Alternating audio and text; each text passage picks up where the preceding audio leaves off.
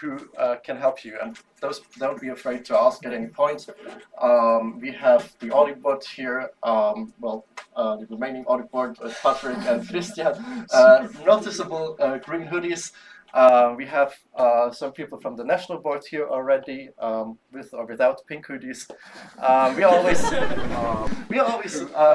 here for your questions. If you have any questions about the content, we also have soon to be approved sharing team. Noticeable green hoodies. We have so anything about the national board here plenaries, about or without pink hoodies. We always here for your, we can answer your questions about that, and then of course if you have questions, we also have soon to be food, the hotel, the social program, or anything like that. There's people from the organizing this will so anything about the plenary site, taking care of the rest of the breakfast. We always therefore you can answer your questions about that, and then of course if you have questions, we also have so I think that's it. I would like to hereby officially the National Assembly Summer 2023 plenary sites in Germany in Düsseldorf. And yeah, let's have a nice event.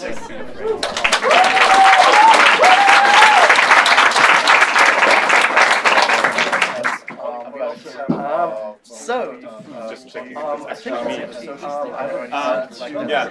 Same time as every NA, we'll have a little how to vote presentation. If you have any questions, don't be afraid to ask. Even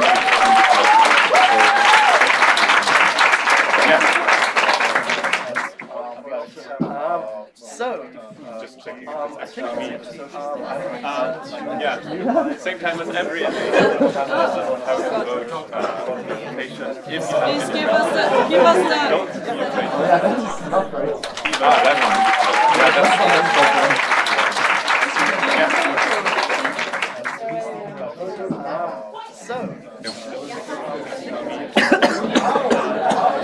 Are you okay? Please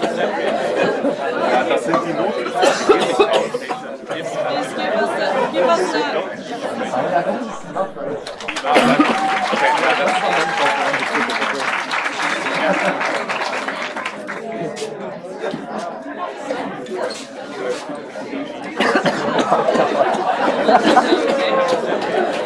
Okay, you don't need to pay attention to this one, but like, go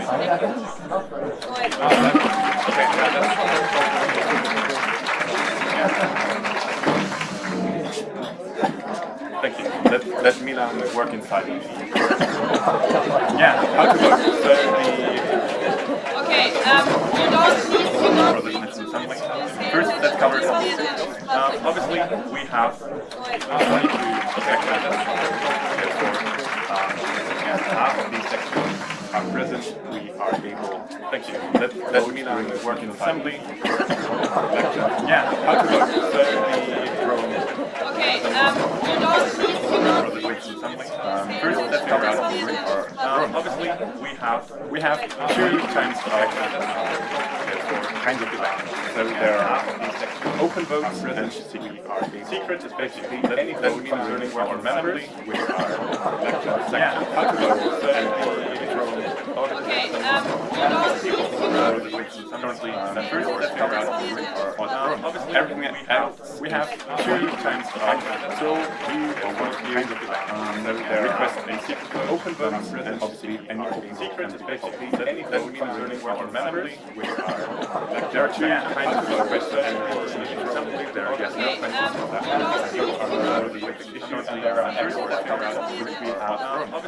Which we will have during our national vote. So you can either choose request or open vote or any one of the above, or anything concerning our members. We'll dive into that kind of request later. So you've got public votes, you have custom designed devices for this National Assembly with the logo and your section name on it. The question is going to be pass or empty. Then you raise your voting device either for yes, no, or thing, and then the people in front count. So over, and we have we've got public votes. Result of this election is custom then secret votes devices for the National Assembly. Below section name sheets. Then the question is going to be party or MC. Then place your voting device. You will see the question thing. And then people in front count. Boxes you can see. Over, and we have then public collect all the result of this election custom later during our presentation. We'll the result of the sheets. Okay, now the what if during one of our elections for convention board we have none of the possibilities get more than 50%. Then we'll have a later during our presentation second round of voting with only the two main results. So for example, you've got person A getting 39%, person B 36%, and none of the above 25. You'll have none of the second round voting between A possibilities getting more than 50%. Then 49 for person A during our 25. Second round of voting with 26% of the two main results. So for example, you've got person A getting other than that 39%, person B during the first round. Obviously, none of the above 1 possibilities with more than 50% we don't use A possibilities getting more than if during one of the 49 we still have second round a tie, then with our 26% of the elected main chair can you've got draw a piece of paper and other than that 39% figure out who's going to be in the first round. Obviously, one of the possibilities with more than 50% we don't use A. To summarize, if we have different majorities we need to reach during this, we still have second round tie. Then for our new members, we need a main chair can change to our statute piece of paper and report that figure out. And for everything else, we need a single majority, which is more than 50%. To summarize, do you till now have any different majorities we need to reach during this? We still have second tie. Then for our new members, we need a main chair can change to more yes than report that figure out. And for everything else, we need a single majority. So you've got, for example, 50 sections voting. You've got 20 till now have 19 majorities, no, and 11 abstain. Then it's still then for our new members, we need a main chair can change to more questions. Further questions. That's very important that you understand that. So we have our voting block for today. So you've got one on, for example, Sunday, 50 sections voting. You've got 20 till now have 19 majorities, no, and 11 abstain. Then it will be aware of everything. That's nice. For our new members, have a funny name.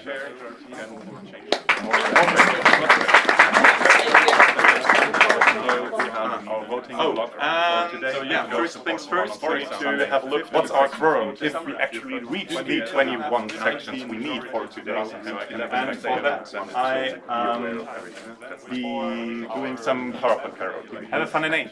We'll see what's on the next slide. And the question is, how is the city of Düsseldorf really called? Düsseldorf, Düsseldorf, or Düsseldorf. So 1, 2, or 3 if we actually reach the 21 sections we need for today. Who of you thinks it's Düsseldorf? Be doing some PowerPoint karaoke. Have a funny name. Christian, let's see what's on the next slide. And that's another very important piece of information. I don't want you to know 1, 2, or 3. Me, I don't want one section. Who of you, without moving, it's Düsseldorf. That's not moving some. Raise your voting devices with a stretched arm up in the air, please. Otherwise, we cannot see them. And that's another very important piece of information. I don't want you to know 1, 2, or 3. Me, I don't want one section. Who of you, without moving. Okay. High up there, please. We need to get the same result. Raise your voting devices. That's going to take a while. Otherwise, we cannot see them. And that's another very important piece of information. I don't want you to know 1, 2, or 3. Me, I don't want one section. Who of you, without moving. Okay. High up there, please. We need to get the same. That's going to take a while. That's why we have 10 minutes for this. And okay, let's one more try, please. That's why we're in a second electing our helpers. But without. Okay. High up there, please. We need to get the That's going to take a while. That's why we have 10 minutes for this. And 24. Nice. Let's one more try, please. Who of you? That's why we're in a second electing our helpers. But without. Okay. High up there, please. We need to 6. And who of you thinks it's Düsseldorf? That's why we have 10 minutes for this. And 24. Another nice. Let's one more try. Who wants to abstain? Who of you? That's why we're in the second electing our help. So we've got 13. Okay. High up there, please. We need to 6. And who of you thinks it's Düsseldorf? Can you click on? That's why we have roll down. 24. Another nice. That's one more It's try. someone on purpose, not vote That's why just we're now, second in the electing quorum check. our help. So we've got. I know someone who got their voting device didn't vote because we have 32 cast votes right now without 33 voting devices. There's someone who just erased one. It's not a like. Another nice. It's not a someone on purpose. Not okay, we saw it. vote. Okay, just now in the quorum check. So we've got. Okay. I know someone who got their voting device didn't vote because we have 32 cast votes right now without 33 voting devices. There's someone who Ja, just vielleicht waren es doch 25 im ersten Monat. It's not Das will jetzt nicht mehr sagen.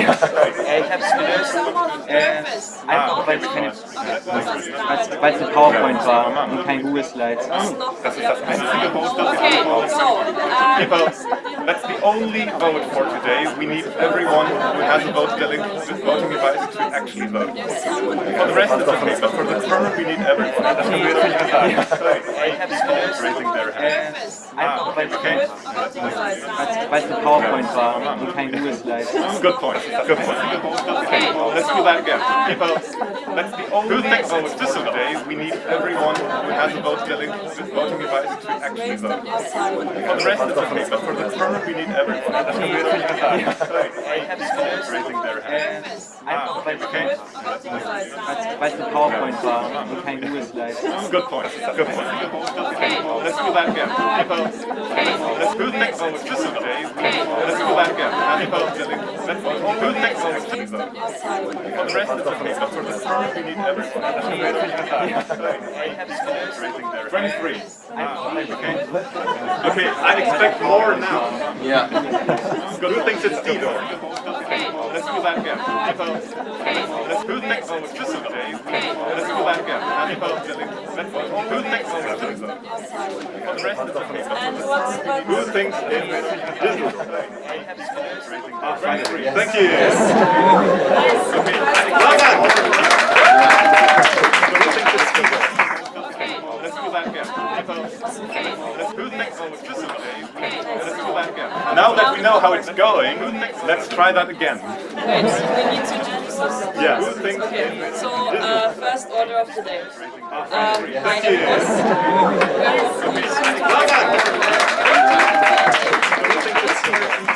As most of ESN call me, you might know me from ESN, from MD Braunschweig.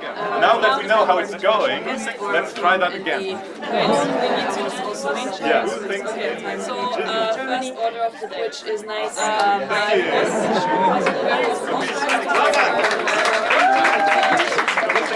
It's also nice that I'm done now. You might know me, and this is actually fun function. This is actually my Now first that we know how it's going, let's try that again. in a row. It's also change. Yeah. Who thinks Other things I enjoy is traveling, is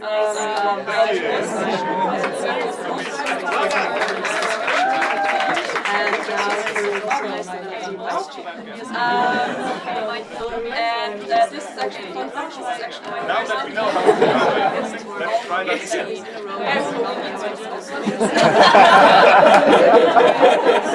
Are you getting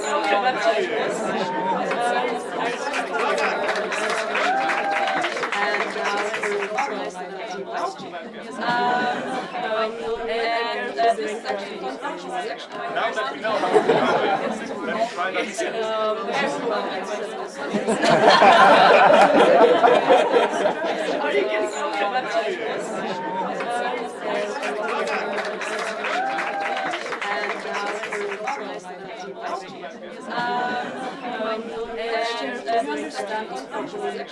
that we know how to do it, let's try that again.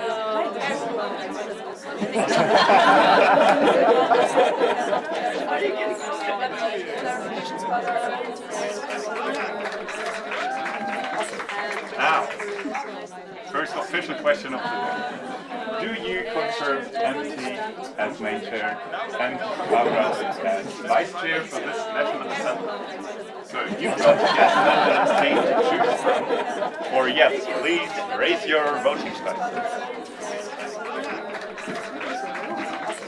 Now, first official question of the day. Do you consider MT as main chair and Barbara as vice chair for this National Assembly? So you've got to guess that abstain to choose from. Or yes, please raise your voting dice. Okay, Just to check who's for no now. First official question, and anyone who do you consider MT as main chair? So we've got awesome. Thank you very much all together.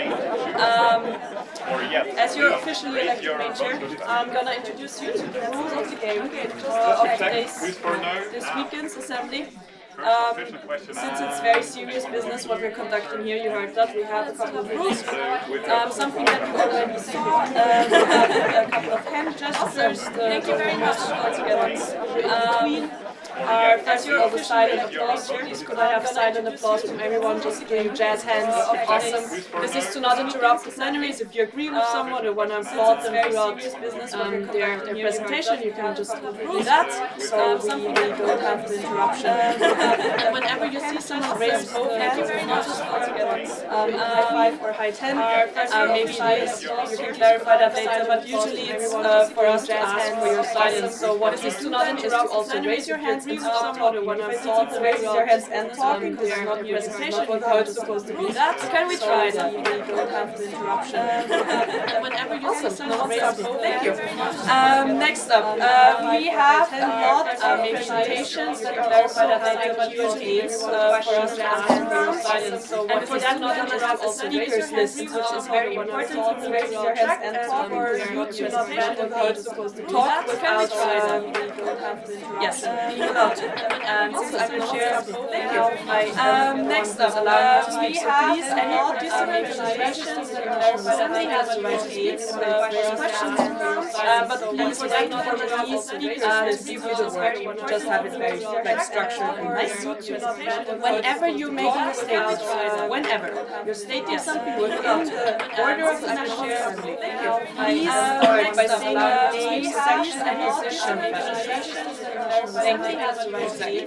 So whenever you say something, please start with name and section and position, and then formulate whatever you want. Whenever you make a statement to this, whenever we have different signs for question, comments, and word by saying as well as procedural questions and comments.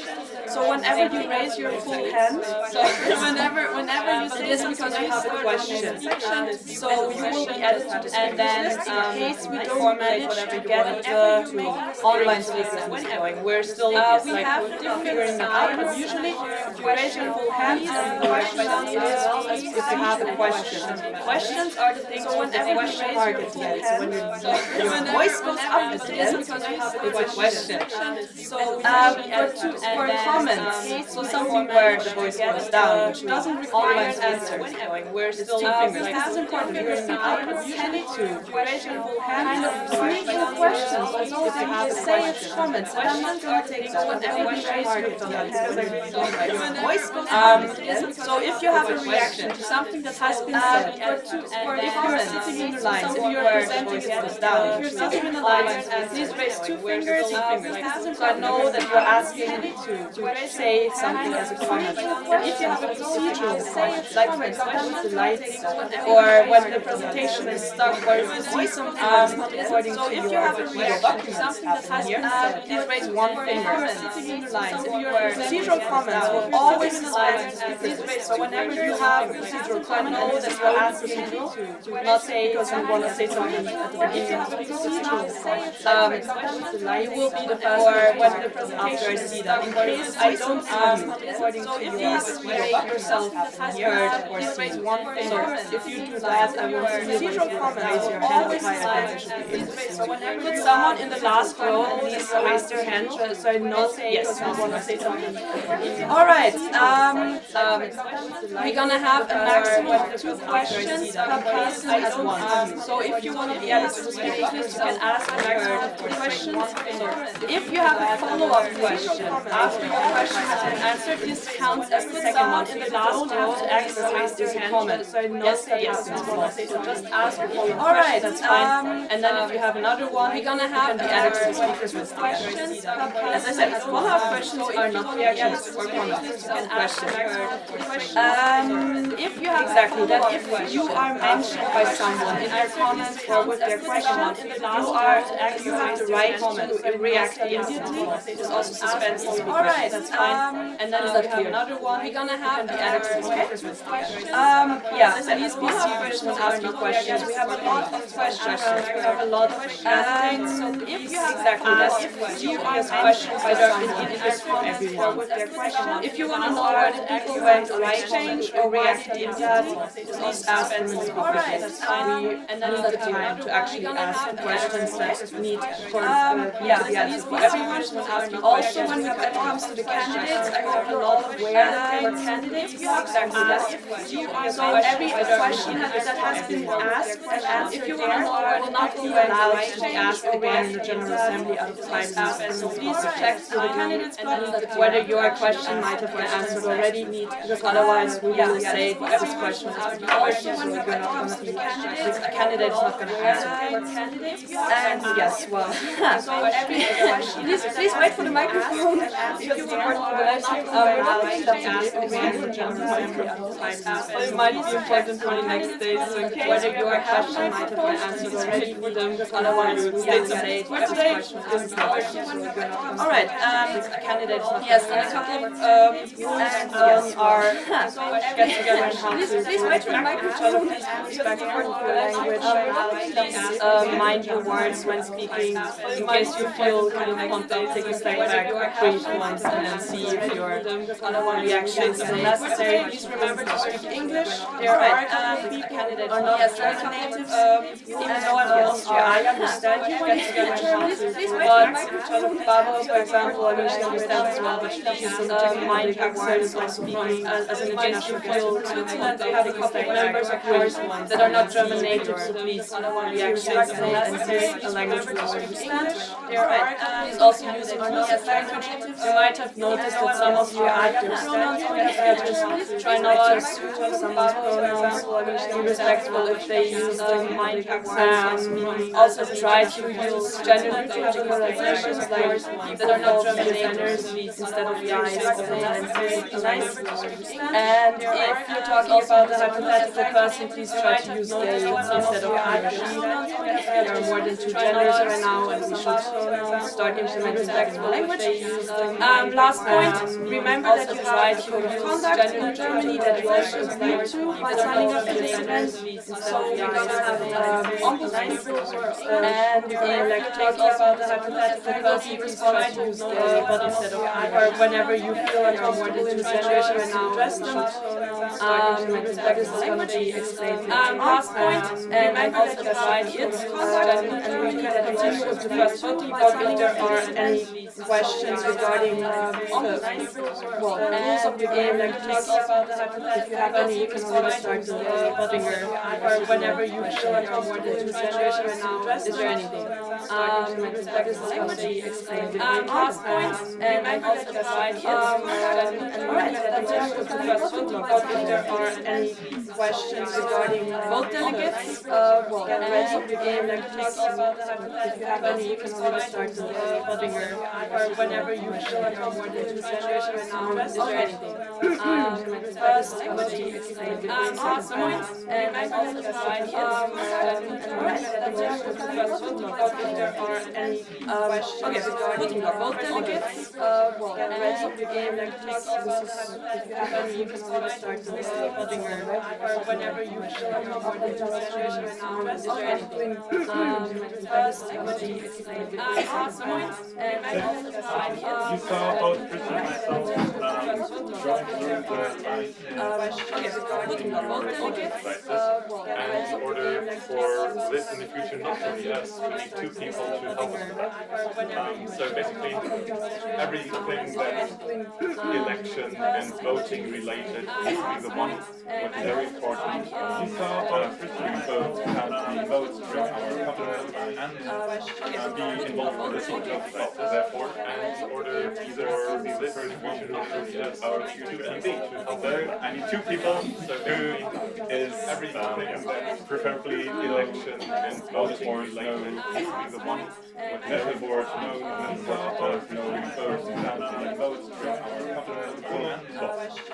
Thank you. And no vote delegate, obviously. Yes. Yeah, very, very important. I need two people. I will choose you to come to the front, then we'll add you to the question. We, the one with very important, will vote if you are actually not allowed to be our. Thank you. And no vote delegate, obviously. Yes. Yeah, very, very important. I will choose you to come to the front, then we'll add you to the question. We, the one yeah, that will vote if you are actually not allowed to. Thank you. And no vote delegate. Yes. Yeah, very, very important. I will choose you to come to the front, then we'll add you to the yeah, that will vote if you are actually not allowed to. Thank you. But like, And no vote delegate. Yeah, very, very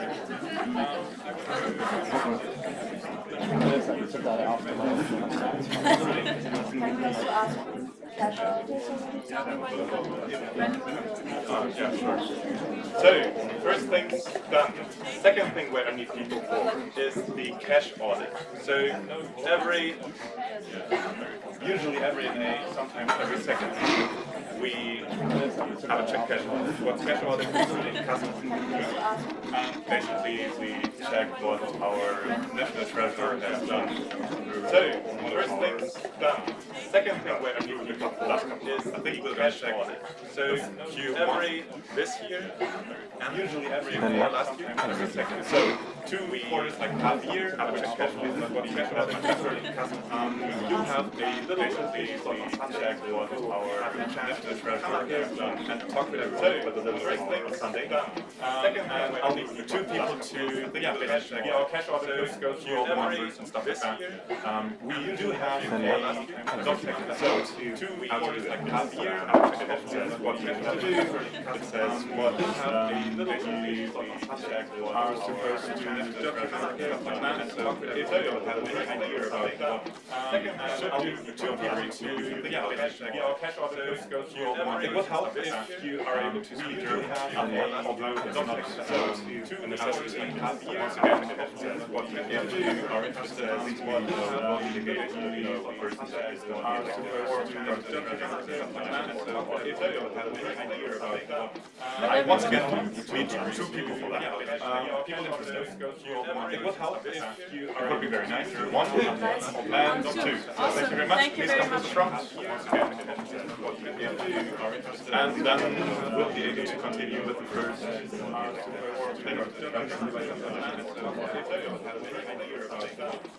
once again, meet two things.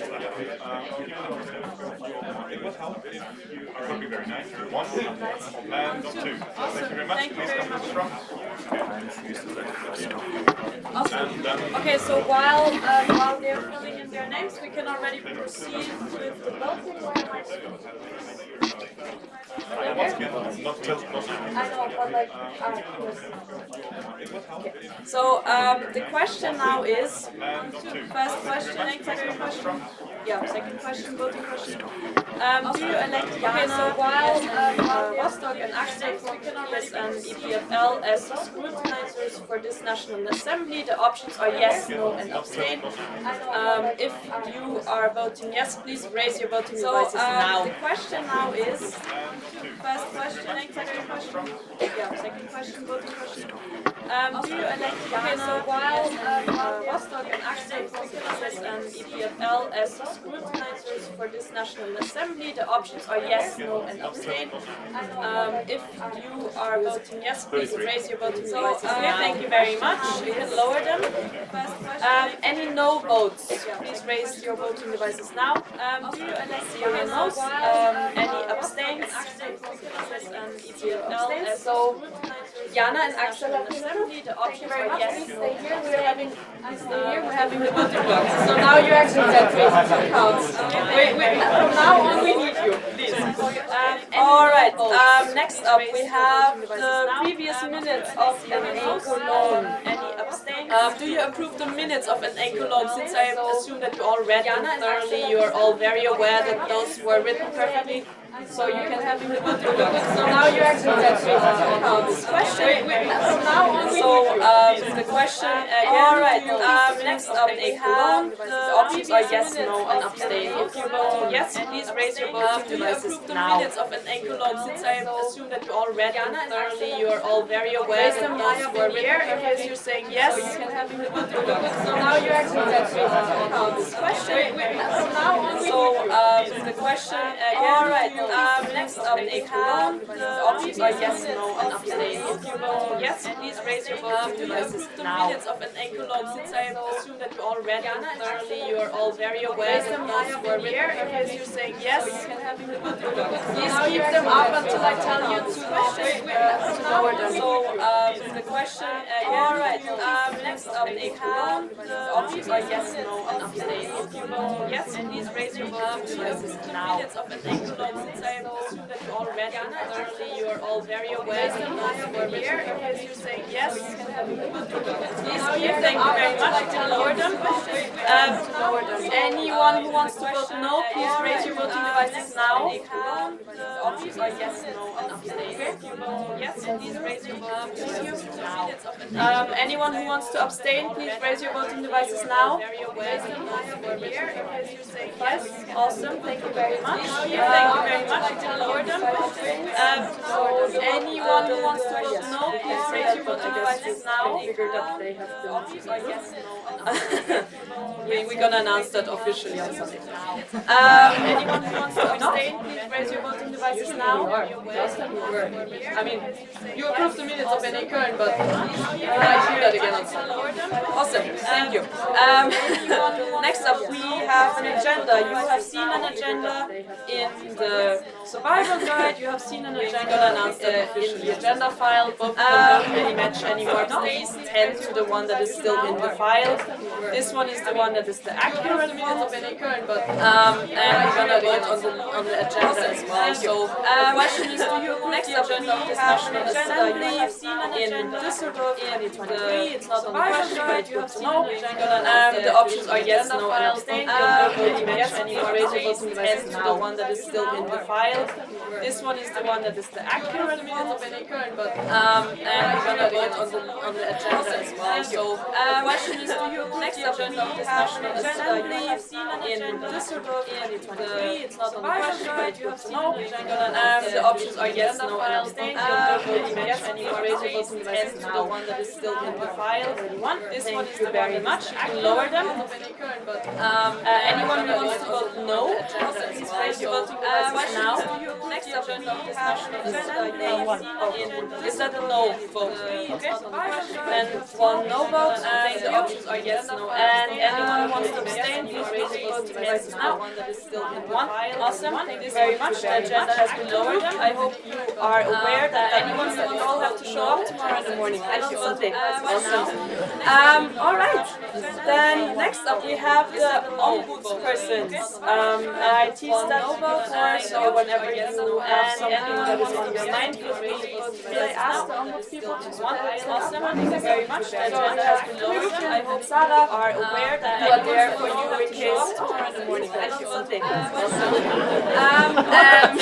Then next up we have the need something. I teach that before, so whenever Sarah and that is on your mind, I ask the ombudspeople to one. Awesome. Thank you very much. The agenda has been lowered. I hope Sarah are aware that you are there for you in case tomorrow in the morning. Thank you, Sunday. Then so we have the need something. I teach that before, so whenever Sarah and Follow, yes, and if you feel in any way uncomfortable about some kind of situation, we are basically open. So you can come to us, we will be everywhere.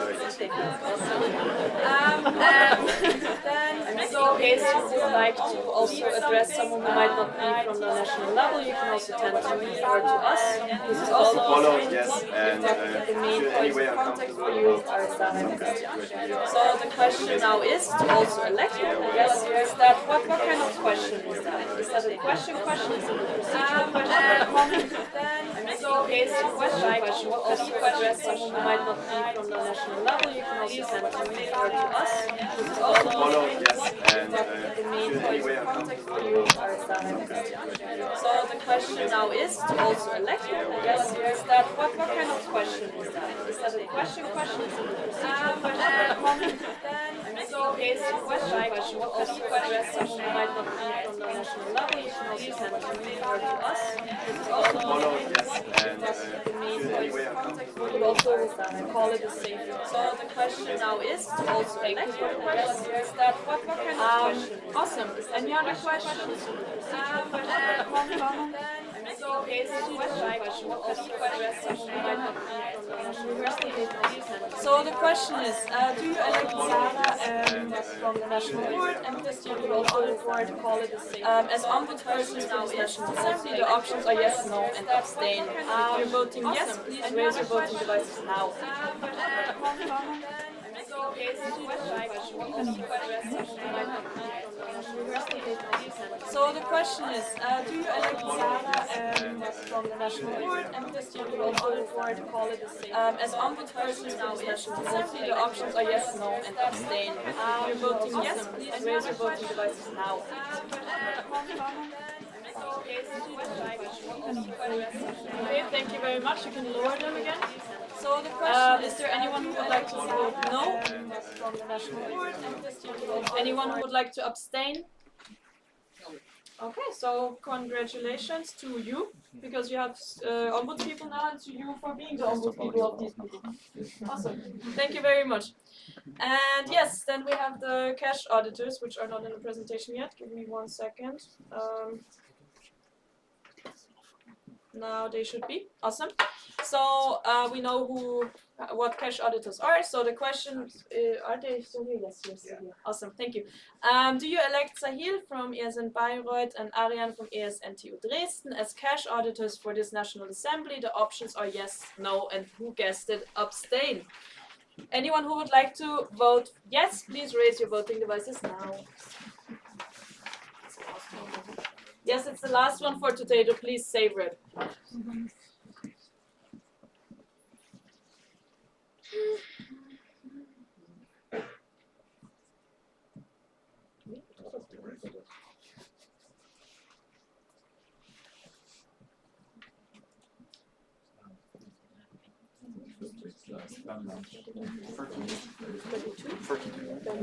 Thank you very much. Anyone who would like to vote no, please raise your voting devices now. 0. Okay. Anyone who would like to abstain, please raise your voting devices now. 1. Thank you very much. So, congratulations, you have been approved as cash auditors. Everything that means, Sahil, I guess, will tell you. So please find him later. And Patrick, like green or pink hoodies are usually the ones to go to with that. Thank you very much. I think that was it for today for my scrutinizers. So thank you also. And yes, audit board. Are you ready for your update? Again. Please go over here. So Gabriel doesn't have to follow you with the Did you miss me already? Okay, so audit board updates. What are we going to tell you? We are going to talk about what has happened through the last couple of months, more or less. And we're also going to tell you about who we are, what the audit board does in general, and yeah, tease what's going to happen next NA. So let's dive right into who we are. So we are 3 people in the audit board. We've got myself, we've got 2 legal auditors who are Christian and Ella, who unfortunately couldn't be here today. But yeah, she's still with us in the audit board. So yeah, basically, these are the people, mostly during this weekend with the green hoodie, you can talk to if anything comes up audit board related. What is audit board related actually? That. We had a little survey during our NA in Braunschweig where we asked you what you think we do, and actually the results were quite fitting. That's why I bring them to the NA since Braunschweig. So basically we do advices on statutes, for example. We do some auditing. We do some question answering. So basically everything that, according to our statutes, according to German law, association related, anything related. So if you have any questions about that, you can come to us. We work very closely together with our national board. And that's basically the summary in a little more boring way. Auditing general processes, doing a lot of SMS stuff. Then let's dive into the update that we last saw in Cologne.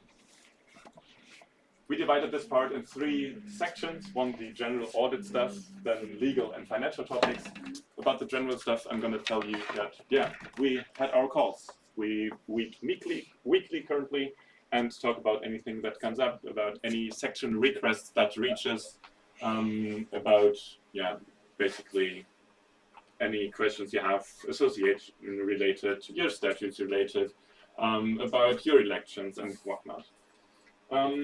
And obviously, preparing for this NA is always a big part, going up to the NA in the weeks before the NAs, having a look at our SOS proposals, which you'll hear from later today and tomorrow, and basically reaching out to other audit boards within our network of ESN International to kickstart the cooperation between audit boards so that we can learn from each other and actually talk to each other, which didn't happen that much in the past, but that's an ongoing process.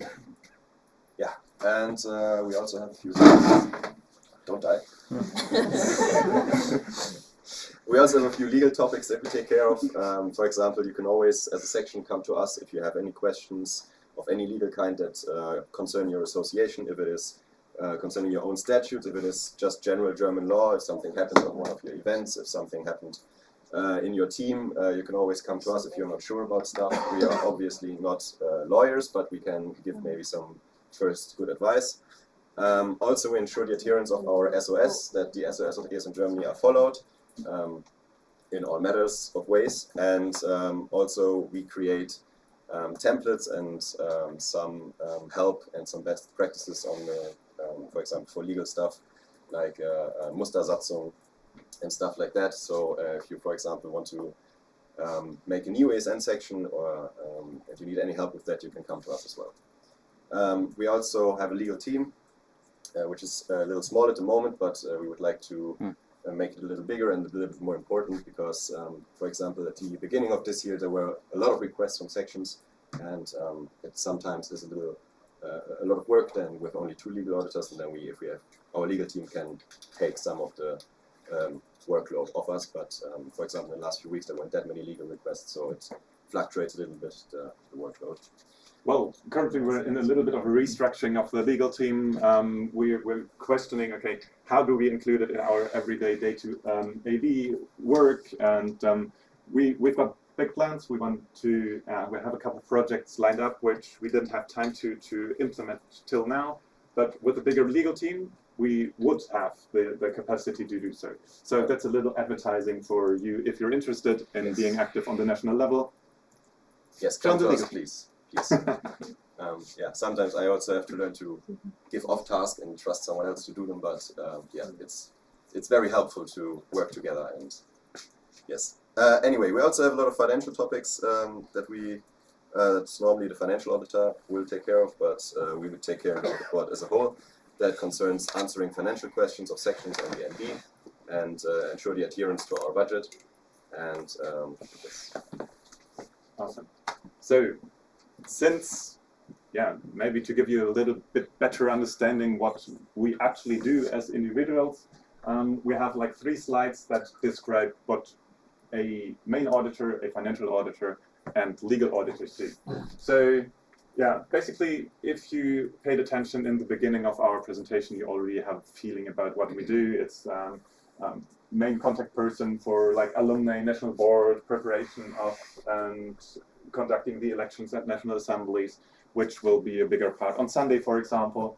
And yeah, then participating in side of the strategy kind of things of Eastern Germany, and obviously helps to solve conflict situations as part of the CUC team, which is the president of our network and the main auditor of the audit court. Yes. What does the legal auditor do? Like I said before, we we give support regarding statutes and standing order changes. We cooperate with the other AB members, obviously, in our weekly calls. We sometimes also have, if there's a lot of requests, we just have a call just with the legal auditors and the legal team. That is what's supposed to happen. And answering the legal questions of the sections, I would say, is the biggest part of our job. And yeah, judging decisions of the national board based on conformity with the statutes and standing orders. We help when there's questions regarding the statutes and standing orders, I would say. And yes, we are also the contact for law office if needed. Wasn't needed so far. But yes, and what does this financial auditor do? He also cooperates with the other AB members, obviously. He monitors the decisions of the national treasurer and or the national board regarding compliance and guidelines of a non-profit organization, monitoring the budget and actions in bank accounts in the bank account of ES in Germany, and support the treasurer with inquiries of the sections about financial matters. So you might ask yourself, why do we tell you this? There's a very easy reason, which apparently I'm going to tell you about a little later, because first we dive into our projects. So what's actually implemented already from the plans I talked to you about earlier. There's a section guideline. Christian teased them a little, talking about the Mustersatzung, so basically statutes you can use if you want to implement your association. There's lots of other things in there as well, and this is also a call to action. If you feel like you would like to be included or something to be included in there, talk to us. We can add stuff in there, we can comment on stuff that already is implemented in our section guideline. So if you feel like there's you've got questions about anything, talk to us. We can add stuff. We can work together with you to actually implement the guidelines we've got in our section guideline in your local section. And there's actually quite a lot of useful things in here. So take a look. You'll find it in our ES in Germany material exchange drive. So even if your section is already established and you have statutes and everything, you might still find some slight changes that maybe would benefit your association in the future. And also, like Patrick already said, if you maybe feel like you would like to have some help with a legal topic or some sort that you think would be nice to have just some template for that is not already in there, you can just come to us and maybe ask us, and we are always open for suggestions. Exactly. Second thing is our commented version of the SOS. What's that? Basically, since our SOS are our legal documents, they are in German. The comments are in English. Therefore, if some phrases of the official German phrasing is unclear, or however what we put in our SOS or what we have in our statutes and standing orders is unclear for any reason, hopefully you'll find a comment explaining what's in our official paragraphs. If there's no comment and you still have a question about about a specific paragraph, tell us. We'll be happy to first answer your question and add your question or the comment to your question in our commented version, in order for the next person that has the same question to be easily helped. Anything to add? No. No, yes. Now later we have a Q&A round in a second. Now there's the thing I want you, the reason why we talked about what the financial auditor, the legal auditor, and the main chair does. During our next National Assembly, this time we elect our new national board, next time we'll elect a new audit board. So ask yourself, do you want to be active on the national level? Do you want to work together with so many amazing people on the national level? Are you interested in getting to know the network better than you already do? And doesn't matter how good you think you know the network, being active on the national level and especially the audit board, you will get to know the network a little better. And let me talk from experience. I've been audit board for a while now. It's a very nice job. It's a very nice position. You have the possibility to connect to various people on the national level. So think about it, talk to your section about it, and once the open call comes out, talk to us, ask questions, and we'll hope to see as many applicants for the audit board as we have this time for the national board. We want you. With a little more motivation though, please. Gracias.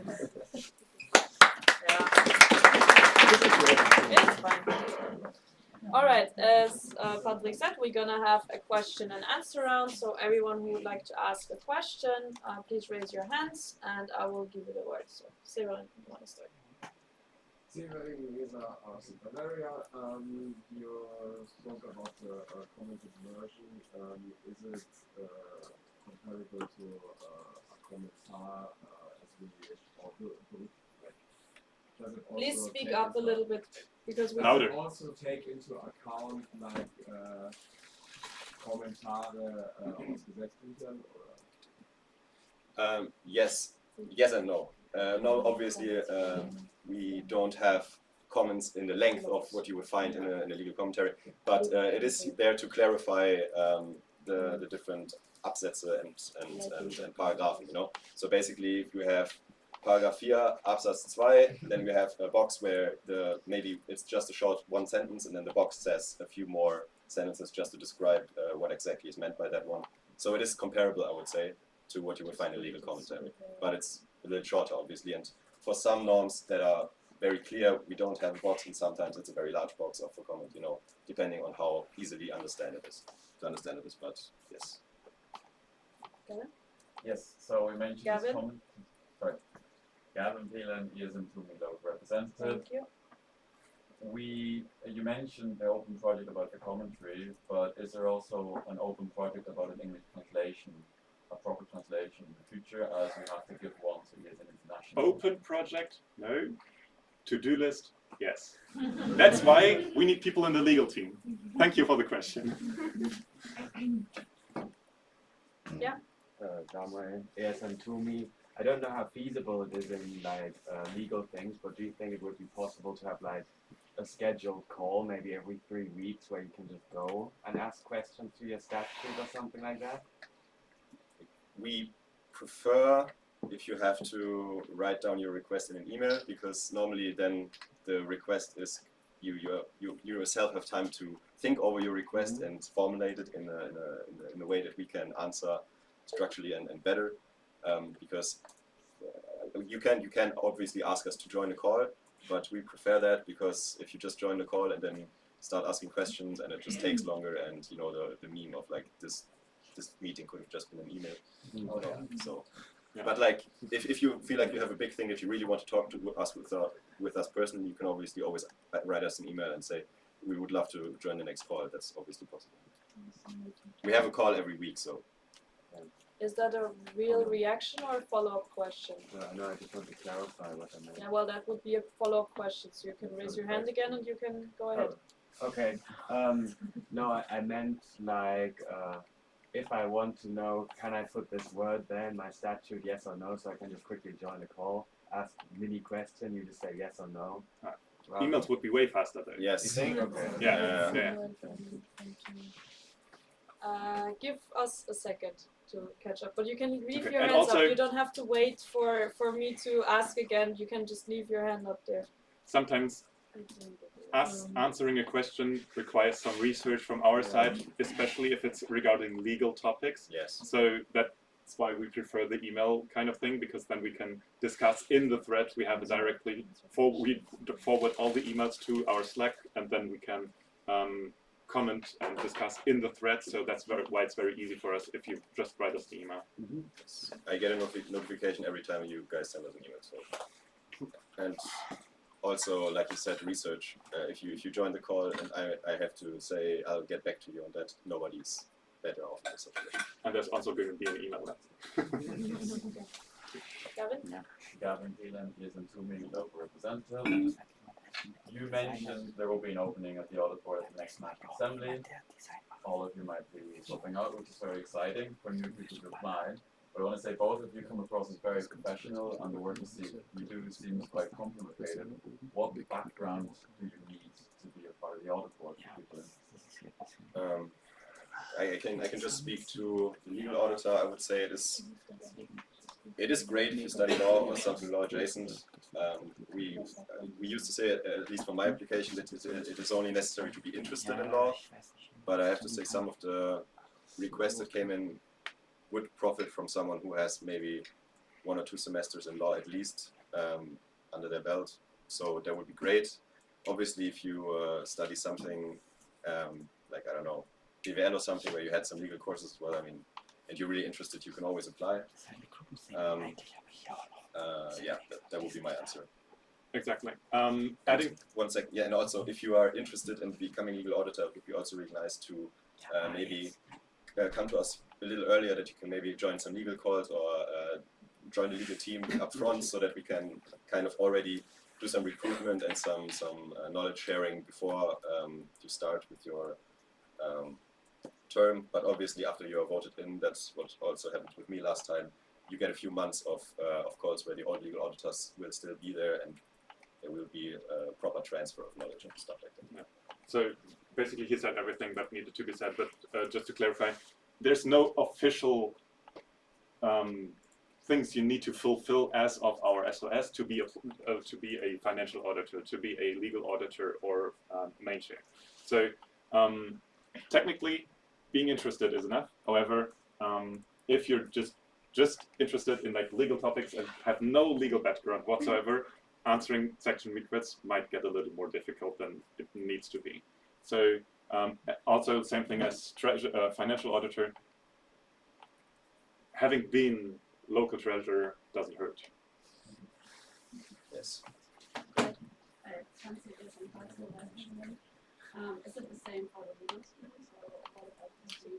Do they concentrate more on like the legal questions or more project work about legal stuff? To be honest, we haven't had that many meetings with the legal team lately, because there are not that many people in there right now. But normally we make a legal call when we have section requests that are either we have a lot of them or that is complicated and we need some help. So the legal team would be nice also to have some legal background, because normally we just go to you with the same stuff that is necessary for the questions are the same. It's not as necessary though, because No, if there's no section request, we've got enough other stuff to do and to work on to not get bored during our calls. So just interest, especially for the legal team, is enough. Yes. Any other questions? If not, I would propose to close the speakers list. Are there any objections? No, speakers list is closed. Thank you very much. Gracias. Next up, exciting as well, we have the legal presentation. Yay! So, Christian, you have the word. More of me. So I feel like my presentation, it's going to be hopefully a little shorter, and also I hope most of you already know exactly the things that I'm going to tell you, but basically it's about board elections, which fits really nicely with the theme of this NA. So before we start, why is it important for the legal auditors of Eastern Germany to inform you about this topic? The election of a new board is one of the most important structures of an association, and also it has come to our attention that some sections might need a reminder on how to legally correctly elect a new board and what you have to do. So, to begin, statutes. What kind of questions will you find the answers to in your statutes? For example, how many people are in your board? There should be at least 3, the president, vice president, and treasurer, but your statutes may vary on how many board positions you have in your section. Okay. And also you will find a clue on how often you have to hold these elections. So, for example, if you have a term of 1 year, then obviously you have to hold yearly elections for a new board. You will also find some general things in the BGB. So, for example, paragraph 26 Absatz 1, the association must have a board. You cannot be an association without a board. Paragraph 27, the board gets elected by the General Assembly, also very basic knowledge. And if you don't have any other provisions in your statutes concerning the voting, then the board is elected by passing a resolution of the General Assembly, and the majority of the votes cast decide. But like I said, those things are normally clarified and maybe different in your statutes. So, what do you have to do? Invitation to a general meeting. Send out a letter or an email in good time in order for as many people as possible to join. Look at your statutes. For example, ESN Heidelberg statutes state that the invitation to the assembly is to be sent out at least 10 days before the date. This may vary on your section. Note, if it does not say text form and only schriftlich in your statutes, then technically you are required to send a letter, a written letter to your members for this invitation. So maybe check your statutes and change all the schriftlich to text form to make it easier on yourself, and just use an email. Second, make sure to tell your team about how it works. So in the invitation, give them a general idea on how a general assembly works. Side note, you can only vote if you're a registered member. Like I said, this is all basic stuff. The one thing you need in your general meeting, if you are electing a board, but in general, you need a Protokollführer. Person who writes down the decisions of the General Assembly and also everything that happens. Go ahead. Okay. Continue. Yes? Oh, okay. Because this part of the assembly is crucial when it comes to the Registergericht, which I'm going to talk about later. You need a protocol of your General Assembly. Yes, and proceed with the voting according to your statutes, obviously. Check your statutes if there are any special rules. Do you have a special rule on quorum? What majorities are needed? Do candidate votes have to be secret votes like we have here? All these kinds of things, check them in your statutes before you do your General Assembly. So, this is a Muster protocol. This is how it's, something like that is what the Protokollführer should make during the assembly. You need something like that because of something I will tell you later. Now, get in contact with the Registergericht. This is the main reason I'm talking to you today. Some of the sections in this room have a board that is not registered in the Vereinsregister. Some of them have maybe a board that the last board has been registered 2 years ago. And that is a situation that should not stand. So we're talking specifically about eingetragene Vereine right now. And so registered associations. By the way, if I'm using any legal terminology in English right now that is maybe not 100% correct as a translation, I'm very sorry. We're talking about German law and I'm holding this presentation in English, so things might not be perfect. But anyway, associations have to contact the local Amtsgericht responsible for them to register, change or delete the register entry.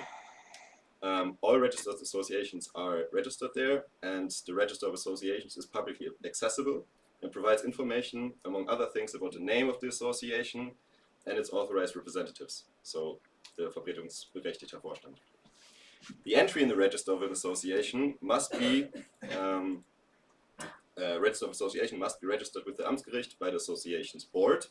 This is board work. In addition to the registration form, the minutes of the general meeting, so the protocol, and the statutes must be submitted. So every time you change the board, you have to submit, as well as the protocol, also a version of your statutes that is up to date. Also, all of these documents must be notarized by notar. So in general, this step is the sending to the Amtsgericht is also carried out by the notary, who has previously notarized the signatures of the board on the documents, but the notary does not check if your statutes or whatever changes you do are legally correct. They just notarize them. Checking is what the Amtsgericht does, and they also can not approve stuff.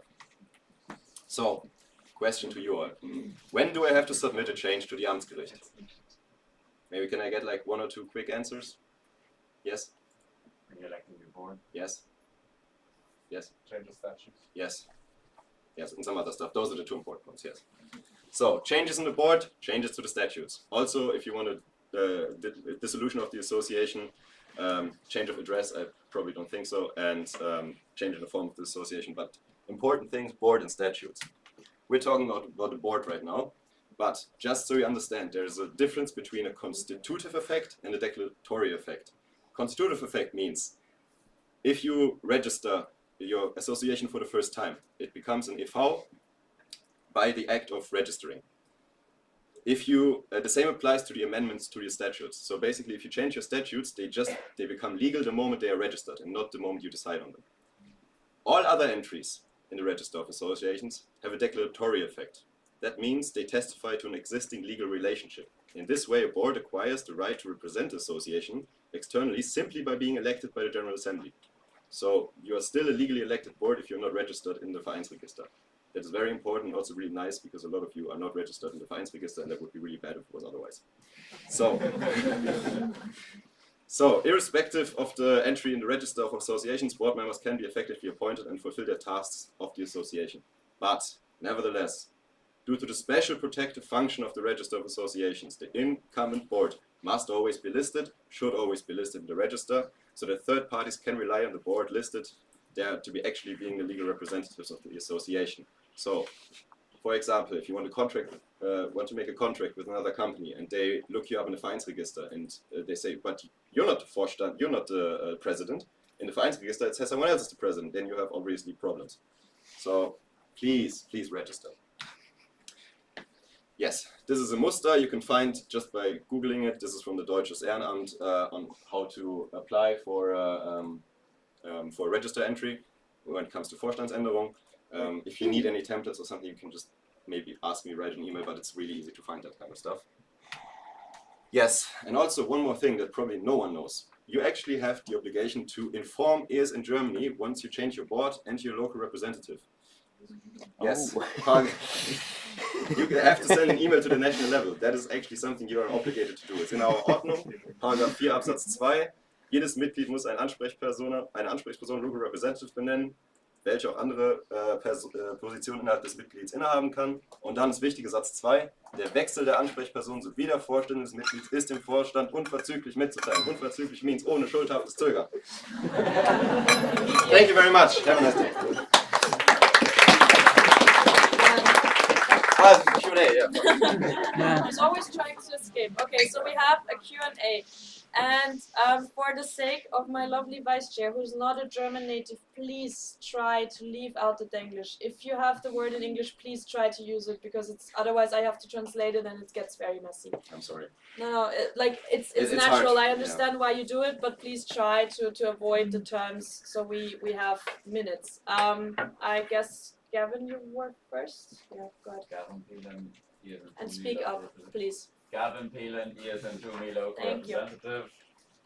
You talked about the declarative effect in a board election, but could you expand on the liability issue here? Who is liable, for example, when things go wrong, in case the board is not registered?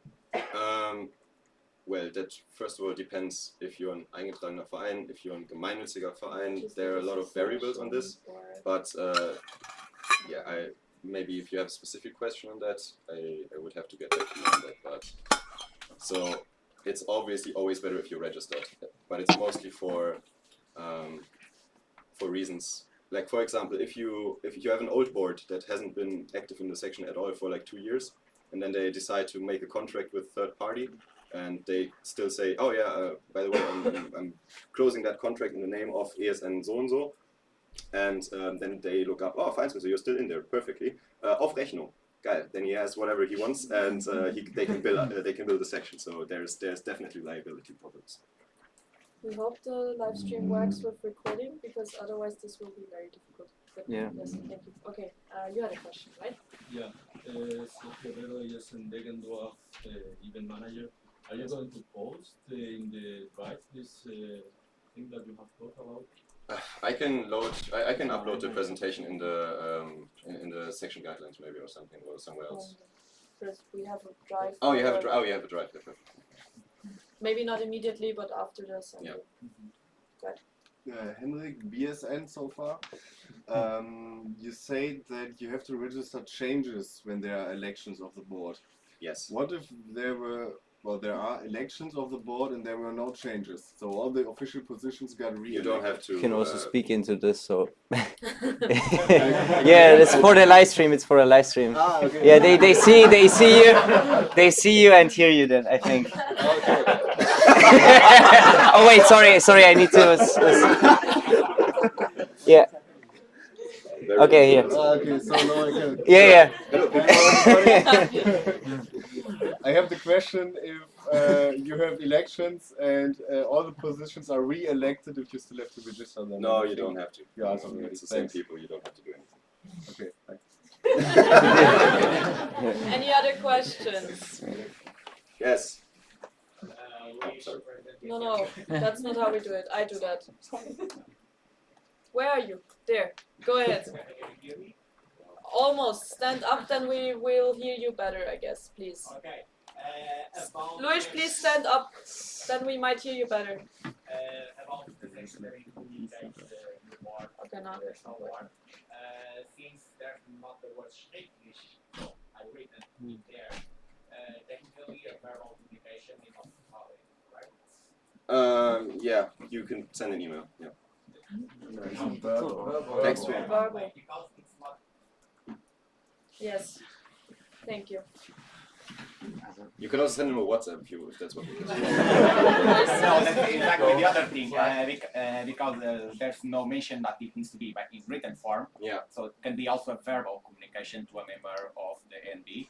Technically, yes, maybe we should change that. Yeah. That's a good point. That's actually a very good point. Yeah. Okay. Any other questions?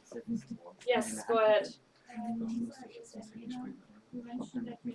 Could you also please let's make it a rule. Everyone who wants to ask a question, please stand up so we can properly hear you. That would be awesome. Thank you. So you mentioned you have to send an email to the national level. Is that the national board, the audit board, or the legal board?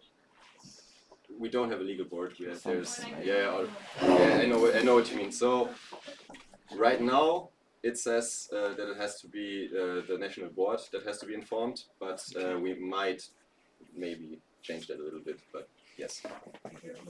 Okay. Any other questions? Yes.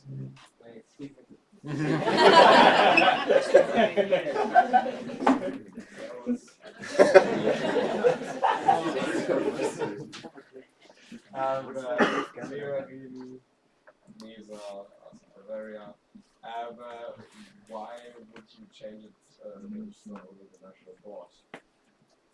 Well, let us get back to you on that. It's not going to be the audit board if that's what you're asking. Yeah. Right now it is the national board and makes a lot of sense. Yes.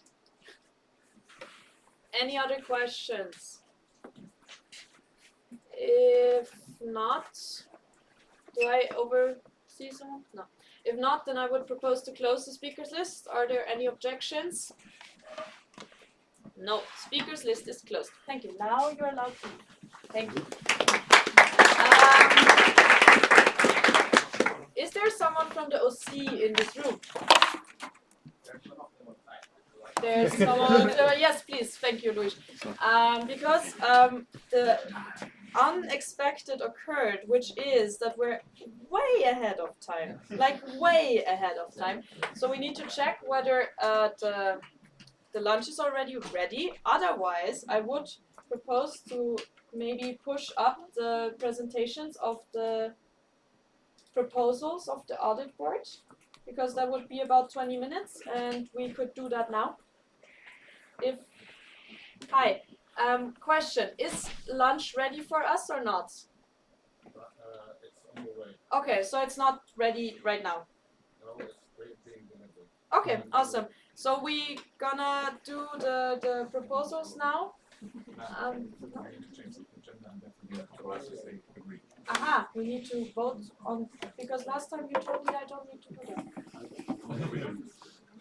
Okay, anyhow, so then I would propose to change the agenda, which would mean in effect, maybe I can show you, do you have the, like, do I need to show you the agenda? Are you somehow aware of what I'm talking about?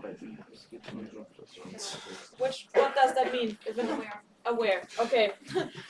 Awesome, sorry, like, if it's an either or question and you just agree, I never know. Okay, so I would propose, since we're having about 20 minutes until the lunch break, the lunch is ready, to Axel, to change the standing orders and statute proposals by the audit board, including the question round, so proposals 2 to 4, from after the coffee break in the afternoon, so from 4:10 till 4:30, to push them up to now, before lunch. Does any what? And then push everything else also up. Well, I mean, yes. So after the coffee break, we would then continue with the application for full membership of BISN Bielefeld. Okay. So does anyone oppose to this change of the agenda? No. Okay, so the change has been approved. Thank you very much. Okay, then give us a moment. So I'll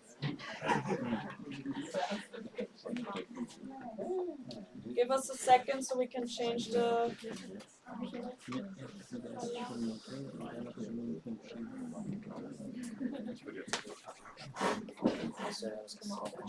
Ja, das können wir auch machen. Ja. Wie das so rumreißt, dann hast du das so auf Livestream. Sonst müsste ich die online. Okay. So now, proposals, audit board. So you didn't have, like, sorry. Nice to have you back. Yeah. All right, go ahead. So, apparently, all the plans before lunch break are something that involves us. So, the proposals 2, 3, and 4 regarding our statutes and standing orders. They were sent around together with the official invitation from Thomas 2 weeks ago, which was also a Friday, and therefore you had 2 weeks to go through all of them, read the changes, dive into the description and rationales, and ask questions on Slack. There was one question on Slack that was asked, where can I find the proposals? Answers in the agenda. And I put the link in there. So thanks for your question. However, now diving into the proposals themselves, since obviously you all have read them, we'll have a presentation about the proposals, and don't dive into the changes itself because they are mentioned in the proposals that you can find in the official Drive folder for this National Assembly. Proposal 2. Why do we start with 2? Proposal 1 is going to be the big one we talk about tomorrow before lunch. Proposal 2 is about smaller changes to our statutes. What does it mean? It means smaller changes to our statutes. So basically, some abbreviations are put in there instead of the full-length phrase. We deleted redundant information. We added 2 commas to a specific paragraph where they were needed. We rephrased a couple things that didn't change the meaning but made more sense in the end. And some clarifications about the alumni years in Germany Verein that we added in the very last part where it says if years in Germany for some reason should be not dissolved, then our money goes to the alumni association, and we put the Vereinsregister number into our SS now, just to be more clear. Next proposal. It says smaller changes to our statutes, to our standing orders, including its annexes. So annexes to our standing orders are EPP, Code of Conduct, and Consultation Order. However, there's only one change made, which is an adjustment to a reference, because in one of our titles in the standing orders, we reference a paragraph of our statutes, which has been changed. Therefore, it's not 14 anymore, but 13, and we changed these numbers in this proposal. And yeah, that's it, to be honest. There will be a question round. Proposal number 4, appointment of National Board and Audit Board members. That's the title of this proposal. And the change is that currently, if a position is not filled, the National Board can either decide to divide the tasks of this position throughout the people actually being in the National Board, or appoint a new Audit Board member for this position. Now, same thing with the Audit Board. So now that we are 2 legal auditors, 1 main chair, we technically have a financial auditor position to fill. We could, as of our current SOS, appoint someone that is Audit Board till the end of our mandate. We want to change it, that you can only appoint people until the next NA, where you as National Assembly vote on them actually being in this position. So it takes away power from National Board and Audit Board and gives it back to you, which I find is very important, especially because having people on the national level should be a decision of the sections and not persons working together with these people. So, for example, if someone resigns 2 weeks into the job and the rest of the National Board appoint someone else, they could basically appoint him for like maybe a whole year or something. Exactly, so and that's going to be changed only till the next NA. Yeah. That's it. Thank you very much. Yeah. Okay. Why did you need 10 minutes for that? Like, you were quick. Nice. Okay, so just to clarify that for the future, we're always gonna have the question round after the presentation, so don't worry about it. If there is none, you can also request it in case there's time for it. So now we have the Q&A, and Severin can't wait anymore, so go ahead. Speakers list is open. Severin is a Bavarian, and you were talking about the annexes. We don't have microphones, so please be quiet during people talking. Talking about the annexes, could you clarify what the EPP is? Or yes. Right? Sorry. The EPP is our event policy paper. So everything regarding events, like information about when the open calls must be published, when the registration times are, the spot distributions. So everything about events, national assemblies, local platforms can be found in our event policy paper. If I use abbreviations that you don't know, sorry for that, just ask. Thank you. Any other questions? CUC is Code of Conduct, by the way. Yes, we talked about that already. Any other questions about the proposals? I remind you that you will have to vote on them on Sunday, so it's better for you to know what they're about. Exactly, and since we changed our statutes, as I said, I told you earlier, we need a 3/4 majority. Therefore, I want you to understand what you're voting on. So if you agree with what we propose, that you actually can vote yes, and if you for some reason are unsure and want to abstain, I want you to be clear about what you vote on and that you know and can hopefully agree with us. Go ahead. Catherine RC is. So my question is regarding this proposal from the National Board, just to clarify. So for now, like, what you want? Proposal 4? Yeah, about the National Board.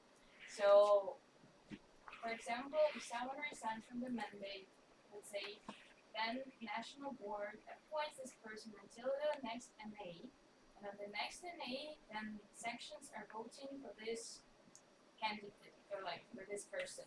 If they're okay for this person to be on the position or not. That's how we want to change it too. Yes, exactly. Yeah. Okay, but within this, for example, the next NA is like this NA where we're like the new National Board, then like still the open call and everything is happening the same way. Sorry. If it's like then, if the upcoming NA is like the NA we're having right now, where we elect the National Board, then the procedure with the open call is the same. Yeah. Good. Okay. Yeah. Yes, over there. Nancy is in high school.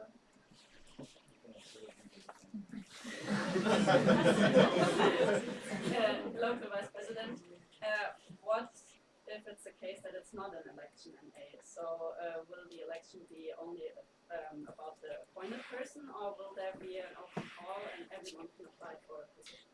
Most likely only the appointed person. What means most likely? What does that mean? Well, in the end, it's only the appointed person without most likely.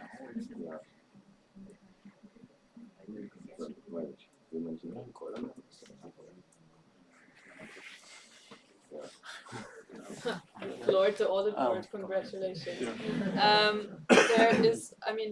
There's a reaction from Isabel. Isabel is in Darmstadt, National Board supporter.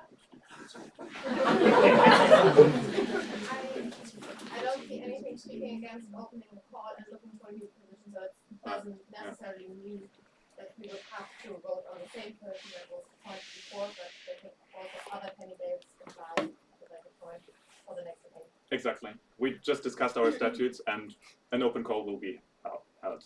Thomas, are you covered? Yes. Okay, then Severin has a comment. I think I don't have to introduce myself anymore. Yes, you Yes, do, you do. every single time. I mean, it wouldn't make any sense to not have an open call. Yes, then that's what we just said. Yes, yeah, thank you. Okay. Yeah, that's why I took my hand up. Well, no, that's why I'm asking you. So if you're, okay, I didn't say that, sorry, my bad. In case someone said something that you wanted to say, ask or whatever, you just say covered, and then I know that it has been said already. But there was a question in the back. Isabel, is your question done? You had a question before, no? Did you not? Okay, but there was a question in the back. No, not you, but someone else. I don't see you. Like, I don't know who in the back raised their hand. Are you covered? Okay, then go ahead, Silver. Thank you.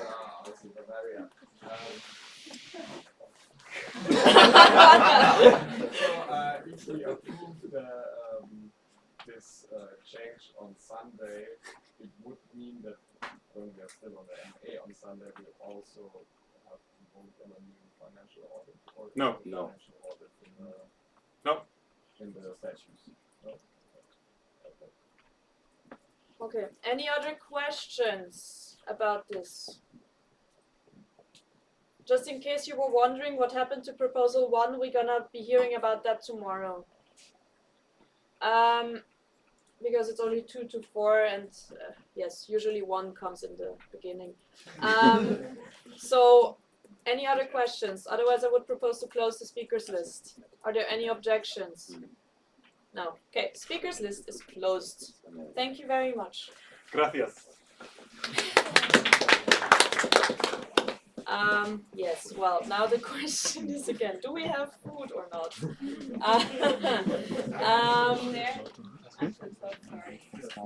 Thank you, Ist so leiser geworden. Because there is Angenehm, not oder? answering to Ja, me. das ist extra ein bisschen. Ich kann das hier einstellen. Aber ich wusste das nicht, weil ich das ja jetzt nicht hören kann.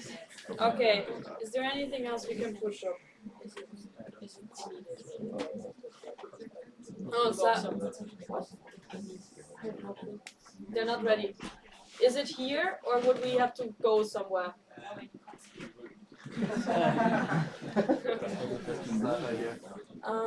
Otherwise we could do a spray break maybe? Sarah, would you be ready to present? Because it would be 20 minutes, but after... Yeah, let's do that.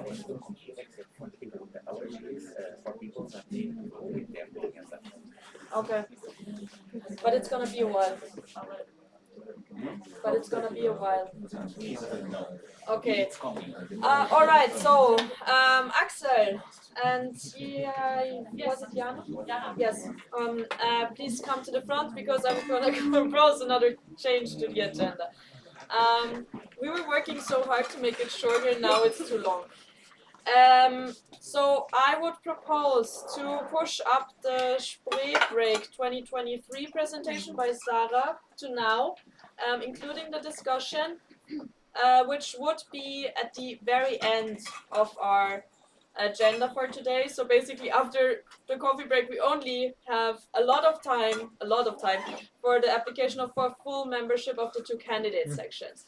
So is anyone opposing this change to the agenda? You're not supposed to scare them. It's just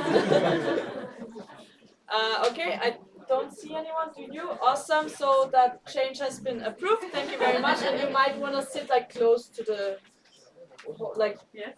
border of chairs, right? Because otherwise...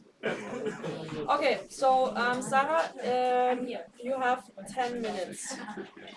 And, oh yeah, right, sorry. You can already start entertaining the masses. Okay, can all of you hear me? Yes, nice, okay. To those of you who don't know me, I'm Sarah. Right now I'm still part of the national board, but soon to be not anymore. And I'm gonna be, or I am, the head of OC for this year's Spree Break. Those of you who don't know what this is, Spree Break is the biggest national event of Eastern Germany. Yeah, you will meet a lot of cool ESNers, a lot of internationals, Erasmus students, and well, it will be a lot of fun. Yeah, Spree Break will gonna take place from 17th until 19th of November. And can I just click that? Okay. So basically, what I want to tell you about today is a little bit like who's in the team, and what are we gonna plan to do, and like giving you already some small updates we have so far. So let's go. So we have, in total we have 8 teams. This, for example, is the communication team. Here we have the special case that even 2 of internationals helpers will join us. There is Martin from Czech Republic and also Hanka from Czech Republic. Then we have Ravindo and Jenny from Siegen, who is the actual head of the communication team. Next, we have the network team and the social program team. There are 2 teams, but we have Michelle, who's the head of the network team, and Polina, and we have Franzi from Karlsruhe, who is the head of the social program team. Further, we have the cultural team with the head Timo from Siegen, Torben, Cedric, Rashidul, I hope I pronounced it correctly, and Ruth. Then we have the accommodation team with Katrin from Düsseldorf, Helen, and also again Franzi, and the finance team, as well as the partnership team. And yeah, you might know Niklas from Greifswald, Henry from Bonn, Luis from Göttingen, Olia from Dortmund. They will be responsible for the finances, and the partnership team, we have Jana and Nele. So, last but not least, the sustainable and awareness team. Once again, we have Helen, Katrin, and Ash from not Düsseldorf, but Dortmund. I'm sorry for this mistake. Yeah, and now the head and the vice head of the OC, it's me and Mustafa. Mustafa isn't here yet, but he will join us later. So what we want to achieve this year is basically we want to get this event even bigger. We used to have 1,300 people and participants, but we now want to become even bigger and do this event for over 2,000 people, including with participants from Czech Republic and Poland. So please, Balcha, make some advertisement in your country and towards the Czech sections. Well, I think the food is here, so I'm going to be hurrying up a little bit. So yeah, we want to partner up with Czech Republic and Poland, and we want to include you as a section even more in the whole process. Normally it was used to be the case that we reach out to museums, tour guides and whatsoever, setting up all the culture program,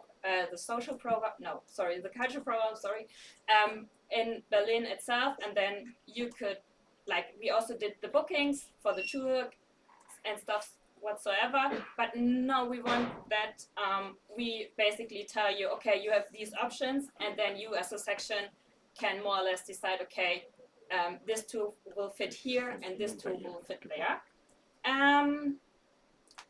Then, because we haven't had this in, I think, 2 years, I want to create an after movie. So if you know a nice videographer who is affordable to our budget, please reach out to me, because I think that an after movie would be the best advertisement for this event and also for the whole network of Eastern Germany, basically. So what we have so far, we have 3 hostels. Since we are over 2,000 people, we can't fit in one hostel, so we have to split up in 3. We have 2 generator hostels and 1 A&O hostel. We started already looking for potential clubs, so there's planning going ahead.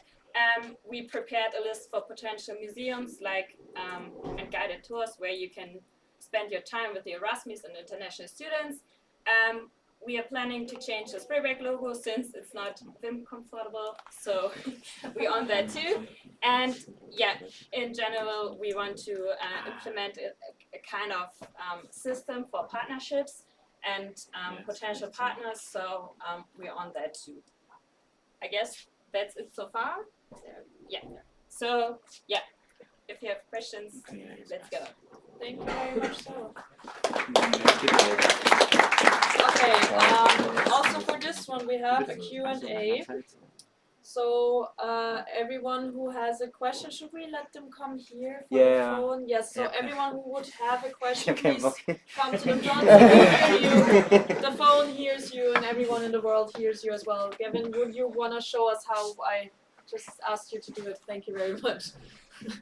So everyone who has a question, feel free to just line up here and still state your name and section and then proceed.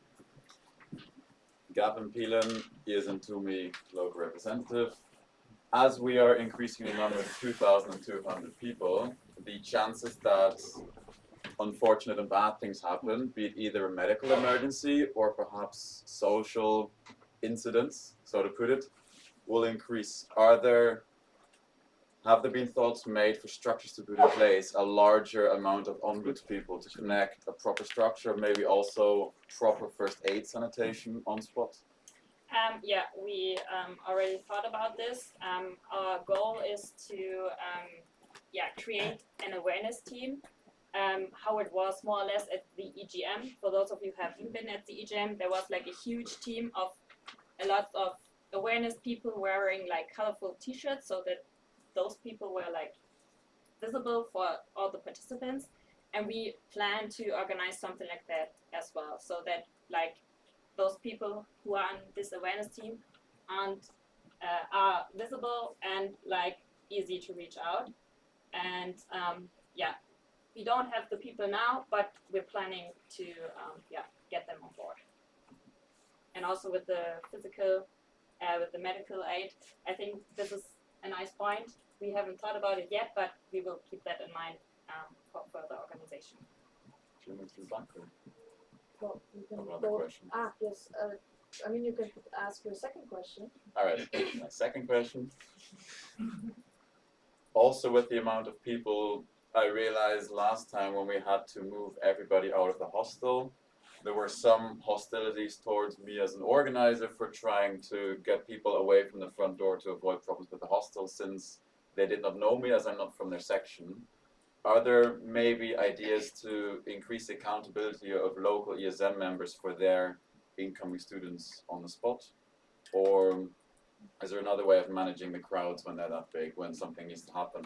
Because at the end of the day, there will be alcohol involved and other factors. As I said, we want to include the sections more, so we're planning to have like an update call like every 2 months or something like that. We don't know it yet. And we also want to have like a section delegate, more or less, who's then also like visible to other section delegates, and those people will be then like also recognizable, so that the participants know, okay, this is someone with a responsibility. Axel, ESM Switzerland, national representative. So you said you wanted to partner up with some other, I know, like ESM Czech Republic and ESM Poland. Do you plan to do with some other countries as well, like Switzerland or? Austria. Everyone will be welcome, for sure. The idea behind this, with especially Czech Republic and Poland, was since we have this history with the Berlin Wall, which separated the west part of Germany and the eastern part, and also like those eastern countries, we wanted to have the focus on there. But as I said, everyone will be welcome. We will send out an invitations to other national organizations from the network, and yeah, you're very welcome to join us. Iliana is in Karlsruhe. From my own experience and all the feedback I heard, every pre-break was a bit problematic because of the size and the number of participants. Now you're more than twice as many participants planned. How do you think it can work with the hostel, with this huge amount of people? And also for the social program to somehow bring everyone together somewhere. Well, so regarding the hostel, as I said, we are split up in 3 hostels. So basically, yeah, we are not all together in one hostel. And for the social program, of course, since we are like that many people, it wouldn't be that easy to come at one point all together. But I think in Berlin there are still like possibilities where this could happen. I don't have everything cleared up right now, so I probably can't get you a satisfied answer right now, but we are on it. So we're doing our best that everything works out in the end. So at this point, there's no plan to bring everyone together. I mean, we do have for the social program, we do have like some ideas where we can gather around, and also some alternative program. And it is also depending then on the participants what they want. If they want to go in a club or maybe alternative programs. So I think altogether, so far we don't have that in mind. Okay, I think I understand where you're going for. Okay, we have 2 comments over there. First Franzi, and then I don't see you. Yeah, yes. Franzi is in Karlsruhe, Vice President. And for the social program, I think, we have 3 days, so everyone will be able to meet everyone if they want to. But for the for the days and the evenings, it's a chance to get a more diverse program. So not everyone has to go to a techno club. Maybe not all of the internationals want to have a techno club. So we are thinking about other options. for more like international music, so I think it's a great chance to have more options for them. Thank you. Behind you?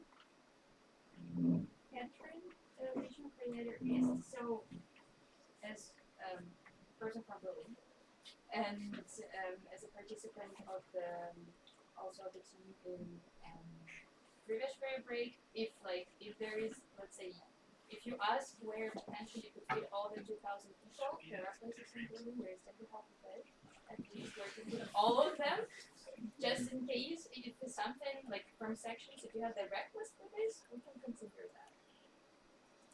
Just to tell you where you can fit. Thank you. Okay.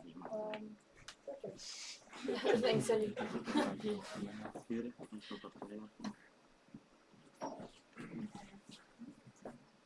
Aline is in Potsdam. I was wondering, as the last spring break, there was not really that much of an extra program, let's say, for the local sections, so Potsdam or potentially Berlin. So how do you plan on including them in the planning as well in the program? Because it's we want to take part, of course, but it's kind of hard because the program is not carved out for us to participate in the hostel and so on. We're not really there. So is there any plan?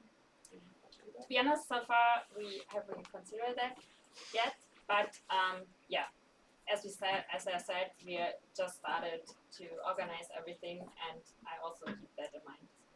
Yeah. So Can I comment on myself? Yes. Okay. Yeah, I would just like maybe you could consider how it could be possible to meet up and so on, have a social program, kind of like common ways to spend together, because for everyone from Potsdam or Berlin, I would guess as well, is like if we tell them please take part, but there's not really a program to meet up, it's kind of hard. yeah, that's also why we wanted to involve the section more in this whole process, so that you have the possibility to ask and comment and how to say, tell us your concerns about the program in those every 2 months or every once a month update calls. And so yeah, if we will keep you updated in regarding to that, and Alright, Samuel, Tumi Munich. Do you have a contingency plan in case you don't sell all the tickets to avoid rather large loss? Because why I'm asking is 2 reasons. Firstly, I find that we constantly have to resell tickets from other sections when we go on trips. And I could imagine them being more conservative for the next one because they didn't sell well. And secondly, even our exchange students sometimes complain that it's expensive. And exchange students from Poland and Czech Republic are probably used to a bit cheaper prices than we are. So I don't know how many will sign up. Do you have like a contingency or an idea how to? so far no. Okay. Switzerland. Hey, invite them. Oh, hey, you can join. No, we since we had some like issues to form the finance team, we haven't talked about that yet. But yeah, we have a look on this. Great. Thank you. Okay, more questions. Are there any more questions after Axel and Gavin? Okay, then please come into the row. After the 3 of you, I would propose to close the speakers list. Are there any objections? Okay, no, so the speakers list is closed, which doesn't mean that comments aren't happening, but just no questions anymore. Okay, so go ahead. Axel is in Freiburg, local vice president. My question is about the cooperation between Czech Republic and Poland. As I could see in the presentation, there is no one from Eastern Poland. How's it going with Eastern Poland and with Eastern Czech Republic? Yeah, so basically we sent it out also our open calls. We had, I think, 3 so far for the OC. Unfortunately, no one applied from Poland, but we're still in contact with them, and yeah, maybe if there will probably another open call because we still need more helpers. So I hope then someone will say, okay, I want to be part of the OC. And yeah, unfortunately the same for Czech Republic. So far we have only 2 people from that and all, but again, I hope like in the next open call that there are some more coming up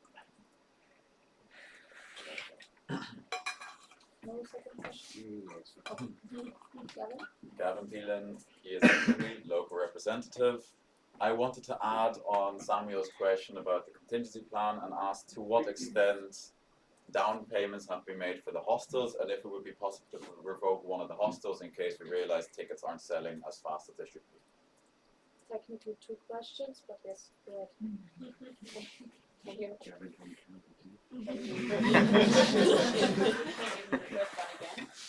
So I wanted to ask to what extent, like, we have made a down payment. Have we may perhaps paid 10% of the price, 20% of the price, and if so, if it's revocable? Because if we are not selling tickets, perhaps we can cancel one of the hostels and still do it with 1,800 people, 1,600 people, which would make it financially less of a risk if it's not selling. We did pay the hostel. Yeah. Really? Yes. Was there more to this answer? Because otherwise Sahil can... No, I think he has better knowledge than me. Sahil.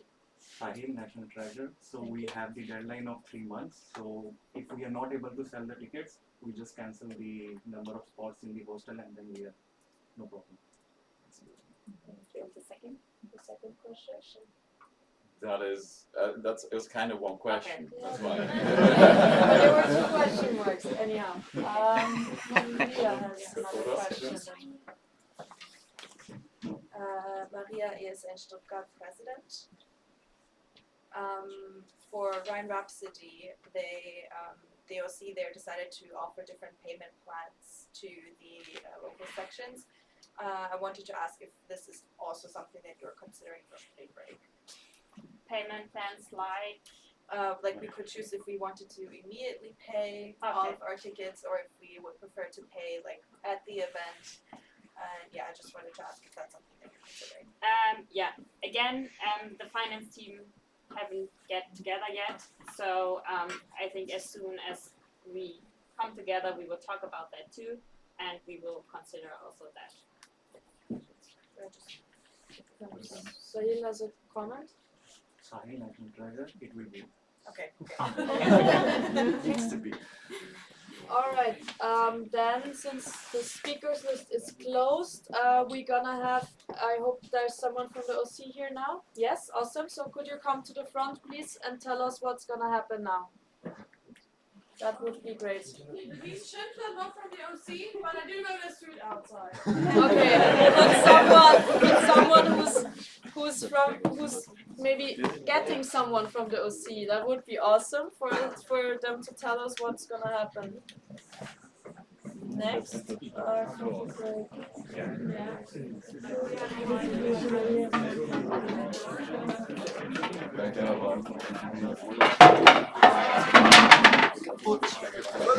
Please give us 2 more minutes of your attention. Milan is here, savor of the hour, telling us where to get our food, right? Please tell us where to get our food. Okay, let's do it in pink. Okay. Yeah, food is ready. It's waiting outside for you. Yeah, just grab your container, grab a spoon. The spoons are reusable, so we would like to use at least some of them again. Keep that in mind. Yeah, it's just in front of the door. If you have some restrictions, contact the people over there. They will help you out. Once you got your food, look for a nice spot. The sun is shining. We have a quite nice campus, I would say. So, yeah. Feel free to... No. Enjoy your food. No. Stop. So, okay, thank you very much. After lunch, we have 1 hour and 15 minutes of lunch break, which means we're gonna be continuing at 2 p.m. sharp in here with the National Board updates. And I expect everyone to be here maybe 5 minutes early so we can actually start at 2. And everyone who is an applicant, so Isabel, Gabriel and Oliver, if you could just meet me in the front for a second. Everyone else, you're free Also, to go cash for auditors. lunch. also cash shortages. But everyone else, free to go to lunch. Enjoy your break.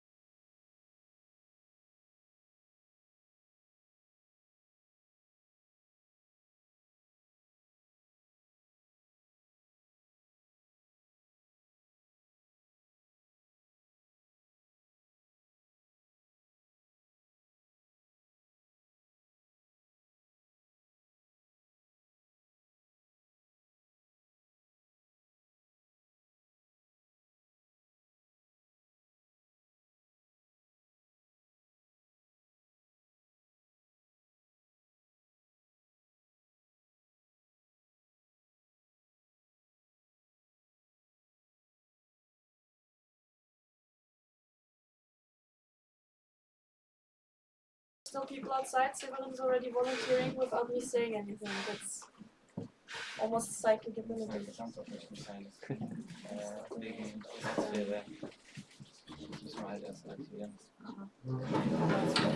Okay. Thank you. All right. As you see, there are no technical difficulties whatsoever currently. But yeah, she's not here. Okay. She's not here. So, but that should be fine. Anyhow, we're gonna resume with national board updates, if that's possible. Is it? Tell me if it is or not. Okay.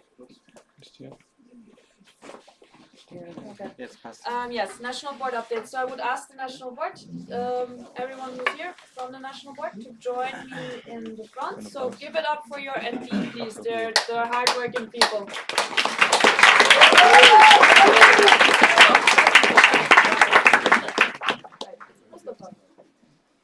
Thank you. Awesome. All right. So you have to click. You know that.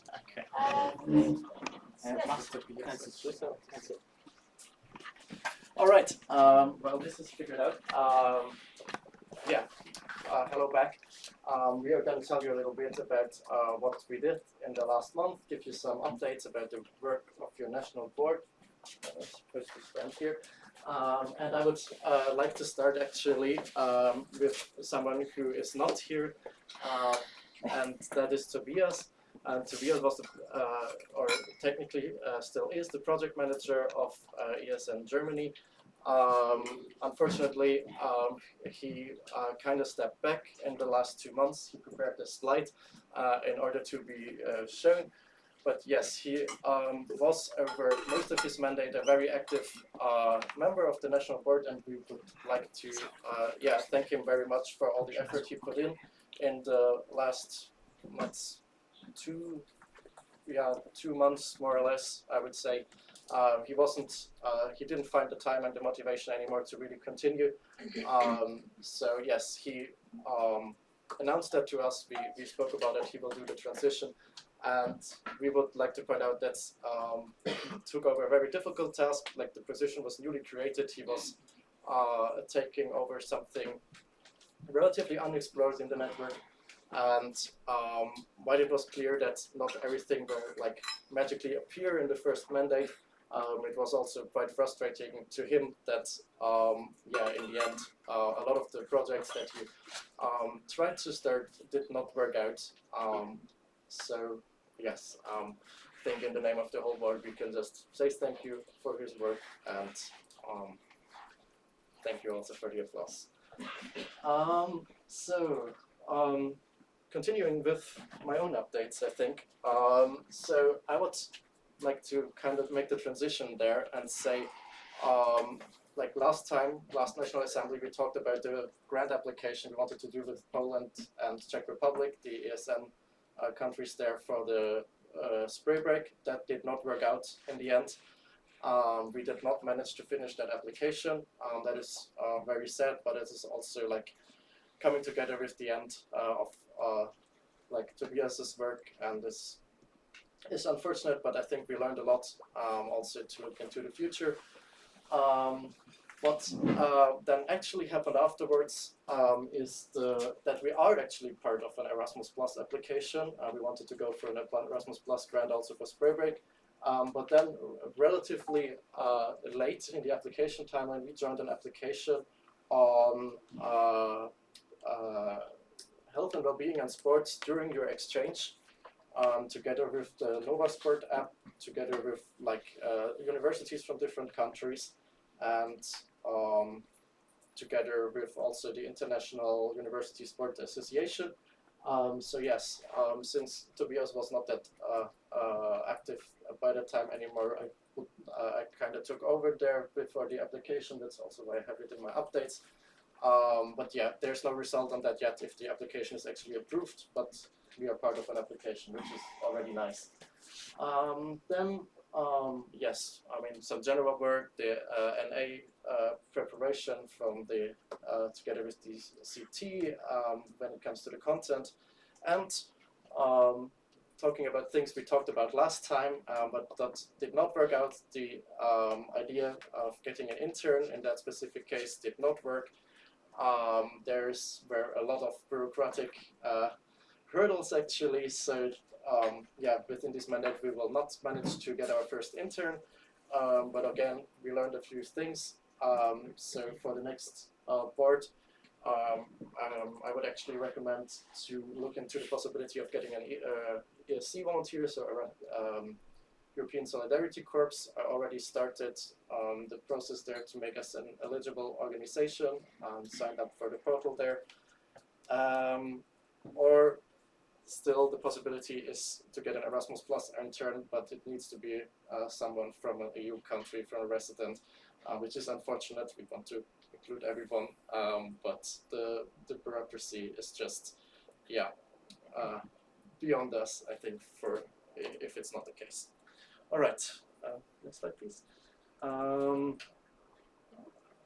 I have more? I do have more. Yes, I'm sorry. We have more time now. We are ahead of the agenda. So, together with Sarah, we were leading the delegation of the years in Germany for EGM Bucharest. So I did the preparation, quite a bit of the preparation there. During the event, unfortunately, I was not that available anymore, but this is nice. We have two people. Then a big thing is, of course, I was representing years in Germany at the GA in Braga, together with two representatives of section, with Gavin there actually, and with Tekshik. So yeah, that was basically like this, but on a whole network level, on the European level, and we elected a new international board, who I put there, I think. Yes, that's them. So 6 people, which it's nice to see their names and their faces. If you haven't seen them so far, these are the people who will be in charge of the whole network for the year to come. Yes, there were of course also a lot of other things at the General Assembly. I don't have the time to go into depth there. If you have any questions, you can always come to me. So yes, on further news, I've been writing some text. I've been in contact with some people from the DAAD there, and they invited me to write an article for their Euro letter. This is their monthly online publication about the work of ESN together with universities and how they can benefit from each other. That is gonna be published in the June newsletter of the DAAD. Very nice to, it's like their target group is mostly universities. So if you're struggling with your universities, don't hesitate to also hold this under their noses, like how they can profit from you actually. In general, that's something you can always ask me to help you with, or then in the future a possible successor. And then I've been also working together with Nina from the RC of the web to invite stakeholders, so public figures and institutions like from the DAAD, from the city, like rector of the university and so on, to the Western European platform, which will happen this October in Karlsruhe. All right. So where's Yasmin? As you might know, the board has some supporters, and there's more education updates also from Yasmin, who is our education officer.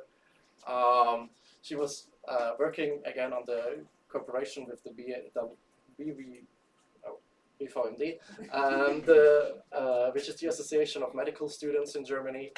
She wants to remind you that this is still existing, that you can look it up if you have this association in your city, and that you're very invited to cooperate with them.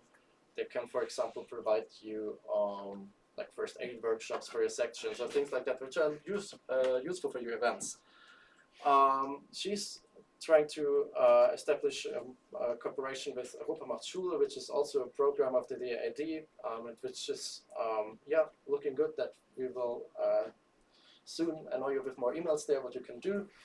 And then there is the ESN survey. You probably heard about that. You're also very invited to share the next one, which will be launched on the 29th of May.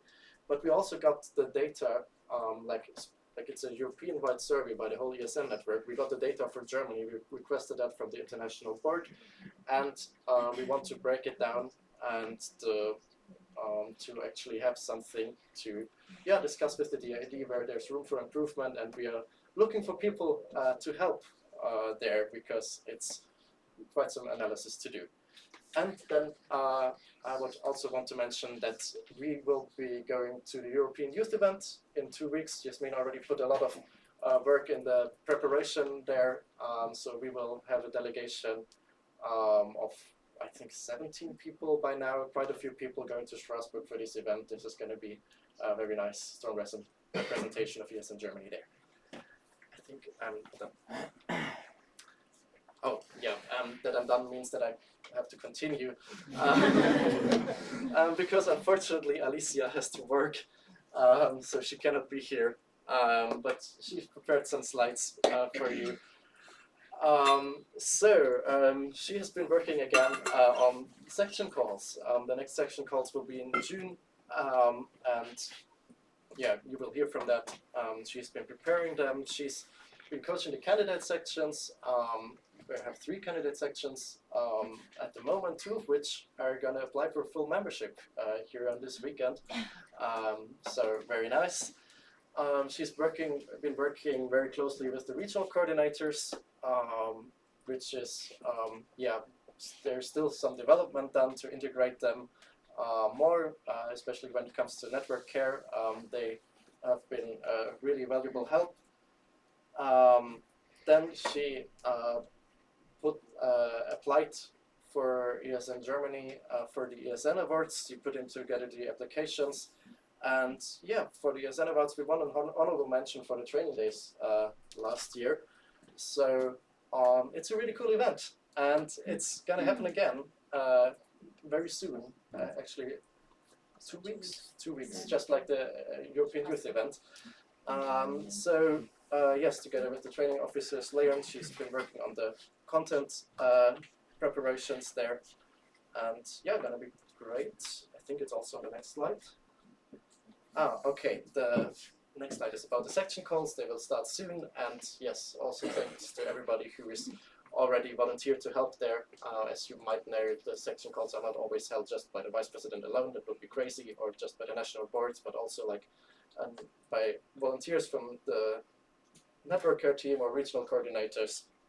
So thanks to everyone, and yeah, fill in the tool. Don't forget it. Looking back at the last section calls results, Alicia has been also looking into those, evaluating where there's rooms for improvement. So we have a lot of events here in the network, but most of them are not registered on activities.esn.org, which is, of course, we don't know how many events we actually have.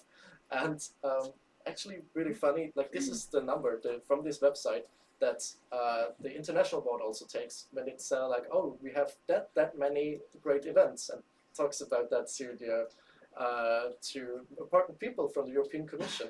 But actually, we have way more. It's just not up there. So it would be really great if you could pump these numbers up a bit. Then there's also some room for improvement that you found regarding budgets and how budgets are done in the sections, or if they're done at all.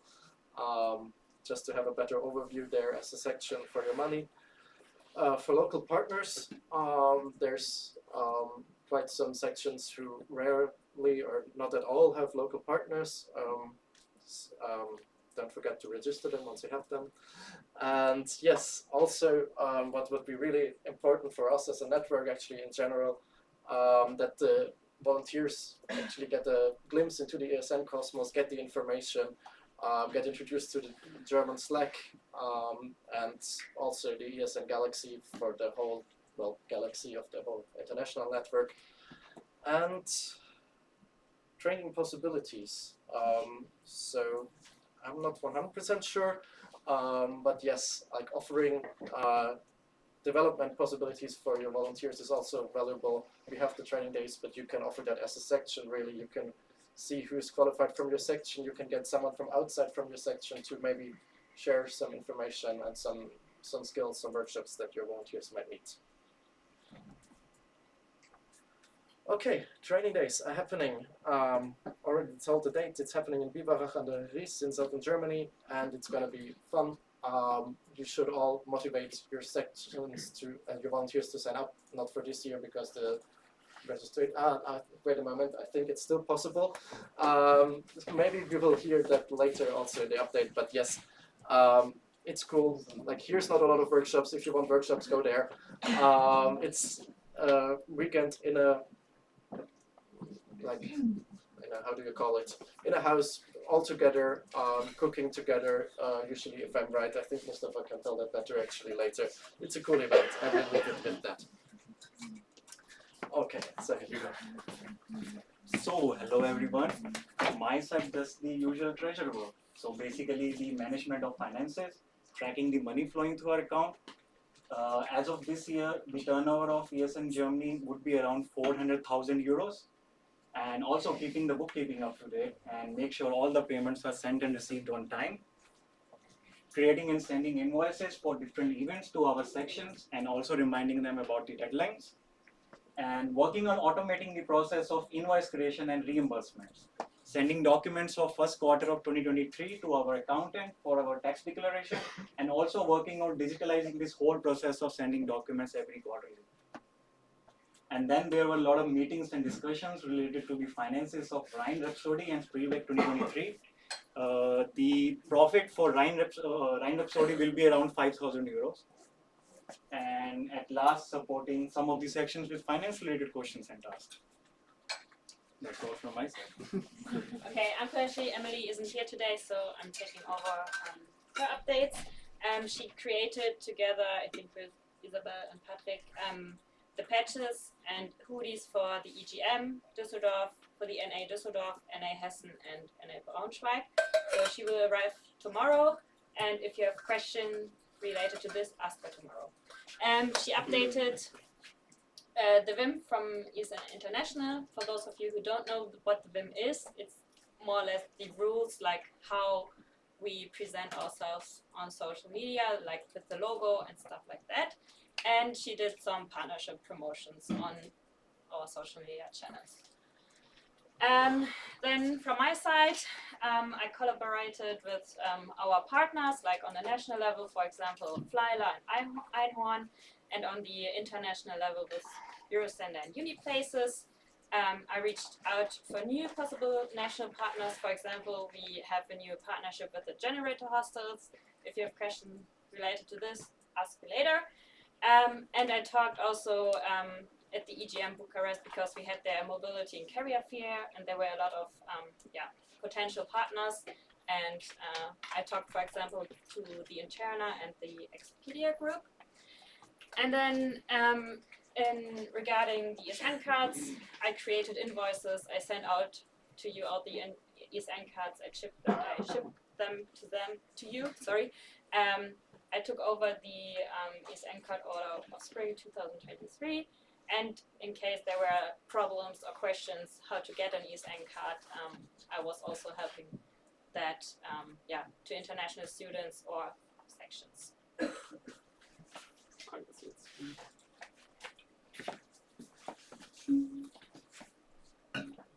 Hello people, I am Mustafa and the event manager of ESN Germany. Oh yeah, I prepared this slide for events and we can start with spring break. I guess Sarah explained you today what are we doing in this year. It's kind of crazy, but it will be really nice.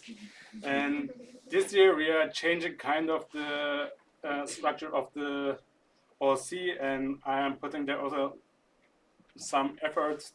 This is my biggest project right now as an event manager. Until now we have around 25-30 OC members, and we are still looking for some others. In the end we are looking for 50 people during the event, and we will have a team weekend in Berlin. I guess, did you talk about it? Not yet. Okay. If you're interested, we will have a team weekend in Berlin probably in September, and there will be some workshops about event management and finance.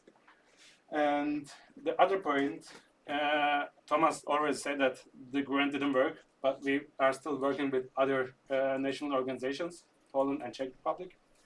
From Czech Republic, we have already some people, I guess 3 or something like that. And from Poland, we don't have much. Yeah. But if you are still interested, you can ask me any questions. Sarah, Timo, like she is the head of culture and Flag Parade team. Jenny is head of the communication team, and Franzi, I don't know where is she now, and she is the head of Flag Parade team. And yeah, social program.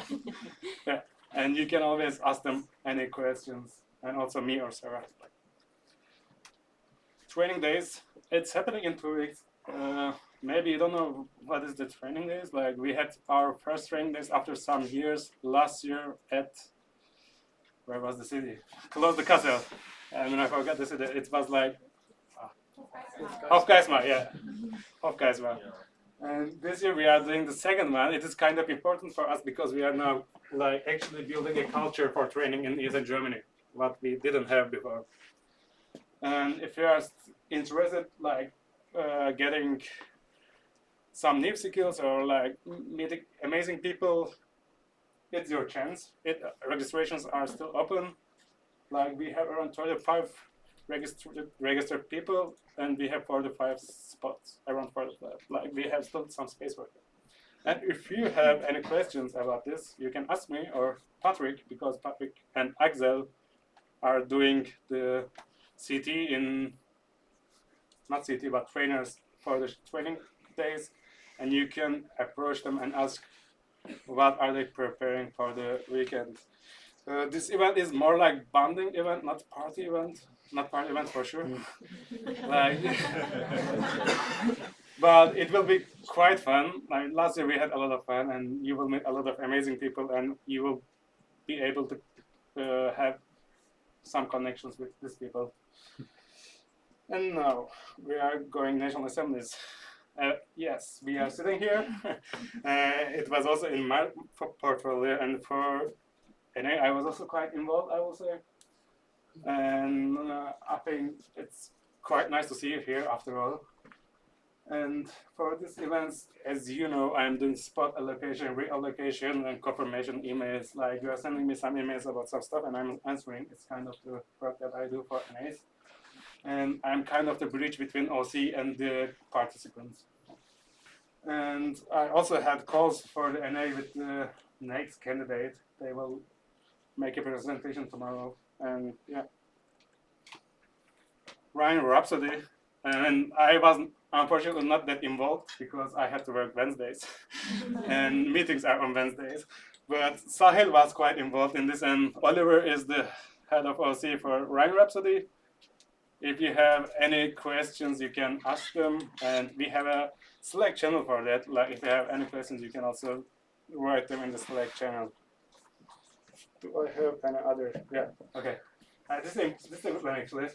It's my last NA as an event manager, and I had an idea, and some people liked it. In ESN Hessen, it means Frankfurt and Darmstadt. If you don't know, we had amazing pub quizzes during the Corona time, and one of them was about women's rights. And at the end of June, like between 15 and 30th of June, we wanted to do a joint pub quizzes in ESN Germany. What you can do, you can use the you will get the pub quiz from us. You should just present in your section, and it's like I suggest you to do it in one of your Stammtisch events. And yeah, if you can cooperate with other sections, it's even better. We will have more people. And what is important for this event, you should get some data in the end. You should say us how many people you had in your pub quiz, and we will apply this event for the EGM awards next year. I can't imagine that we can get with something. We can with this event something. And the email is not out yet. I know. I will send it hopefully today. And it was my update. So that's all. Okay, hi, I'm thank you. I'm Gabriel, the current webmaster of ESN Germany. I took over after the last one. Mandela resigned. I got asked by the national board, hey, do you want to take over? And I will say, yeah, sure. Why not? So at the beginning, we had a little bit of a webmaster transition with Chris Gemeiner from ESN Freiburg. Even though he used to be the webmaster like two boards ago, or yeah, he's still doing a lot of work in terms of IT in Germany. Then also like the website Vicky, also from Freiburg, is also doing a lot for the website. So two very good people in ESN Germany that care about IT. Yeah, so basically the transition, then I did IT support, which is like someone needs help with emails, or I supported also the directors team. Oh, there's an E missing. It's not directors team, it's directors team. Basically the directors team is the website, which you like, the new website that you saw, not the old one. Okay, then also questions for pre-text and general answering general IT questions. I did like small improvements for the live stream, as you like see now, that because of my experience from the NA where I was the technical chair, I saw like it's not very professional, so we're looking to change it towards like stakeholders or something, that we can like show them, hey, you can check out our live stream, so it doesn't look terrible or that it looks a little bit more professional. That would be really nice. So we're also trying out a lot of things. You saw with the phone and stuff. It's just a bunch of ideas, because you also have to work with the room that you're getting. Tomorrow we are in a different room, so we cannot always rely on the solutions that we have in place. So we need to think of solutions how we can make it with the minimum and equipment possible.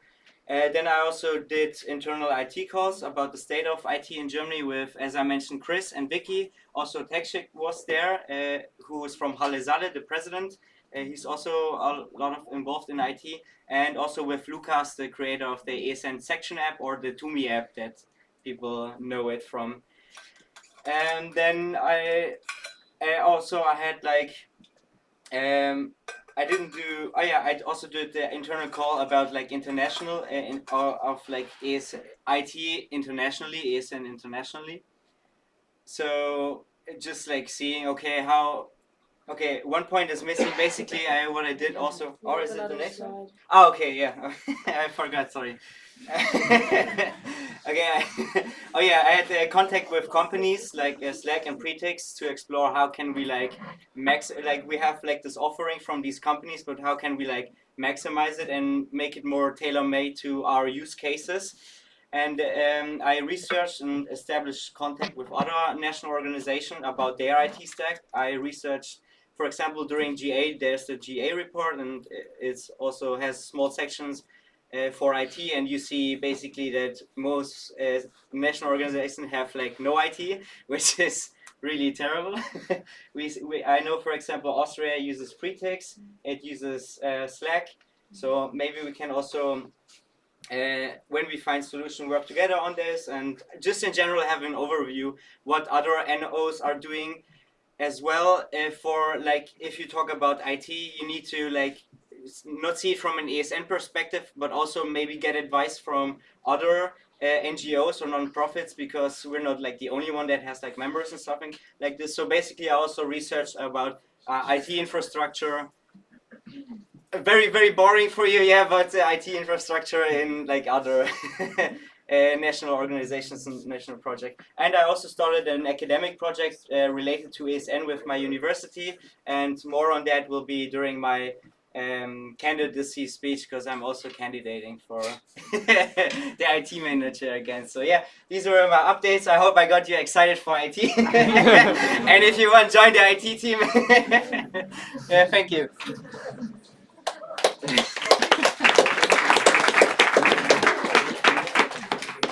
Wow. You saved us half a minute. Half a minute? Oh, very I didn't even impressed. check the time. I'm very impressed. Awesome. So we have, who would have guessed, a question and answer round. I mean, we also have an email address there, in case you didn't know.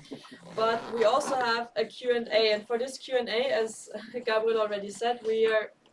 Wait a second. Give me a second.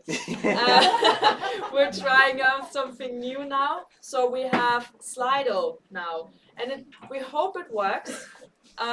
We've been playing around with that for a while now. So you can scan this code or enter the numbers on the bottom, and then you should be teleported to some website. You can you can enter your name and section there, and please the gist of your question. So in case you see that someone else is asking the same stuff. Also in the question now, give me your attention please, because we have a lot of people here. Please state to whom you're asking the question, like which of the NB members is the one who's supposed to answer your question, and to the NB, please state also your name this time, because you're in our back and Barbara needs to know who is talking. So everyone who wants to, yes, procedural. Who are you? Oh, thank you. Yes. You don't have internet here, that's good to know. How many of you don't have internet?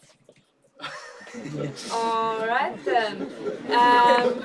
How fun.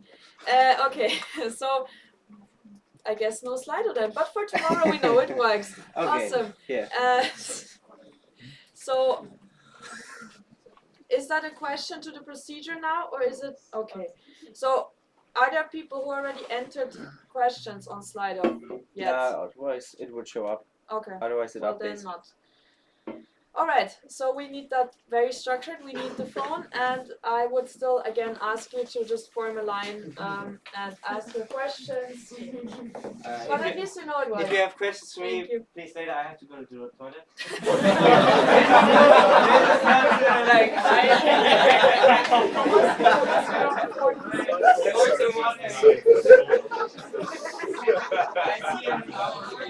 Alright, so everyone who would like to ask questions to your NB and the NB update, please start lining up here, and we will proceed with the speakers list. State your name, section, and position, and to whom you're asking your question. Severin, I heard you had a question. Go ahead. Yeah. So, Severin, Weser, RC Bavaria. My question is actually to you and to you, Sahil and Sarah. Sorry, partnership and treasure, because I don't know if I got that right about the ESN card. So you took all the, you made the reception process, or you took over the order? What does that mean? Sarah, National Partnership Manager. Basically, all these NCAP related stuff is over my position. So I forward you the international stock order to your sections, and then you can order it. And then, as soon as these end cards arrive at my place, I send them over to you. Like, if you put in the order, you put like a responsible person and a responsible address, like the shipment address, and I will ship them then to that address and also create the invoices and send them out to you. Okay, And so then Sahil's part is to take over, have a look that you're paying on time. Thank you. Luis, Jessian Göttingen, President. First, for Thomas, just a small clarification. When you mentioned the Jessian survey, the report will be in English or German? Oh, because you did mention the AD. Yes, that's an interesting question. I'm not sure if we thought about that yet. Probably like for distributing it, it would make sense to do it in German actually. But like in the best case, we would have both. Like if you have English-speaking volunteers who want to help, like English-speaking meaning non-German speaking in that case, we can do it in English and then translate it. But I don't know, like just we haven't decided that. Okay, I have two questions. Okay. The next question will be for Alicia, so I understand if you cannot answer. But maybe you can know something about it, about the section calls, because they are planned for June, which is also when the section questionnaire comes from ESN International. And some of the questions are double in both questionnaires. Was there any planning on that, in how to coordinate the section questionnaire with the section calls? Or will them happen both at the same time with sections having to answer both at the same time? I mean, sorry, Thomas, National President. I mean, at least they don't have to look up the information twice, they can answer it at the same time. But the problem is that, like, until we get the result of the section questionnaire, that takes forever, usually. So I'm not sure if it's actually, like, planned to, like, if the questions are actually redundant and therefore to be cut out. So yeah, just an opinion. I don't know how Alicia sees that.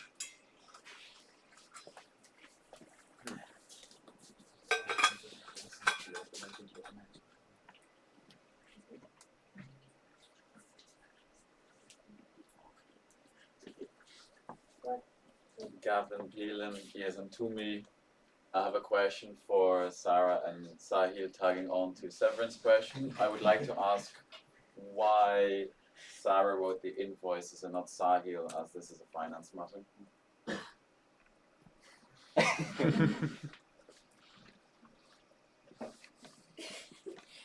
Sarah, National Partnership Manager. I have actually no idea why this is a procedure. Like when I had the transition phase, like the previous partnership manager told me that I have to do that, like as part of my position. But I mean, I wouldn't say no if the next in the next mandate the treasurer will write the invoices. I'd like to comment that we haven't received a corrected invoice since the format of the previous was in a Word document and we need a PDF to be able to pay. That's why. Sorry, I didn't. There was a mistake in the formatting of the receipts, that's why I asked. Yeah. Because if the finance did all the receipts, they're all following the same structure, so it's a bit easier to oversee and ensure they're all the correct format. It's nothing against you, but we got a Word document, which means you can change it because it's a shared link. So we cannot pay it because you might change the number afterwards. And that's where we need a PDF to be able to pay it. Then you probably will get it right. Right.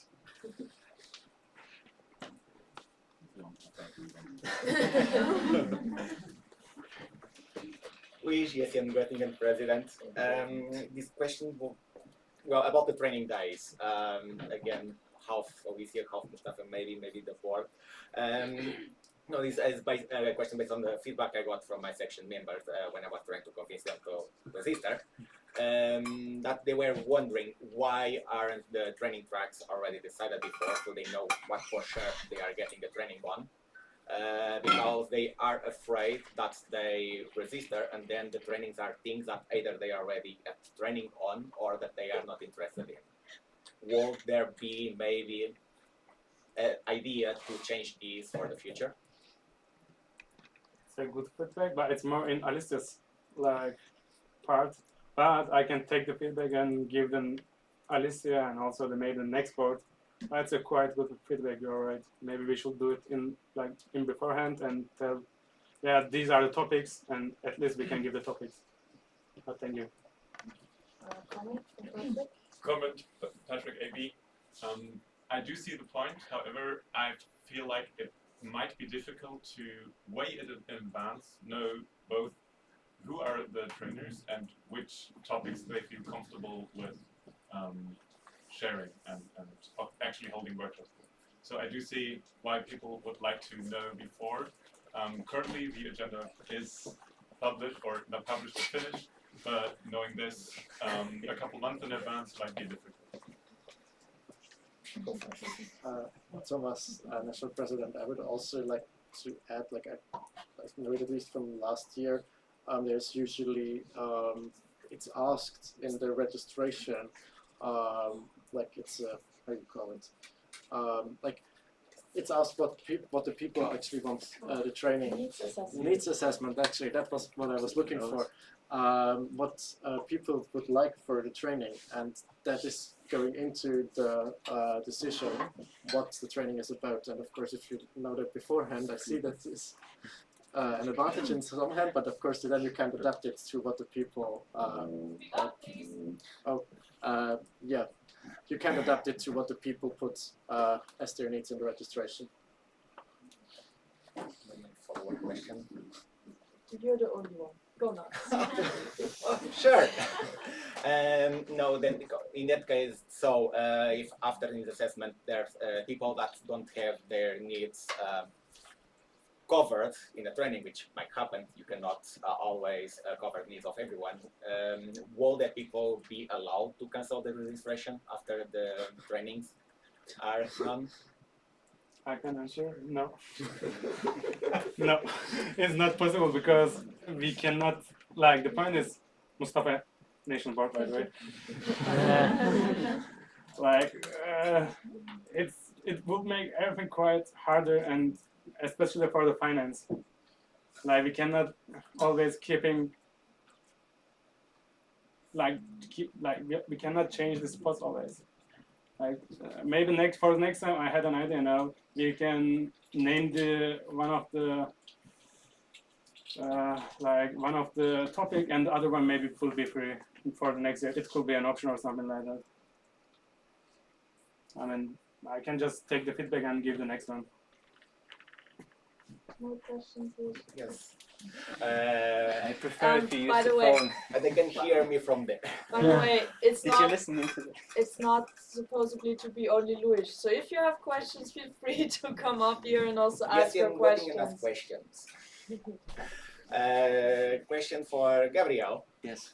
About Satellite 5, when can the sections update their websites for Satellite 5?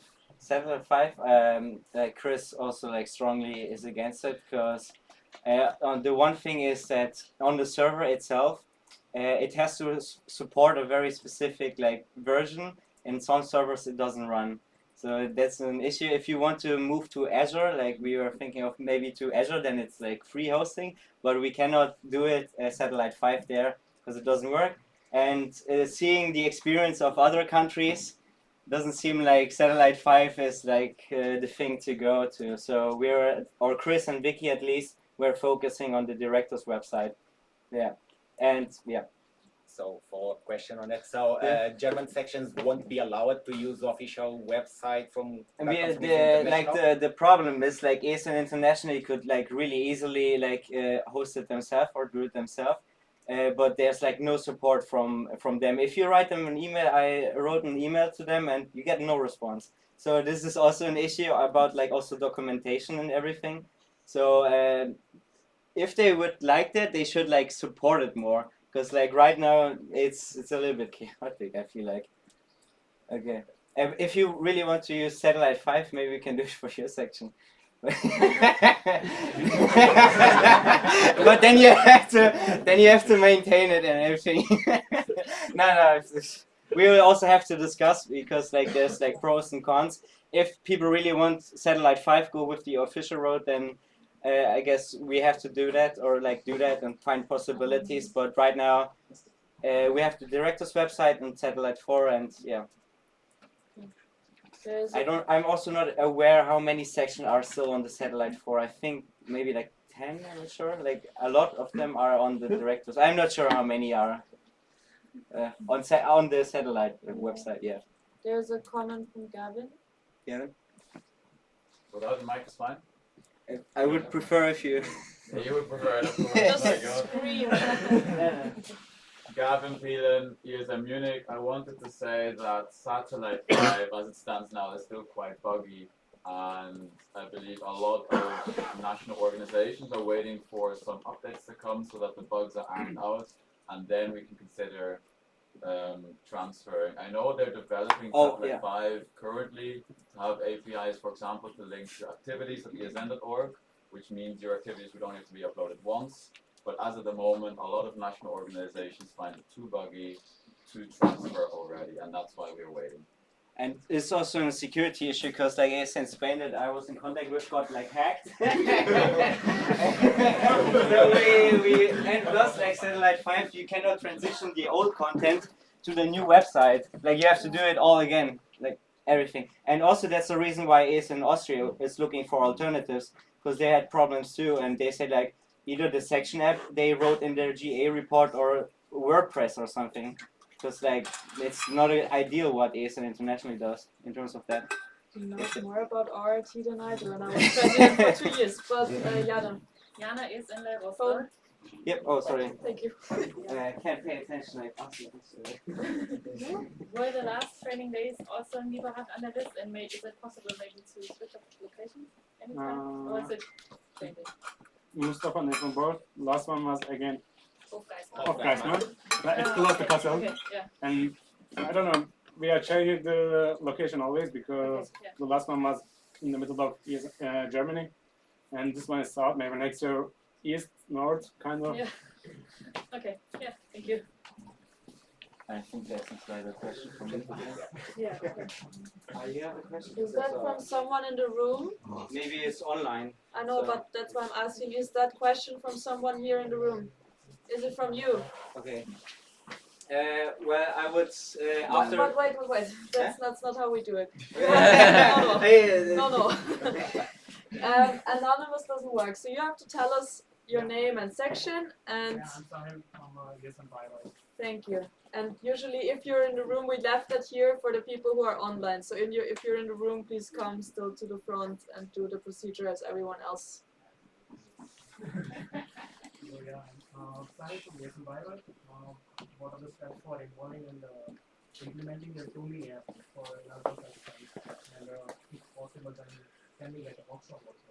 Yeah, I was actually planning to do a workshop, but after like talking to Lucas on the weekend, I was against it, so I pulled back the workshop, because we set it up that every section can try it out, but right now it's a problem about like the future of the section app, so we have to figure that out before I would encourage other sections to use it, because then we will have a problem on our hands. If we're like doing a workshop, people want to do it, we set it up for you, and if it's not certain, because he's finished with his masters and now he's focusing on work, so yeah, I was also thinking about that. So right now I would not encourage it. Yeah, but if you want, you can have it.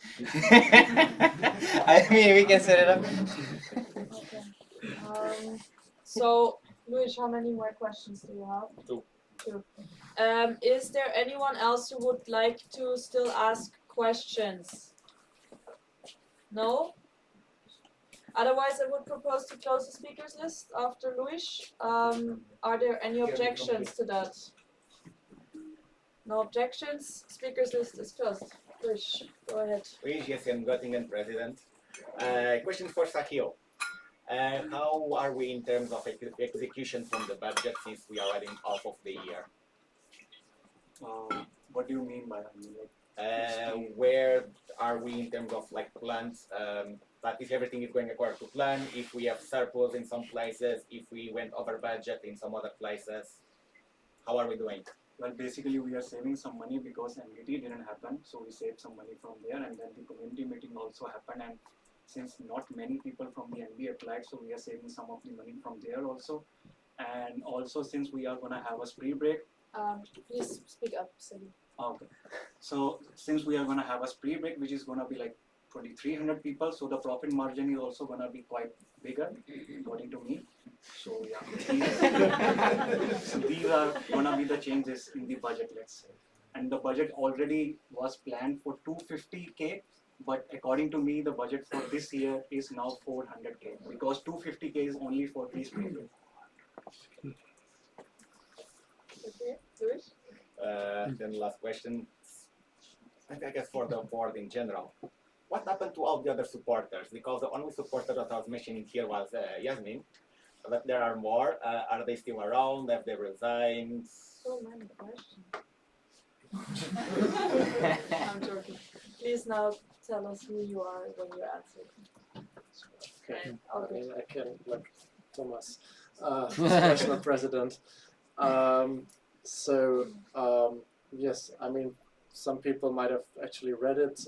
Kirsty actually resigned not long ago, also when she withdrew her application.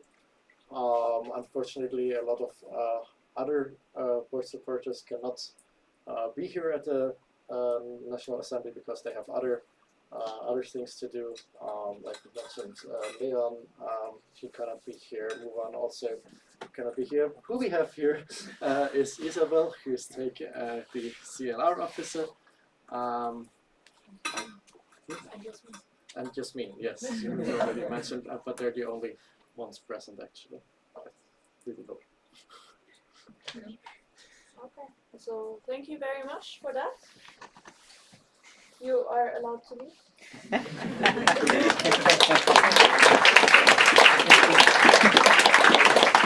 Alright, next up we have the candidacy presentation for Vice President of ESN Germany, so give it up for Isabel.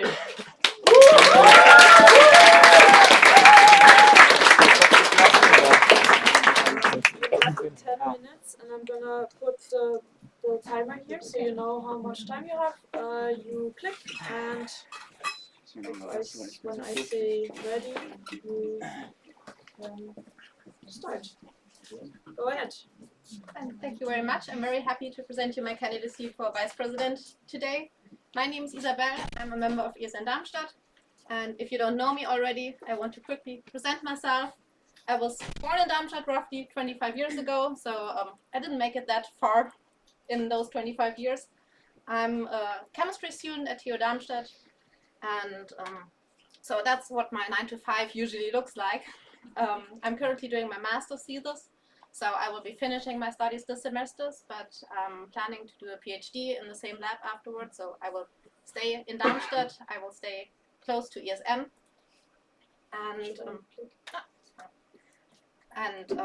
yeah, the important thing for my ESN career was that I did my Erasmus 2018-19 in Alcalá de Henares near Madrid in Spain.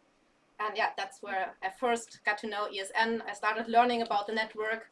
So it was kind of naturally that after finishing my Erasmus, I joined ESN Darmstadt.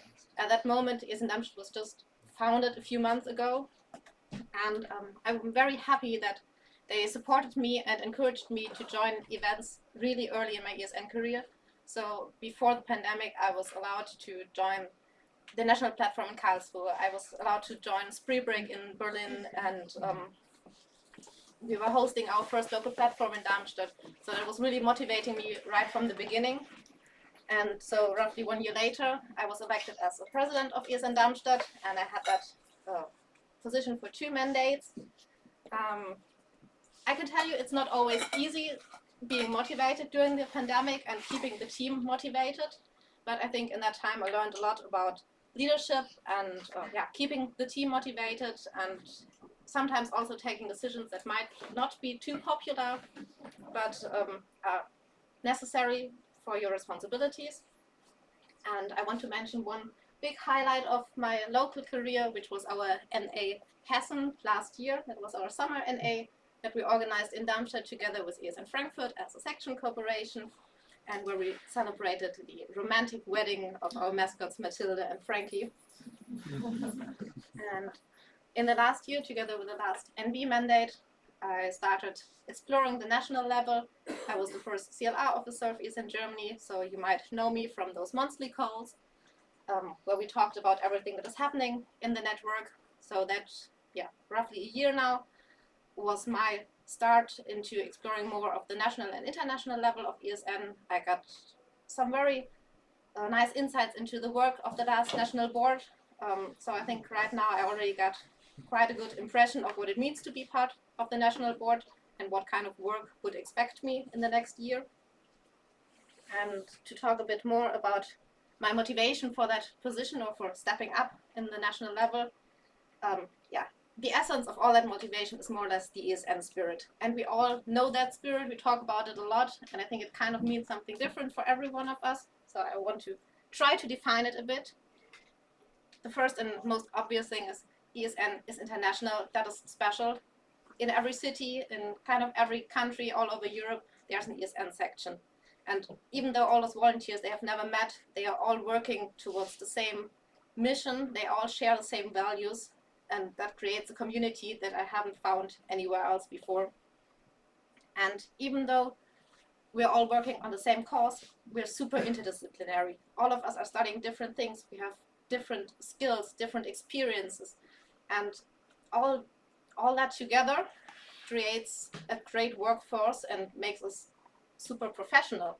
We are only students, we are only volunteers, but by joining those forces, joining all of our experience, joining that desire all over Europe, our mission is heard by great stakeholders. We're talking to European Commission, and for me that's something that makes ESN very special. But we're not only professional, at the same time we're passionate and we have fun at what we're doing. And seeing that volunteers care for what they do, and that makes me emotional every time. That's the very special thing about ESN. We are all working together. We don't know each other, but we care for each other, and we are passionate at what we're doing. And I think with the position of Vice President, I can support you in doing exactly that, in volunteering, making your volunteer work nicer or easier, and to keep that passion burning in your hearts. So on the right, you have the portfolio of the Vice President as it's seen in the task description. So we have the network care, the section onboarding, the human resources and training, and the regional development. And yeah, first of all, I want to support the sections. So the section that are already part of ESN Germany and the interested organizations. Alicia has already done some great work. We have 2 great candidate sections presenting this weekend, and there are other cities that are interested in joining the network. And I think, yeah, we should continue and put more work into supporting the sections as organizations, but we also want to support every single person of the network, every volunteer. So my priority would be to keep offering high quality trainings to give to the volunteers for your personal development. So that might be, yeah, to some extent at NAs, but mostly on local platforms and with specific training events like the training days. And another task, not only for me, but I think for the whole national board, would be to refine the roles of the board supporters and the regional coordinators. So we just introduced that type of position in the last year, and there's still some work to do so that everyone has their place in our network.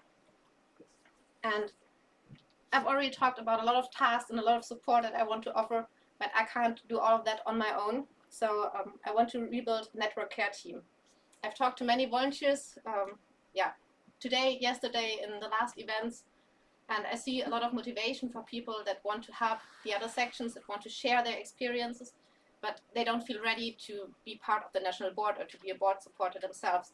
So I think it's super important to offer a low threshold opportunity to get engaged and to make your own impact in ESN Germany.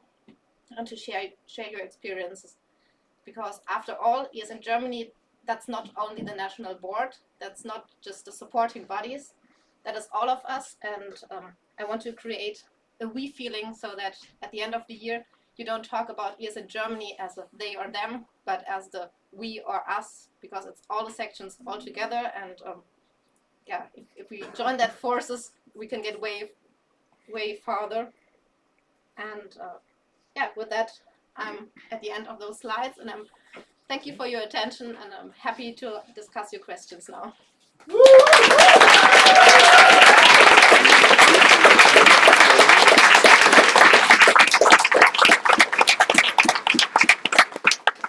Everyone's incredibly time efficient. Thank you very much for your presentation.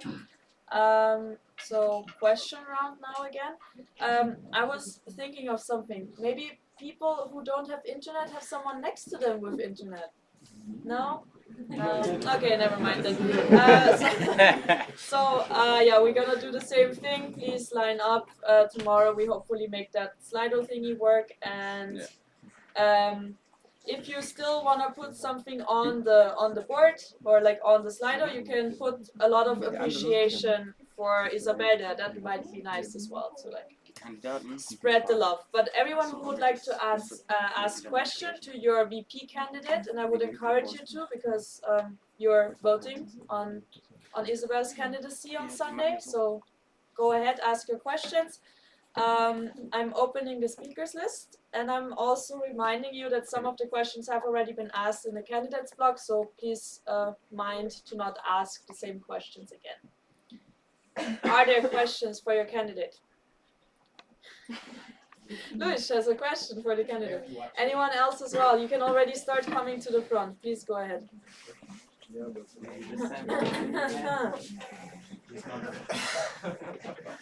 Hi. Luis, Göttingen president.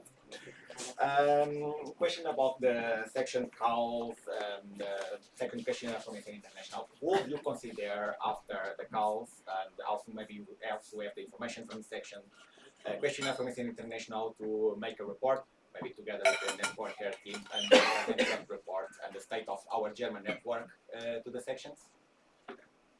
That could definitely be a possibility to do that during the NB updates in one of the following NAs. I'm not sure when we will receive that data from ESN International. That is, are you referring to the ESN International questionnaire? Yes, to the both. So taking into account also some kind of data protection, so I don't want to make everything accessible, because I think it's kind of vulnerable that the sections disclose their current state and their information openly. So it's not about presenting yourself the best as possible, but being honest with yourself, and I don't want to share that with the whole network necessarily, but I think in some kind of anonymous form or like as a general overview, that could be part of the next ND updates. Then sort of related question, also a bit half follow-up, but also follow-up in one of the answers that you gave in the candidates blog. I really like the idea that you want to rebuild the network team, which I think I'm still part, at least I'm in the channel. Like to want to rebuild it in the kind of the same way as the membership team of the International, which I'm part of. So I really like that idea. No, but one of the other things that the membership team does in this International is also to help struggling countries. Will you also do that for struggling sections in here, or just the part of helping candidate sections? I think that both of it is an important part of network care. So it's not only about the newest section, but also some older sections that might struggle, or also the sections that have been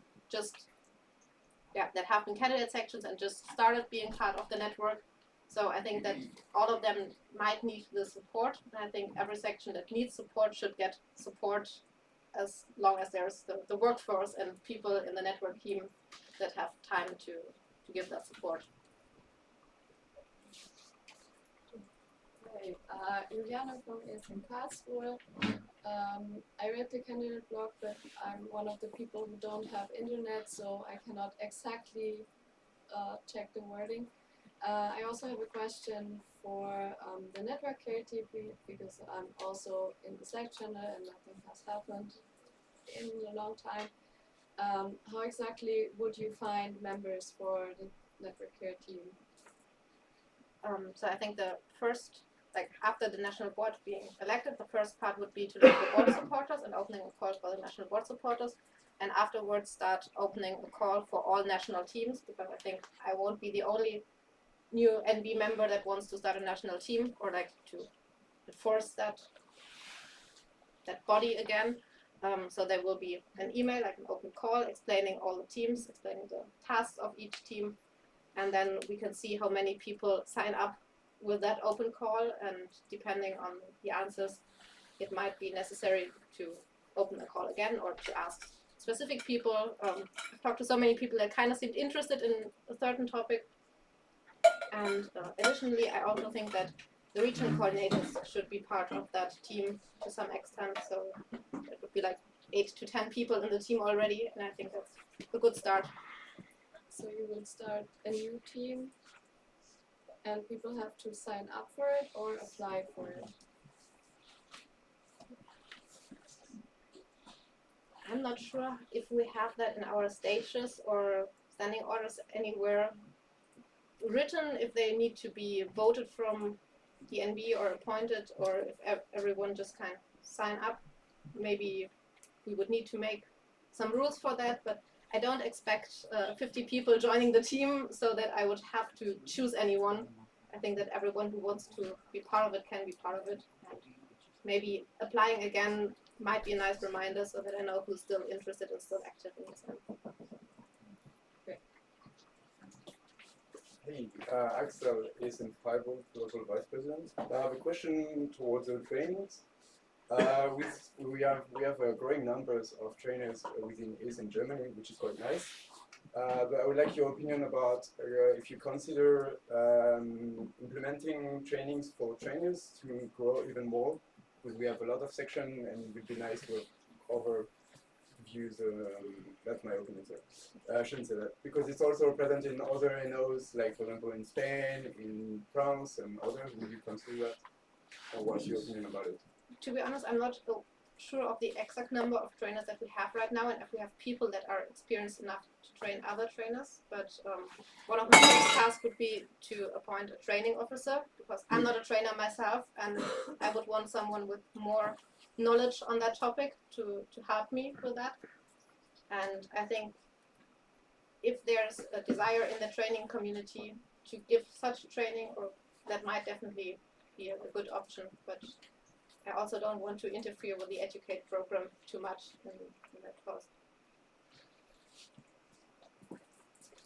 Are there any more questions for Isabel? Yeah, go ahead. I just arrived and don't have anything, but I'm Gabriel from ESN Bonn, and I want to ask you if you would like to do something to help people that have difficulties learning German. There are many who don't have really opportunity to do so, and perhaps what is your opinion about it? Would you help them somehow? I'm not sure if learning German is actually a competence that we would need inside of ESN, because we're doing everything in English anyways. But I could also imagine that some partnership, for example, with a language learning platform could be an option for ESN Germany. So that on an international level. Okay. Yeah, I think I remember seeing some commercials about language platforms recently, so that might be something. But in general, I think we don't have the knowledge and the capacity to give German courses to volunteers. Of course, not that much, but I think some of our Erasmus students are complaining that they have little possibility to organically learn German, which is useful in everyday life. And yeah, so. Yeah, if I can still react on that, yeah, cool. Might be also something for the event manager, if that's regarding Erasmus students and not volunteers. I'd rather say this is a topic for you, for your local box. So this is something that is a local problem in your city, and you want to use the power of your section, your weight, to go to university and ask them if they can improve the situation on that skill. This is not exactly the area of somebody who manages your local boards, but rather something that you have to cooperate with your university. And that way we can help you with training and how you talk to university. At the end, this is something where you can work on yourselves with your section. Certainly, but this is a problem that is not only in our city, but since we are here in Germany, probably some other cities will have something similar. So that's why I asked. Of course, locally we can also do something. Samuel, do you still have a comment? No. I don't think that's all. Are there any more questions for Isabel? You know everything you need to know to be able to make up your mind about how you want to vote for tomorrow. That's good. You were very convincing, apparently. So I will propose to close the speakers list. Are there any objections? No. The speakers list is closed. Thank you very much again, Isabel.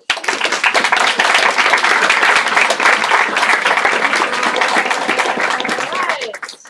Then next up we have another candidacy, which is Gabriel for IT manager of Germany. Do you want 10 minutes there? Or yeah? Alright, so you're gonna have 10 minutes, and they are starting. Okay. Yeah, go ahead. Hello again. Yeah, this is I'm applying for the position of webmaster for the next mandate. My name is Gabriel Zmier, and let's get into it. My ASN experience is maybe not that big as most of yours, because I started out as an active member of ASN Augsburg, and then after a while my local section had a problem that the current board was leaving, so they approached me if I could join the board. And the same thing happened then after the webmaster resigned. I got asked if I want to be in the board, and then I'm always taking the opportunity if I'm offered like this. So same thing as a web vice president, I was like, yeah, sure. So just approach me, I will agree to it. Code of conduct. Of course, think about the code of conduct. And maybe I hit accidentally the thingy. We need a webmaster.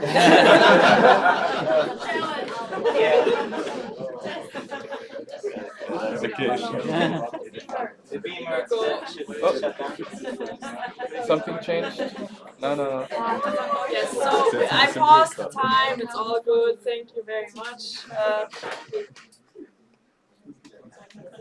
Okay, we're back. My first event ever was the Web Drogeda, where I met a lot of sections. I met the TUMI people. I met the people from Karlsruhe. We were in the same room. And because of that, I went to spring break because Bayreuth, for example, had the issue of selling their tickets, and we're like, yeah, sure, I do it 1 week of time, or 2 weeks. I'm like, yeah, we go to Berlin. Then for the NP in Cologne, I was also asked a week before, hey, do you want to be the technical chair? Then I first, of course, asked, do I get reimbursed or something? Do I get paid for the work? So they said, yeah, and I'm like, I'm on board. Then I was also at the EGM Bucharest, and also I wanted for my own local section, I wanted to revive local platforms to maybe get some of my members motivated, but sadly most of the members were on vacation or something. So yes, but we did an LP, and it was quite nice, I would say. Then now I will tell you how I work. So I will start a bit unorthodox, but I'm saying yeah, I'm lazy and I often do things last minute, but the laziness prepared me, for example, to always in a situation where spontaneity is required, that you can always react to conflicts or something. So in my section it works quite good because we have Alicia, our president. She's organized, and if there's a problem, spontaneous problem, then I'm yeah, I can handle it. And the lazy thing is yeah, how do I say that in a good way? How do I make it seem good? So like the lazy thing, it is basically like sometimes you also got to like relax and look at the problem like you have the problem in your mind, but if you relax for sometimes, that's how like artists work. For example, last year I was, for example, I did IT. And I joined the Schwäbischer Kunstsommer, der 34. Schwäbische Kunstsommer, translated 43th Swabian Art Academy, where I basically used IT and art. And when I was there, I was like not nervous. I saw like a lot of great artists, and I'm not an artist, so that would normally make you nervous. But my first point was, okay, I just got to relax, and then you just walk around and you think about the things that you want to like fix. So this is the point, because when you have a problem that you're working hard on, you sometimes have this tunnel vision, and if you relax, then you allow the idea to like jump around your brain, and then you can come up with really solutions. And basically the laziness is also the reason why I was Hauptschule, but I always was put into like situations or positions where I needed to like do something, like otherwise I would fail. Like I always went to like a higher education system, and then I was like, oh shit, I'm lazy, I'm doing last minute, but I need to find solutions that I can like make it. So now I'm studying MSc in computer science, and basically what I'm saying is constraints force you to become more creative. As I was in Hauptschule as well, because I, for example, was also struggling with German. Even though I was raised German and Polish, I'm bad at it both. Somehow I'm better in English. I don't know, but you gotta focus on what's good. Like I was really good in English, so I was like focusing on English and my other abilities. So like, how does it relate to ASN? It's because IT is also very constrained in ASN. We have a lack of skilled people. It is a huge time commitment, and we have no funding. And how I work is now a practical example, because IS in Germany asked me to do e-voting system, and yeah, so like the thing is, e-voting system normally have huge teams, and it needs to be secure and understandable. So it's a time consuming, a single person, and I'm doing my master's, so that's a problem. And I don't have prior knowledge with like voting systems, so how do I solve it? I came up with an idea. I was like, hey, why don't I approach my university? I'm telling them, hey, I need to do a project and a master thesis. At first it was like two separate ideas, but they said you can do both at once. So I approached them with the e-voting system idea. They liked it, and now I can combine it with my studies. And what are the benefits is I have, the university likes it a lot. So I have 2 professors and 1 scientific employee that at least for the project is helping me. And then afterwards we see how we focus, and then I probably have just 1. But for the start, as the prototype, I have like 2 professors, 1 scientific employee, and also the university would cover any cost because they cover it. Yeah, I don't know. They just said they cover it. I didn't ask questions. Okay, so now I will tell you about the projects with NB, AB, and board supporters. Projects with the project manager. Funding. I told like funding is an issue. So not the only projects that we can get funding for are like big European things. We can also get funding for digitalization. And here I listed like some ideas where we could maybe get funding. It doesn't necessarily have to be money. It can also be hardware, because as you see, I have to ask for a laptop because my laptop is shit. But we need at least some hardware. So with the project manager focusing on, can we get hardware or something? Partnership manager, same thing. We can cooperate with companies. They would love to help us out, so why don't we do it to get like proper microphone or like a proper laptop, so I have a basis to work on. Okay, and then projects with event manager and communication manager. I would like restart like I would do like a communication and IT training. Basically, do a physical event at least like every 6 months, and it would be a question if we get MB funding. I guess we have to ask the new national board then. And the possible location would be, as a start off, Augsburg, because I'm studying there. Purpose is I mean, it's easier to set it up there because I'm not sure how many sections are interested in doing this random event for the first time. Project with the treasurer. would be advancing the ticketing solution for ASN Germany. Especially we have like big events like Spree Break coming up, and like doing like invoices manually is not like the way to go. So automated invoices, maybe more payment options, and offering like statistic and event spending reports would also be quite useful. Solo and IT projects, we have like a small IT team currently, so maybe the trend. That's not that important. I'm going to skip that, this technical thing. But at least important for you guys would be IT calls. We do it internally. It was like around like bi-weekly, but that would be the goal, to do it at least like bi-weekly or at least monthly. IT calls where everyone can join in, and like even non-technical person asks their questions. Another thing I'm doing, learn from other NOs and collaborate with other NOs, because I see there's also like some projects that other NOs are working on. For example, is in Italy, I know that has like a Jupyter platform which is similar to the one that is TUMI developed, for example. And there's also many different. I'm boring you with the details. So I have 50 seconds left. Maybe I can tell you about it. Yeah. So basically, because it's important to understand, like as ESN sections, they're also working on like stuff that maybe is interesting for us, so why not reach out and see like what kind of solutions did they come up with and like collaborate together. So I know like ESN Greece does a lot with Google Workspaces, approaching them. I know ESN Spain has problems, they ask us to help out with their IT infrastructure and stuff like that. So reaching out to other NOs is quite important, and we can learn from it. Yeah. So thank you very much. I hope you like my presentation. Yes. How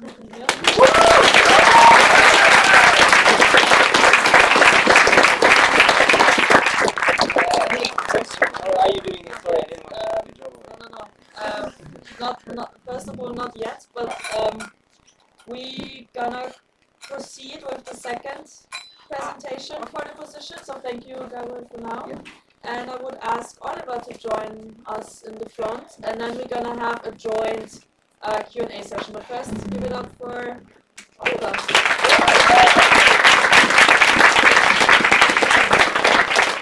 You're also gonna get your 10 minutes, and I'm gonna have them here. You can start. Go ahead. Okay. Hello, everybody. I'm Oliver Fu, and this is my application for the role of IT manager of the next national board. And just some personal details about me. I'm from ESN Dortmund. I'm 29 years old. I have studied electrical engineering with the focus on information technology. During my study, I also did my Erasmus exchange. I did it in Helsinki in Finland. I already graduated, and now I'm working as a software developer. And yeah, like in a field who does test system for electric cars. Then a bit more about my ESN work. I'm active since already 2018. I participated in multiple national and international events. For example, I've been to the EGM. I've been to many multiple NAs, and also shared many LPs because I was the former West coordinator. And also my positions also included local webmaster, and right now I'm in my section the local treasurer, and maybe some of you already heard of me because I'm also head of the next national event, Blind Rhapsody. So yeah. So to all of these positions, I have of course a lot of knowledge about ESN, how it's working internally, and also gained a lot of experience. And also to my study and my work as a software developer, I also have a lot of knowledge about software development. I speak in a way multiple programming languages, and I'm having also experience in programming nearly everything from websites, Android apps to Windows applications. So yeah, all of that. Besides that, I'm also have experience with server administration. I run my own server at home with Nextcloud, a password manager, and a NAS on it, and also use Docker containers. So yeah, I'm quite well suited, I think, to keep up with all the IT stuff which this role involves. Besides that, through my different roles inside of ESN, I know how to work in a team, but also how to lead a team. And also, because I'm already working and doing ESN at the same time, think that I have good time management and can balance both stuff out without having to compromise on one thing. So, my plan for my mandate is first of all to work for you, to give you the IT support that you need and that you want. If you have any problems, to like be open that you come to me, and like to just like think we have quite okay infrastructure in Germany already. So as we already heard, other national NOs asked us for help. So I think we should maintain that and improve that, and doing that also see how we can improve internal processes where we right now maybe do a lot of things manually by hand, see if we maybe can automate that or digitalize that. For that, I also don't want to do that alone. I want to re-establish the IT team or IT community, because I think that we have many people inside the sections who are also studying something IT related who can help with that, and also to share the knowledge about the IT system inside ESN Germany, because like we heard about the TUMI app right now, only one person is developing it, and now this person is leaving ESN, or also the website of ESN Germany, one person has developed it and isn't so active or doesn't have the time anymore. So for that, I would like to give those projects in the hand of the IT team, who works together on it and makes sure that it can improve over time and stay active. Yeah. And some projects that I already heard from while talking to some of you in the national board or audit board, like for example, we have the Slack, the regional Slack workspaces, who are still on this like free license where all of the messages get lost after 90 days. That would be something to upgrade. Then, as already Gabriel put it, like with this digital voting, that would be would be quite nice. As we've seen today, it's quite a mess if we have to count it by hand when everybody is holding up. So that would be also improved. Also something like right now we're doing a lot with Google Forms, even so we have this ESN Galaxy where most of you should be registered. We should see if we can integrate that for signing up for such an NA. And beside that, I'm also open for your suggestions, and I think Gabriel also had a lot of already good ideas that could be also, that I would also see to put into action. Yeah. That's that. Thank you all.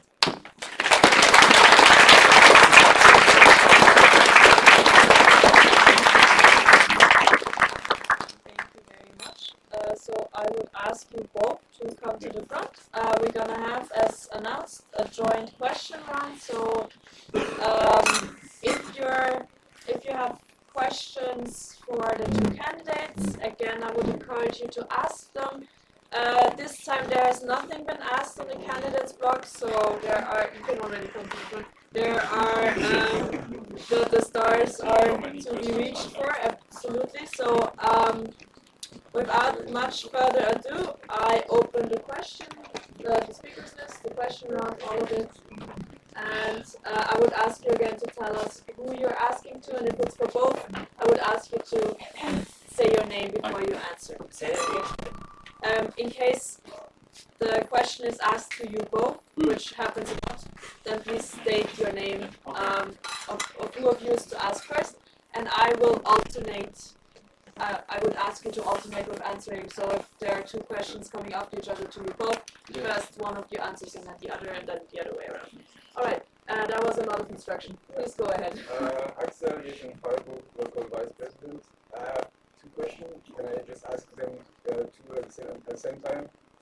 Ask them Okay. the first one first, and let them answer then the second one. I will talk about GDPR. Do you know how compliant this in Germany is with GDPR? For both of you, sorry. Gabriel, Zwier is in Germany MB. Like it depends of like is in Germany or sections. The sections itself probably a lot of are not compliant at all. Like seeing it from my old section was quite bad. And then from ESN Germany side, like the pretext ticketing system is pretty good. It got like security. In terms of like pretext, it's like really top tier.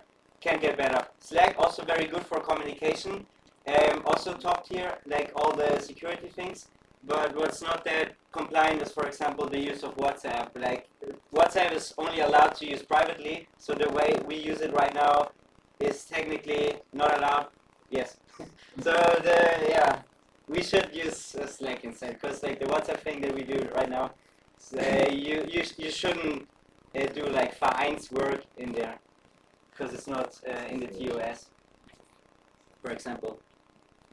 Yeah, Oliver.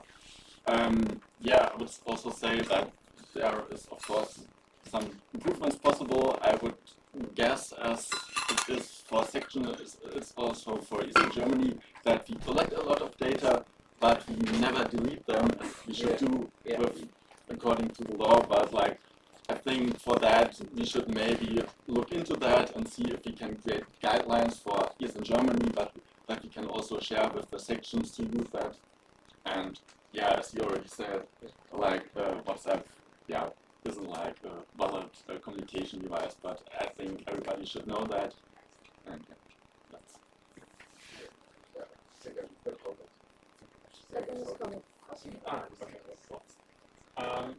Patrick, main auditor.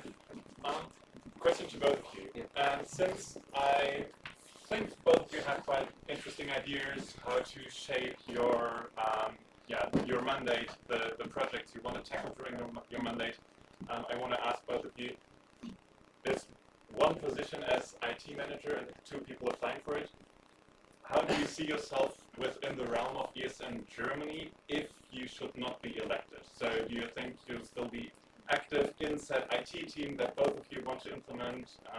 What's your plan? Or your backup idea, maybe? Okay, yeah. Basically, my idea to start like a team, so I would be very happy if someone with such a good knowledge already of the infrastructure of ESN Germany would join, and like I would be very happy. The same is for me, like that I would also like to join if there is some kind of possibility for me to help ESN Germany with the team. In terms of the voting project I do with the university, I can make ESN Germany a good price.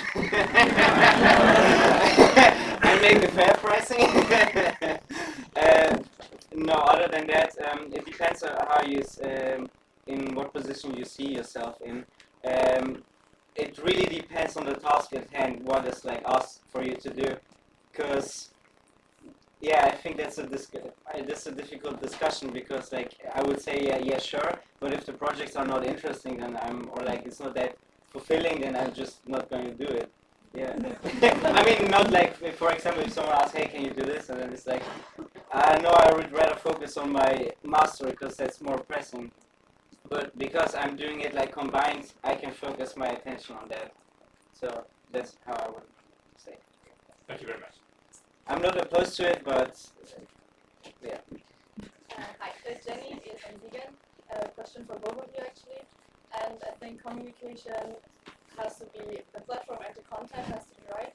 I was wondering how you are planning to, or if you're planning to work together with the communication manager, and I really like that part in your presentation especially.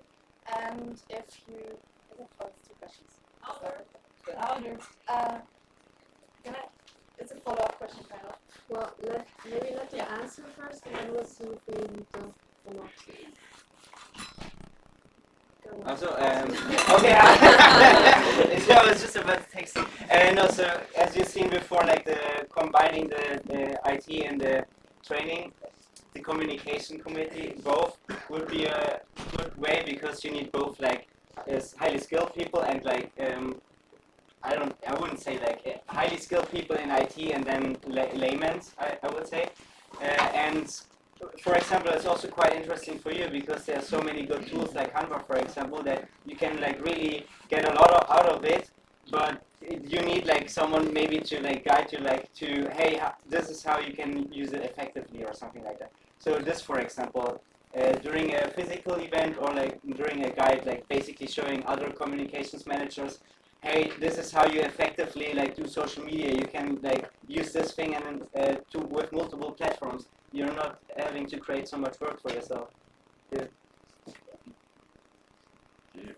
Oliver. Yeah, basically very similar.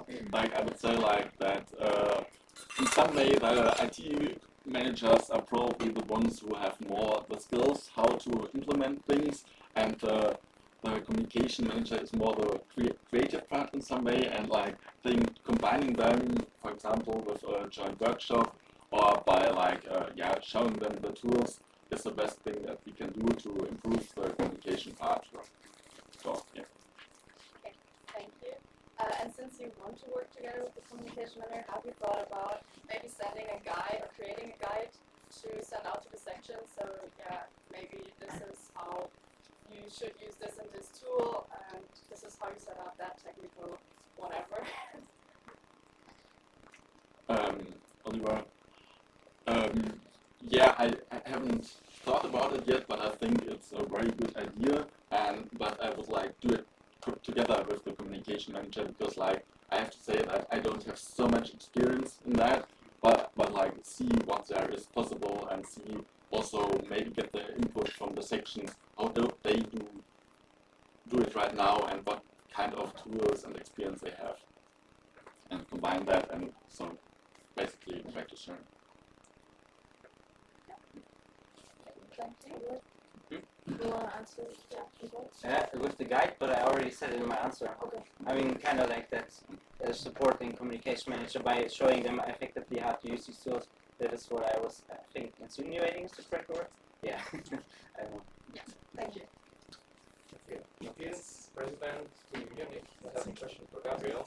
So, in your motivational letter, you stated sections and solutions that are simple and don't require the decision of a local webmaster. Do you already have some solutions in mind? It depends on like for example, Canva for like design is really good. I like this tool quite a lot, but also like in ASN internationally, there's also, which I want to try out first before I would force everyone or like tell everyone you should use it, is the thing called Papaya. It's like a matching platform, buddy matching platform, which is quite interesting because you can basically match buddies. You can also, if they leave behind or if they have stuff that they can leave behind, match them as well. So it will support also as well the higher education institutions to like segment it correctly, because in Augsburg, for example, we have it, but the thing is like people register for it, but then like after a week they drop out. So would be a platform, it is a platform, existing platform where you can also ask questions, stuff like that, make it maybe easier for like connecting as well and like these tools. That would be like one point, and the other one would be like the section app that I was looking into, but right now there's some problems about the future, so you either need funding or maybe is in Italy the Jupyter thing I would love to take a look at, because it is maintained by them. They use it since 2018. Every Italian section use it. If they would share this knowledge, would be great. So that would be also a solution for sections. Yeah. Okay. Then I have another question for Oliver. So you mentioned you want to create this IT team and have them like learn how to use the ESN website and also the section app. We ourselves tried to do that, and we found some major issues, like for example finding people that are staying long enough so that they can look into the code, get acquainted with it, and then kind of lead the teams so that you manage to really solve problems and implement new features.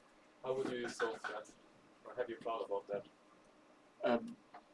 Yeah, like I'm basically like one idea is of course like doing a work weekend where you like come together first of all, where you are able to share the knowledge already from the like more experienced people who already work with the code, and then also like get into the code and like fix issues, implement new features together, because like I think it's always helpful if you don't work on such a project alone, if you can like talk with each other and motivate each other also. And I think with that you can also make sure that people will maybe stay longer in such projects and have more motivation to like improve the software.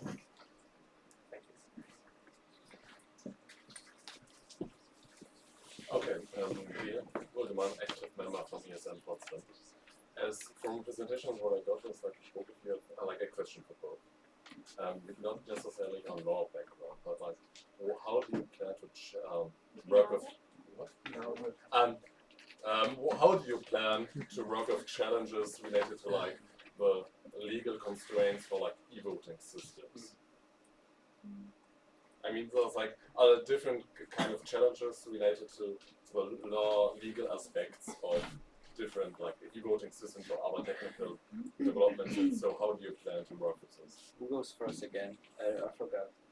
I go first or you go first? Which one was it again? I don't know. Yeah, you can go first. As you like. Okay, yeah, Gabriel Zwier. Yeah. Is my name. Like I think in terms of legal, it is according to our statutes, so that is fine. But what we need to focus on is like the trust and the understandability of the system. So like the worst thing we could do if it would be a system that no one understands, and then they would like, yeah, that is where the issue would come from. Basically, like not trusting the whole setup of it. So that is the part we have to focus on. It's not the legal thing was already cleared by Patrick when he approached me and said like we want to do e-voting. Yeah. And I hope the audit board takes care of that, because I don't think I should look into legal stuff. We will. Yeah, it's legal. Yeah. We will. We will. Oh, you will? Okay. No, at least. You can also do it like that, at least like an audience response system where people can like vote, but these are like the public votes where everyone can like verify it themselves. But the secret votes, we can do it that we rely with the secret votes on the old method, because then we also have the trust and also have the time speed up. So because like trying to combine these two after talking to my professors is also like kind of difficult. So we have to also focus on what part of this we want to like maximize or like improve. Yeah. And I think also in terms of ESN sections, Turkey has a voting system and Italy works on it. That's called Uranus. So we can also like check how their systems are Uranus. Yeah, how their systems are set up.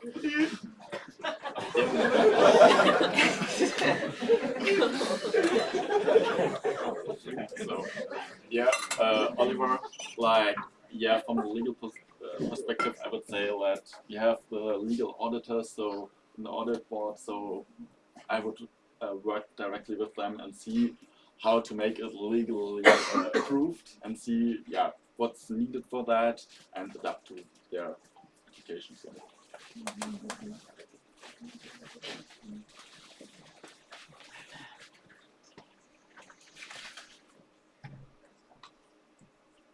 I have 3 questions and a comment from a delegate at home.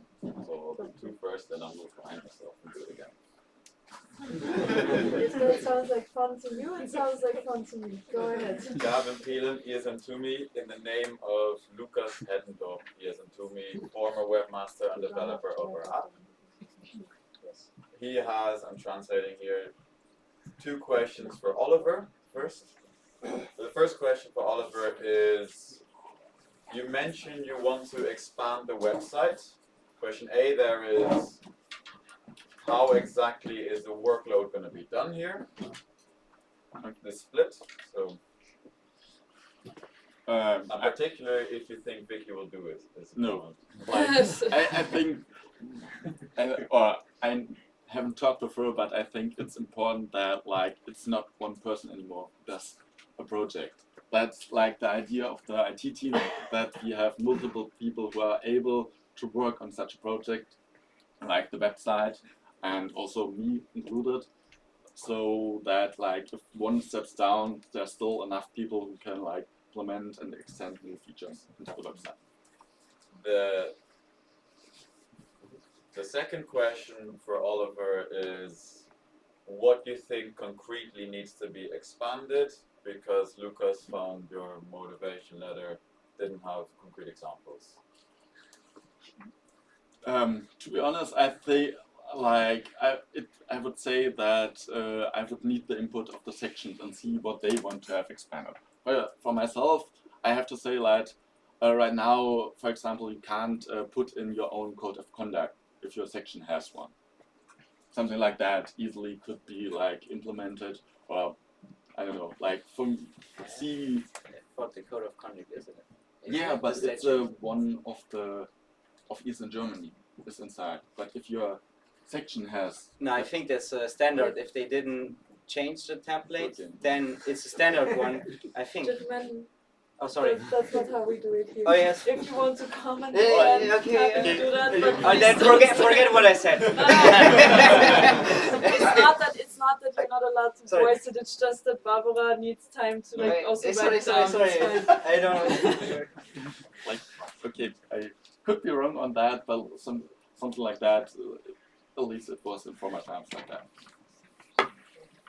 But yeah, I would see what comes up. I think. Yeah, I think. Go ahead. All right, and now a question for Gabriel. Oh no. For Gabriel, sorry. Oh, sorry? Which Gabriel? What did you say? Okay, I don't have my copy. Lucas likes the idea to centralize IT, and he believes we should really focus on that within years in Germany. And the character comment, you sometimes work a bit clueless and lost, but there's no confidence that you'll be able to do what you want to do. Okay, that sounds more like a critique. I don't know how to respond to that. I don't know what you don't have to. You don't have to. It's fine. I mean, during the meeting, I did it like during the agenda, I did it like before, so we were just like shooting the shit. So it was not like very professional. Language, please. Sorry, I was in Hauptschule, so cut me some slack. I think that's all the question. Okay. The thing is, I think it's on how I express myself sometimes. Sorry, I wanted to answer that. I think like sometimes you have the issue of like expressing yourself. That's what the thing is, and oftentimes you gegeneinander reden. Like you say something, you mean the same thing. This is what I also notice with like Chris when I write in German, for example. Like he answers me questions that I didn't ask, and then I'm like, okay, I think I should just switch to English because that is like much better. So it's also about like some communication issues, I would say, about like what are you actually talking about. So that's why he might have the idea, or how I got the idea. So I guess yes. All right. Are there any more questions for the candidates? Not last chance, but like if you want to share something in the plenaries, that is. Nice.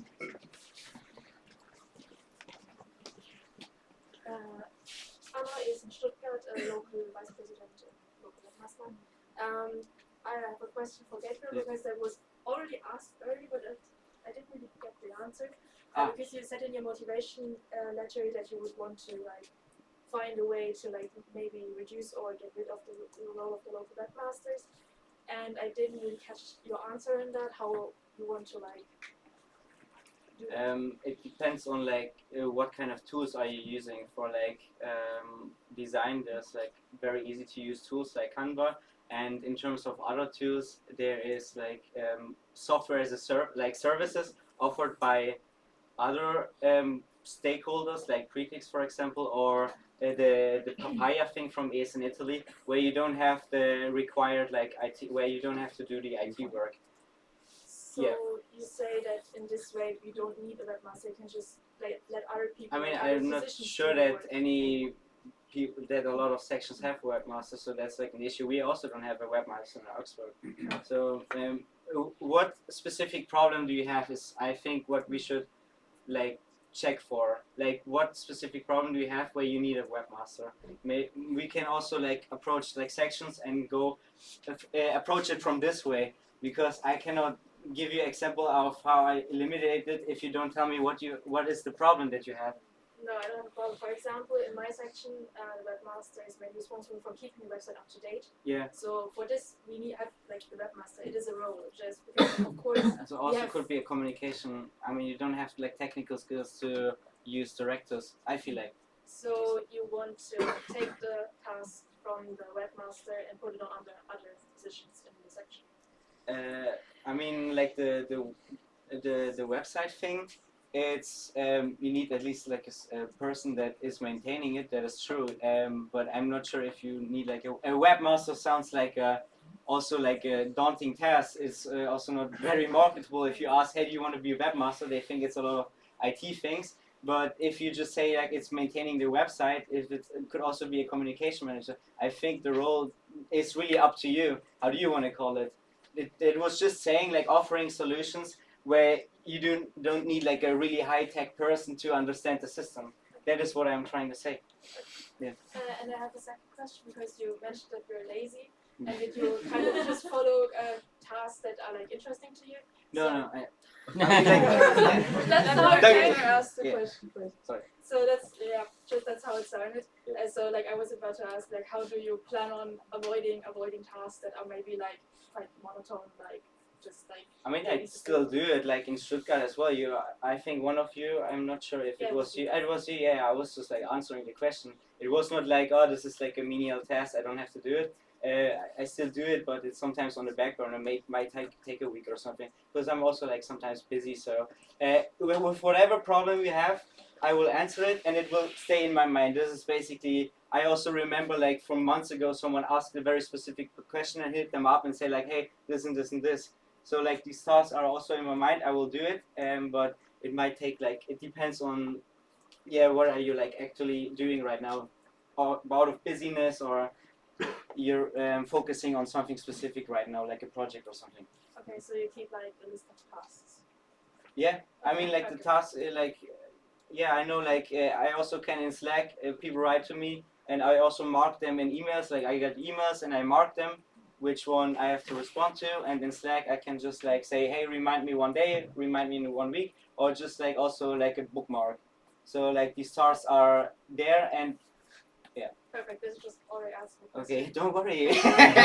Don't worry, all your IT things will be okay.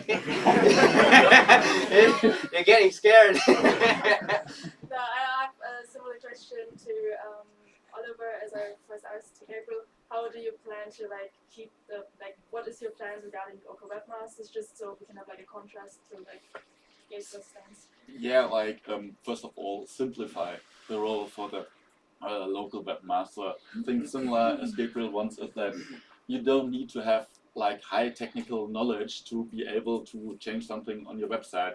So like also people without any IT knowledge can just like click something and then it appears on the website. So yeah, I wouldn't say that you don't need them anymore, but like that, you don't need someone who studied computer science for it anymore.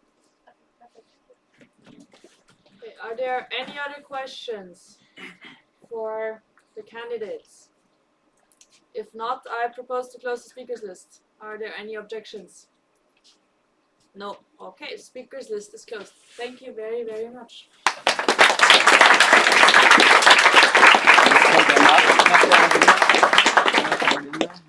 I'm very sorry if I seemed like I was not attentive. It is because literally all internet that I ever had just crashed, so I have no idea where we are and how late it is and all of that. So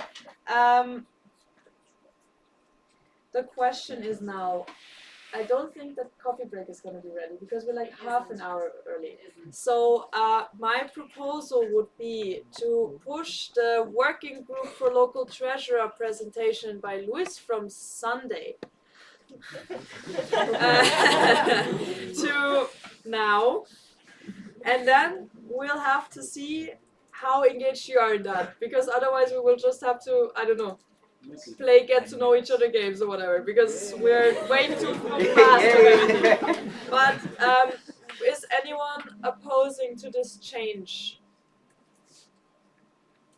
It doesn't seem like it. Okay, so the change of the agenda has been approved. Now I need someone who will change my agenda, and I need someone to add that file from Sunday to the file, because I literally can't do anything. I need someone right now to do that, to put that one slide in the presentation of today, and then and then we can ask Luis to also come to the front. What?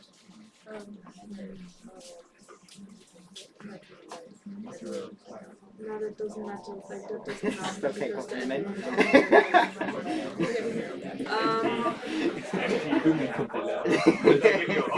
wait, where is everyone going? Yes. What? Ja, ich versuch's mit meinem, aber mein Internet will auch nicht das bestätigen. Also wenn irgendwer Internet hat, sorry, if anyone has internet for me, that's also, that would be very nice. But that right now, wait, we're not done yet. The hotspot right now is not that important, but thank you very much. I appreciate the offer. What is super important is that we get that one slide, so we can, or two slides. I know, so we can continue, and everything else we can figure out while Luis is presenting, so you don't lose too much of your precious and very available I time. don't really need a slide to present. What? I can already start presenting all the slide. It's just Okay, if you like, go ahead. Okay, so Procedural, wait, procedural, yes? Can you come here so you can be seen on the live stream as well?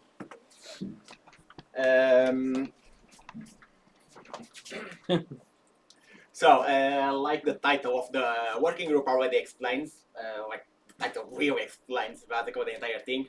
The point of this working group will be to prepare documents to support the local treasurer, which is indeed something we don't really have in Germany. We just have the Slack group, the Slack channel, which is not that. It's good to make questions, but not that amazing to then keep the information structured. So we are opening a call for this working group. The mail was scheduled for Sunday, so it will still be on Sunday. Then you have until the 4th of June to apply. We are basically looking for ideally people with some experience, so like current or past local treasurers, but also people that either study or studied finances, taxes. Would be amazing, someone with some tax knowledge. Then the documents will be mostly focused on the sections that they have the non-profit statutes based on their that they are considered a small company. So Article 19 from the Abgabeordnung, if I'm not wrong. But we also want to see if we can already do something about advantage of some sections to also try to pay taxes if there will be something in there. Again, to mention, because legally is important always to mention this, this is not valid as tax counseling or advising. We are not allowed to do that. And in short, that's it. Are you serious? Okay, thank you, Luis, for the presentation. I hope that there are a ton of questions regarding this. Please tell me. So I'm opening the speakers list for this working group document. Anyone, do me a favor. Samuel. Nothing? I mean, this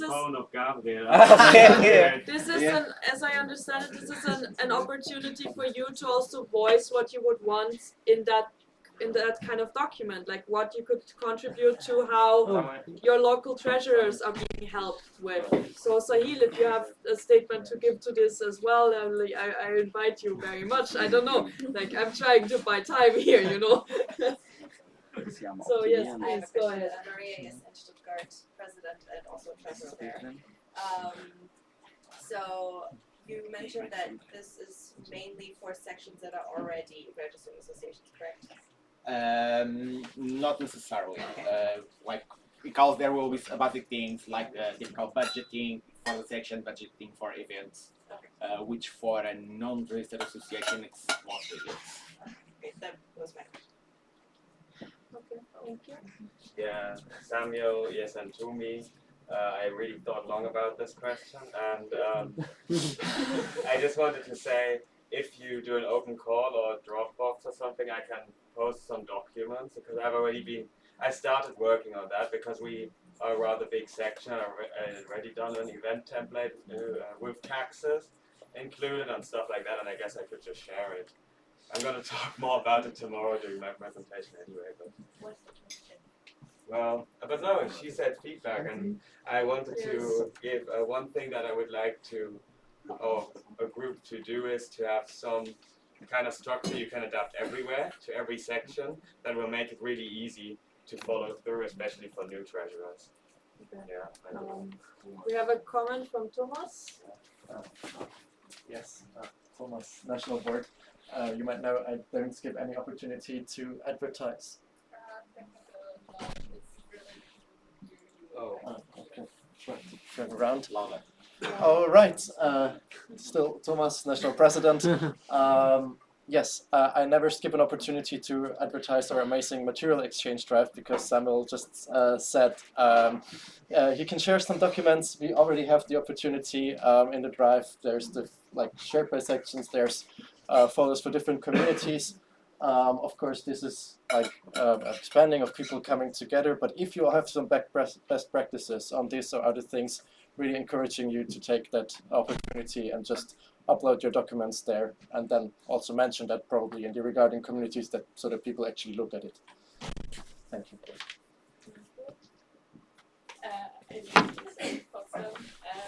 My question is just how does this? You need to speak up. How does this fit into the structure with the national treasurer and the support for him, and like the general support for the sections? Like you mentioned, the community and selection and so on. So how does the working group is set up in there? Because I'm not aware of the structure in the field. That's what I'm asking. Usually a working group comes with the idea of making a project or an objective, and so the moment that that objective is achieved, so the moment that we have documents ready, the working group also ceases to exist. So as this is mostly for local treasurers, while the input of the national treasurer is also good. In a way, it's not really that much of support for the national board, but for the sections. So it's like taking or helping the national board to help the sections, but without having a position necessary for it. And all yes, that and stuff. in the end, with these documents, we'll save a lot of time for the national treasurer by the sections not having to ask things that are there in the documents.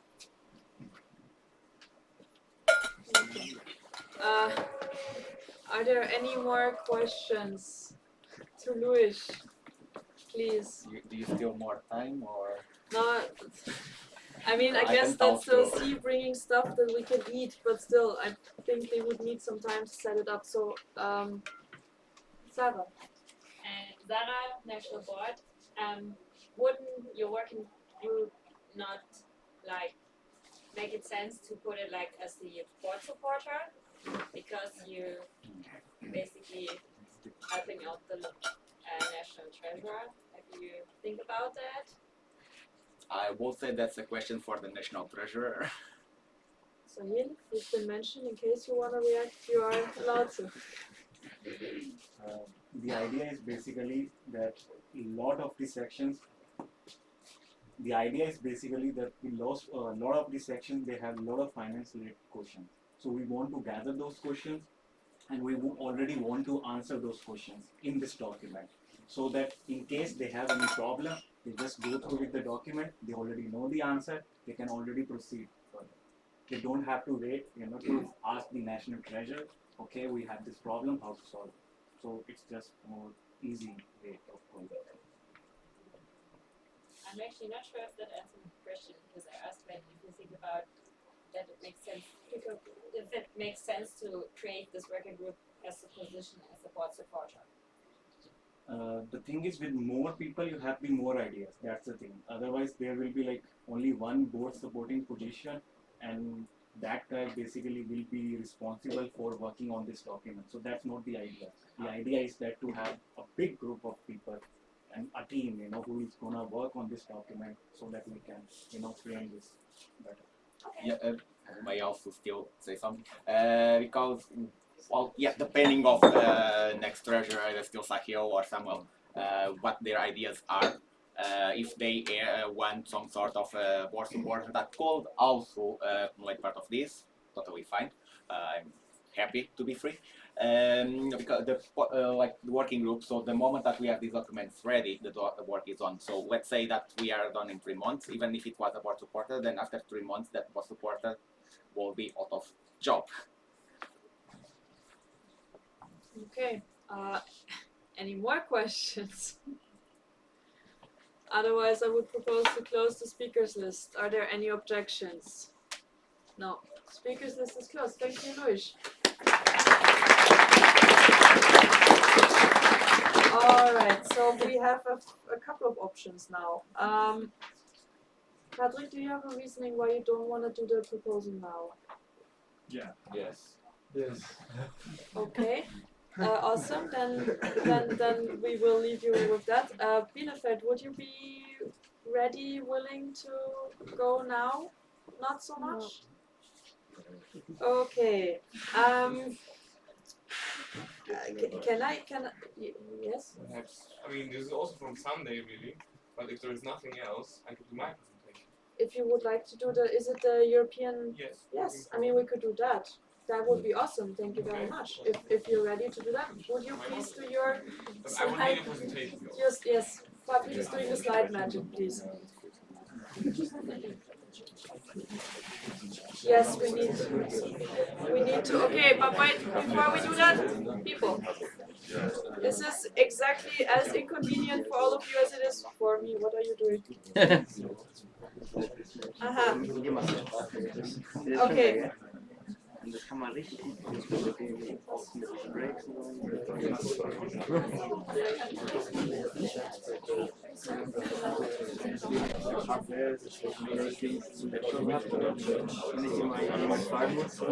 dass alle vorne stehen, ist egal, wer jetzt also sobald soll ich das machen oder soll ich irgendwie das So, as you know, we already did that quite often today, and someone said that we wouldn't be voting anymore today. That's good. We need to change the agenda. Who would have guessed? So, are you okay with moving the European Forum presentation from Sunday? It was supposed to be around noon. Now it's morning. Even more further to now. If you are not okay with that, please speak now or forever hold your peace. Any objections? No. Okay. So. Yes. Thank you. No. Did you see someone? Awesome. Okay. So the agenda has been changed again. Slides should be ready. Slides are ready. Nice. Should be. Okay. We'll see if they are. it's the case. Oh my, look at that. Okay, so thank you very much for volunteering, and you have basically all the time in the world. Okay. But if you want me to time your presentation, I can put your timer there as well. Wow. This is with keys, right? Yes, Okay. exactly. Yes, hello. And sorry, I have to switch to German. Ich muss zu Deutsch übergehen, weil es für mich etwas einfacher ist und die Präsentation auf Deutsch ist. Ist sie nicht? Ja. Sorry. Wenn ich gewusst hätte, if I knew that everything was going to be in English, I would have done it in English, but I didn't. Could you try? I can try. Please try. Okay, but really, how many do not really need it? I mean, there Because I'm are. not so fluent. But that doesn't matter. Naja, okay. Dann ziehe ich das doch vor. Vielen Dank. Okay, ja, genau. Ich möchte hier ein neues Format vorstellen. Und zwar das Europäische Forum. Und das ist, genauso wie sich das anhört, ein eine Möglichkeit, gemeinsam über Europa zu sprechen. Und ich finde, das ist bei ESN naheliegend, dass man das anbietet, denn es kommen von allen Ecken Europas Menschen zusammen, die etwas beizutragen haben zu europäischen Themen, die sich austauschen wollen, die Erfahrungen haben, die sie vielleicht austauschen wollen. Und ich finde es schade, dass es da keine Möglichkeit gibt, das zu machen bei ESN noch. Und jetzt stelle ich das etwas vor. Genau, also das ist nochmal sozusagen die Erklärung, weshalb das gut ist. Meines Erachtens ist es tatsächlich auch selten, dass es so viele Leute gibt, die organisch was beizutragen haben zu Europa, wie bei ESN. Und deshalb wäre es eine gute Gelegenheit, wo wir ja schon diese Plattform haben, irgendwie zusammenzukommen und einfach frei sprechen zu können über Themen, die irgendwie europäisch relevant sind, wo man vielleicht auch andere Berichte, Erfahrungen hören will als aus anderen Ländern, aus anderen Realitäten irgendwie. Genau, wir sollten Möglichkeiten schaffen, dieses Interesse, das wir ja irgendwie alle haben. Wir sind irgendwie alle an Europa interessiert, aber haben häufig nicht die Möglichkeit, das sozusagen auszuleben, und wir sollten diese Möglichkeit schaffen. Ja, und dazu jetzt konkret, was ist das? Also wie soll das funktionieren? Das Europäische Forum, das soll eine regelmäßige Veranstaltung sein, also etwa zweiwöchentlich oder monatlich, oder je nachdem, wie die Nachfrage auch ist natürlich. Um sich über europäische Themen auszutauschen, extra um irgendwie Erfahrungen einzubringen, um halt irgendwie zu zeigen, wie das in dem eigenen Heimatland ist, im Vergleich zu anderen Ländern. Genau. Und dann habe ich hier nochmal ein paar Punkte zusammengefasst, wie man das konkret machen könnte. Also wie gesagt, ein regelmäßiges Treffen, etwa zweiwöchentlich, wobei es erfahrungsgemäß ja so ist, dass man nicht so einfach aus dem Stegreif irgendwie diskutieren kann oder über sich Themen unterhalten kann. Deshalb schlage ich vor, dass man mit einer kurzen Themensetzung anfängt, die man dann irgendwie von Seiten von ESN jede Woche oder bei jedem Treffen vorher schon überlegen müsste, wo man also ein Thema hat, das man dann ausdiskutieren möchte. Und dieses Thema wird dann medial unterstützt. Es werden ein paar Bilder gezeigt oder vielleicht auf einen Artikel verwiesen oder sowas, wo man sich das einlesen kann und wo man sich das anschauen kann. Danach gibt es eine Aufteilung in Kleingruppen, wo man sich vielleicht auch also Kleingruppen, 5 bis 8 Personen etwa, wo man vielleicht auch einen guten Mittelweg hat zwischen der Riesengruppe, wo man sowieso nichts sagt, weil man sich nicht traut, und der zu kleinen Gruppe, wo man vielleicht dann doch irgendwas anderes macht. Also das ist vielleicht so ein guter Mittelpunkt. Genau, und in dieser Aufteilung gibt es dann sozusagen die Diskussion und den Austausch einfach. Zu guter Letzt können alle Gruppen nochmal mit einer kurzen Stellungnahme irgendwie beitragen. Also im Idealfall einigen sich in jeder Gruppe die Teilnehmer über etwas, was sie besonders interessant fanden, das rausgekommen ist. Eine besonders schöne Erfahrung, eine besonders schöne Idee, die irgendwie rausgekommen ist. Und das wird dann sozusagen im Plenum zusammengetragen. Genau, und dann kann man noch, je nachdem wie die Zeit auch ist, die Auflösung der Gruppen sozusagen durchführen und nochmal einfach frei sprechen und mit anderen Leuten aus anderen Gruppen zusammenkommen. Das ist dann auch möglich. Genau, und dann habe ich auch noch kurz ein Beispiel gemacht, wie das, also nur für die Einführung des Themas ist es ja wirklich nicht viel Arbeit, man muss ja nur sozusagen ein Thema sich überlegen und wie gesagt mit 1, 2 Medien irgendwie unterstützen. Und zum Beispiel, wenn man jetzt als Thema hätte, Today's topic, should the EU build up a known microchip industry? Einfach als Frage. Und dann können Leute zusammenkommen und überlegen, ach, ja, nein, wenn ja, deshalb. Bei uns ist es so, da haben sie eine neue Fabrik aufgebaut und seitdem ist alles super oder alles scheiße, keine Ahnung. Und da kann man das so irgendwie zusammentragen. Und gut, also das wäre sozusagen die Überschrift und dann hätte man eventuell noch ein paar Bilder, irgendwie hier eine Grafik und dann kann man das noch ausführen, dann kann man vielleicht auch einen PR-Code machen, da können sich die Leute dann noch Artikel dazu lesen oder sowas. Und dann hat man noch eine Grafik und keine Ahnung, auch interessante Daten, die sich Leute anschauen können. Genau, und dann würde man, das wäre es auch schon, da würde man sozusagen fortfahren mit der Auflösung von Gruppen, vielmehr mit der Bildung von Gruppen und mit der Diskussionsphase. Genau, und was sind denn die Ziele? Gut, also ich habe schon was zur Motivation gesagt, also uns verbindet alle das Interesse an Europa, aber es gibt auch etwas konkretere Ziele, und zwar geht es ja wirklich darum, dass man die Gelegenheit bekommt, sich über diese Themen auch auszutauschen, weil bei ESN ja doch häufig der Schwerpunkt der Veranstaltung nicht so sehr auf Europa liegt, meines Erachtens. Und deshalb ist die Förderung des Austauschs, also dass man wirklich Gelegenheit bekommt, auch was zu sagen zu diesen Themen, zu diesen europäischen Themen und sozusagen dieses Interesse, was uns verbindet, auch auszuleben, dass man das fördert. Das ist ein Ziel. Außerdem, genau, richtig, dass man ausnutzt, dass sehr viele Leute aus verschiedenen Ländern zusammenkommen, was ja im Alltag sonst nicht unbedingt gegeben ist, dass man die Möglichkeit hat, eben mal mit Personen zu sprechen, die aus dem anderen, ja, die ganz aus dem Westen Europas kommen, aus Portugal oder ganz aus dem Osten, aus Griechenland, aus Polen. Also es gibt ja wirklich sehr viele Länder, die zusammenkommen und ja, es ist eine schöne interkulturelle Situation, die man ausschöpfen könnte und dazu ist es auch gemacht. Und genau, und zu guter Letzt natürlich auch, dass man überhaupt halt organische Erfahrungen hört über andere Länder und über die Realität in anderen europäischen Ecken.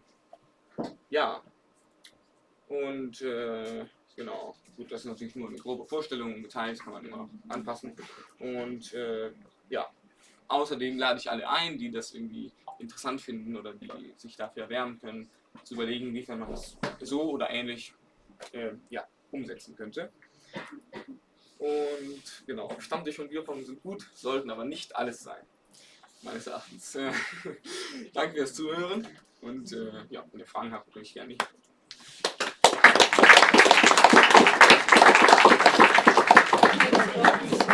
Thank you. Since I was talking to the OC, I guess we have time for a question round, and then they're the heroes of the day and have food for us. So we will switch back to English though for the question round. And yeah, so I would open the speakers list. Are there any questions, please? Yeah, then please come to the front as usually, and feel free to ask your questions. Gabriel, do you need your phone or? Yes, thank you. All right, go ahead. Okay, Yasmin, education officer. So please speak up a little bit. It's a project like on national level or local level. I didn't understand that. It is on local level because I mean it is about the sections. It is a proposal for the sections to make this format. But I propose this for everyone. I think this is something that any section could do really. So in a sense it is also national, but practically it is local. Can I have an additional question? So, and who should take care of this? Like, you need some coordinator, and for me it sounds like an additional task to the education officer, so that's why I'm asking. Okay, frankly, that is a part I did not think about. I think anyone, I mean, really, the sense of the presentation, of the little presentation I showed, was also to show that this is really not much work, in my opinion. What really has to be done is to find a room for 1.5 hours, to take a topic, to pick up a few images or articles, I don't know, and put them together like that, and that's it. And then you are there and wait for the people to come and discuss, and so it's just, okay, it's a new event, like it's a new format. I don't know if there is already, like, okay, you said educational officer, okay, of course, this could be, but this does not have to be. I mean, theoretically we could also add a new person with a specific with this specific task, but this is also not necessary. I would say really any active ESN member could do this. There is no specification needed, like no competence I would say, no particulars. Yeah. Thank you. So please. RC East.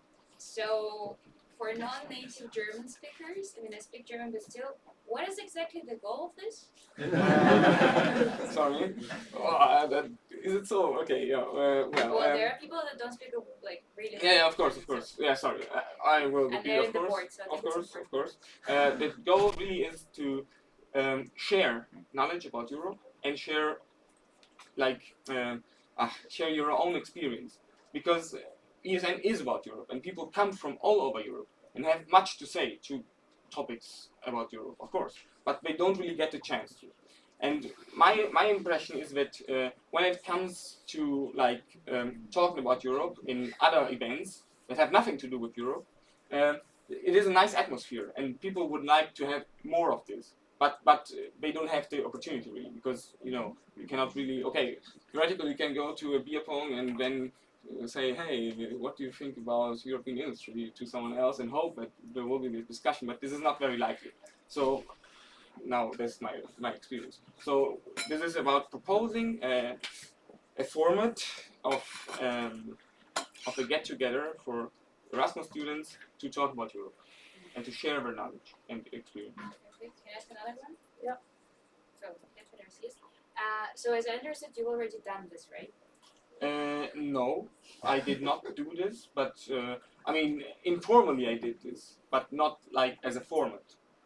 So my proposal is to do this on an official, formatted base. So you haven't done it in your section yet as No. the part, but you just want to implement this. Yes.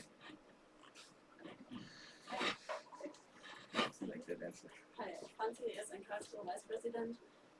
Nice proposal. Did you talk to anyone who would support you or who would build up the thing with you, or did you exchange the ideas with the, did you already exchange your ideas with someone of the national board, like the event manager, the project manager? Yes, in similar form. This is relatively new. I am also relatively new to ESN. So this is nothing that has been thought about for long. But in my opinion, is a good idea, and so I want to share it here. And, okay, maybe I will end my question.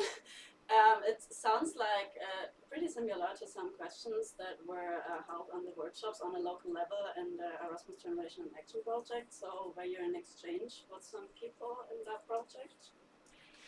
no, but I think this is also a bit different. This is about a regular format. This is about like a Stammtisch, but for discussing, for exchanging opinions, for talking about Europe.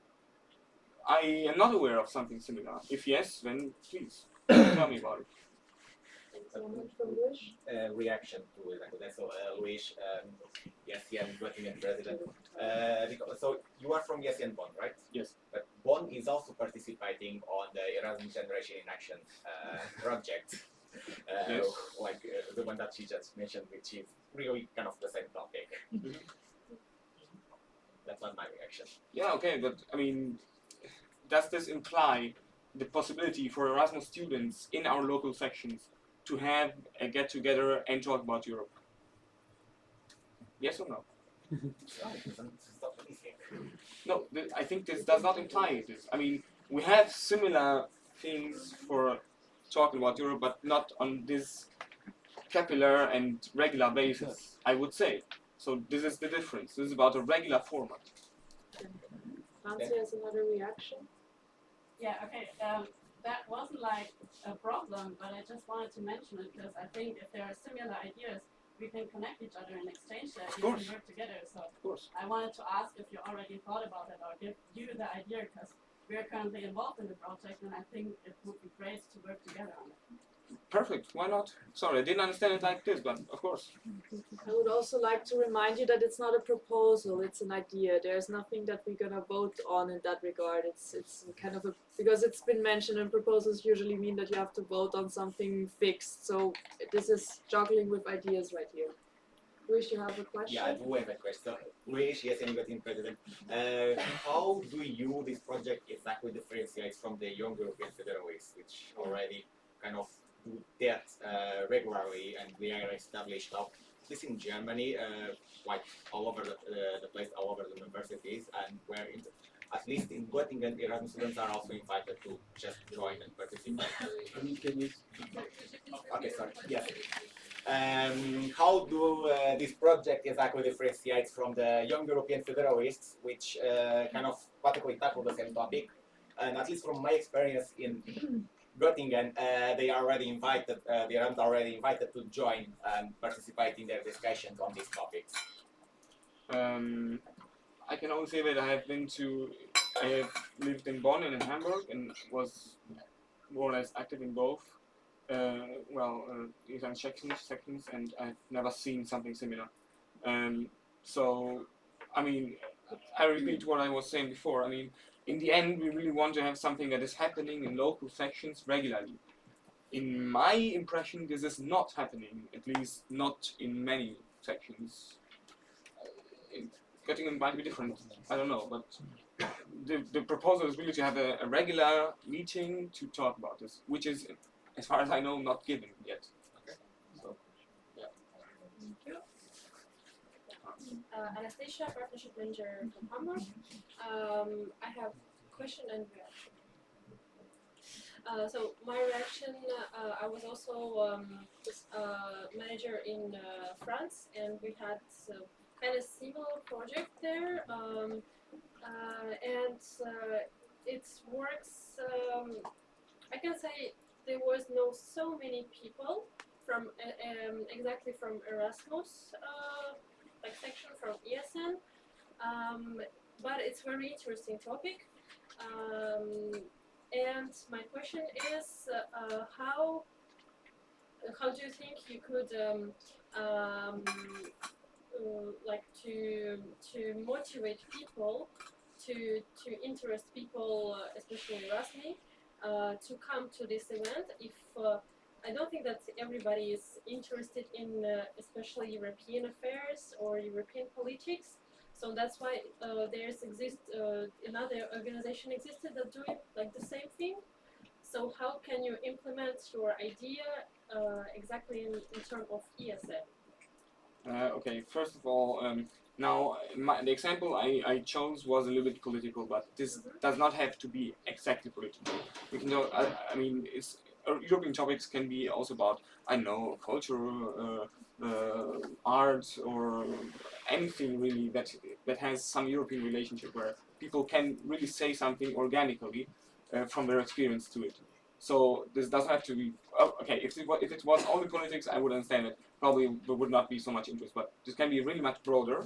And also, I think another point that can be well used to make people come is that we can also do things like I don't know. We can somehow try to put focus on single or either regions, European regions, or in single countries. Like for example, we could say I don't know, modifying this a bit, we could say, like, let's gather how in your home country this is seen, or how your home country is related to this. And so everyone can you know, this would not be something like, oh, now I have to think about something to say, or, you know, I have to discuss, but it would be like, let's tell my experience from, I don't know, from Italy, from Spain. Let's tell how it is there. And so we could try to well, you know, to use the people's organic experience, and this would be something I hope would also be inviting to them.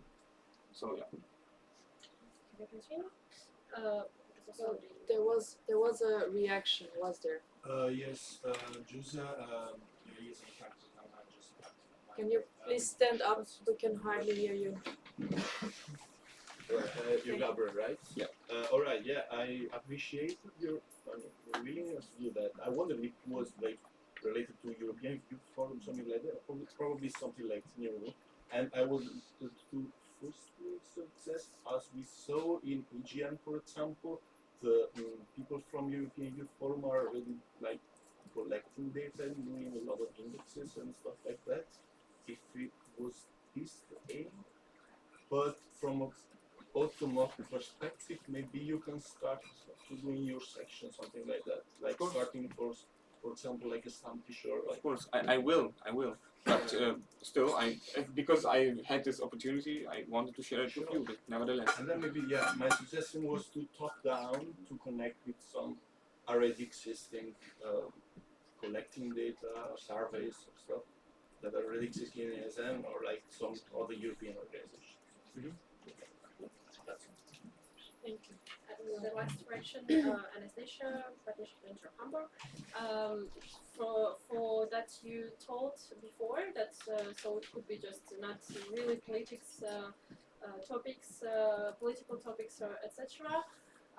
So maybe it's also like just a suggestion, like we're brainstorming here as well. Maybe not to call it Europäische Forum, like Europäische, because Erasmus is not only about Europe now. So there's another possibility to non-European countries. So and it could be like people from like non-European country, but who want to share the experience or about culture, about anything. So, yes, maybe like not to be concrete in this European terms, or just, I don't know. I understand it, and it is a nice proposal to include everyone, of course. But this is not what I am talking about. Really, this is about Europe, to me. And also with the people we have tried this unofficially, it was more about Europe. Okay, this certainly is because I would say the majority of people who come from Erasmus are from Europe. So I mean, organically, they can say more to this than, you know, to other topics. So this is really about using the core topic of ESN, and of course, okay, you could say also, there is much to say also about other topics, and you can find many other ways to talk about with anyone about other topics. But here it is about Europe, and this is about European Forum. Okay, so it's just it was my reflection, because you said like, so anyone could share their experience, and I was thinking like, firstly, that I already said, Erasmus is not only about Europe, and secondly, ESN is not only about Erasmus. I can say, I mean, Okay. about in You're general right. international people, and so in that way, I'm just was thinking like, how you will like to separate people only from European countries or not? For example, just like. Okay, now I'm not really separating anyone. I mean, this is a proposal, and if Yes, anyone that's wants to my come to proposal. this, you can come. Of course, it will not be restricted to people from European countries, but this is one topic, which is regarding European cultural knowledge and experience. Okay, of course, we can do also something different, and that would be fine as well, and probably also very interesting, because I mean, you can also talk about Europe, not Europe, of course, but here I think this is really a core topic that we should like use more of it, because many people are from Europe. I would say the majority, of course, not only, but the majority. And so this is something that would be of interest to this majority, and I mean, this is something we should at least try, in my opinion. Good luck. Yeah, thank you. Okay, if there are no other questions, I would propose to close the speakers list. Are there any objections? No. Okay, speakers list is closed. Thank you very much again.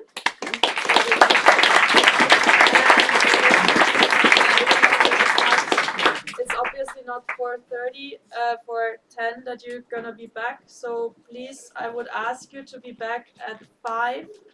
I'm adding 10 minutes to your coffee break, so we're back on the agenda.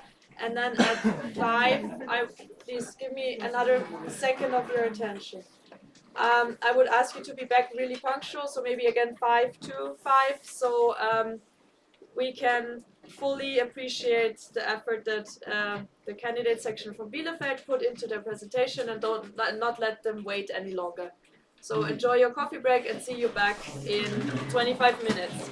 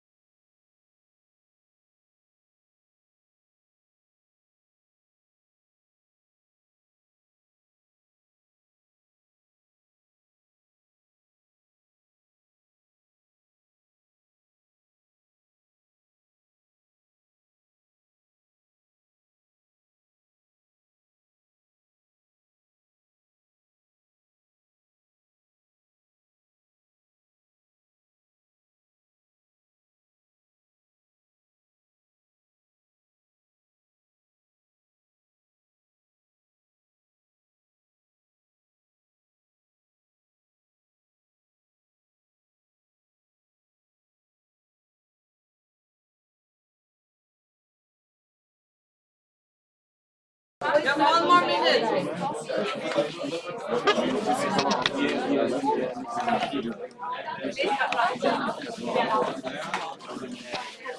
Sorry. That's what you get for 1 more minute of coffee.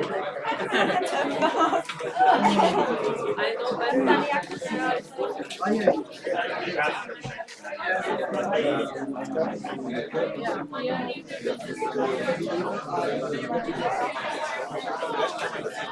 Please sit down, everyone.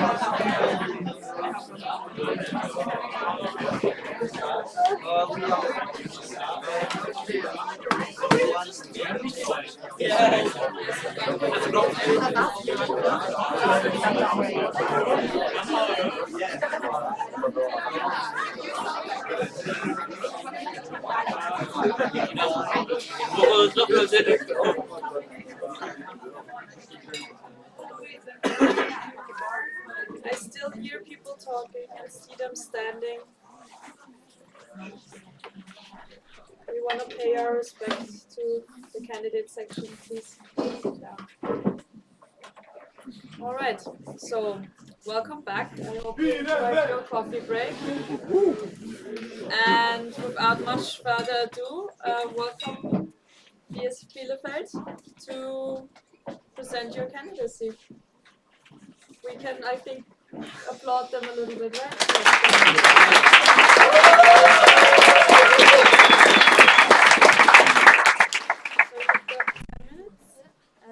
Go ahead. Thank you. Yeah. Hi, hello everyone. I'm Alina. I'm the vice president. I'm the vice president of the Bielefeld International Student Network, short BSN, not Biesen. And we want to become BSN. So I want to tell you a little bit about our brief history. We founded it last year in June by Henrik. Yeah, and initiated by the international office. And since August, we are a registered association. Since November, not September, I messed that up. We are an official candidate section for ESN Germany, and we grew from seven original official members to 22 members in less than a year. The majority of our whole board is here actually today, and yeah, president, partnership manager, local representative, and event manager, and only the treasurer and the communication manager are missing, and but the treasurer is coming tomorrow, so you'll get to know her.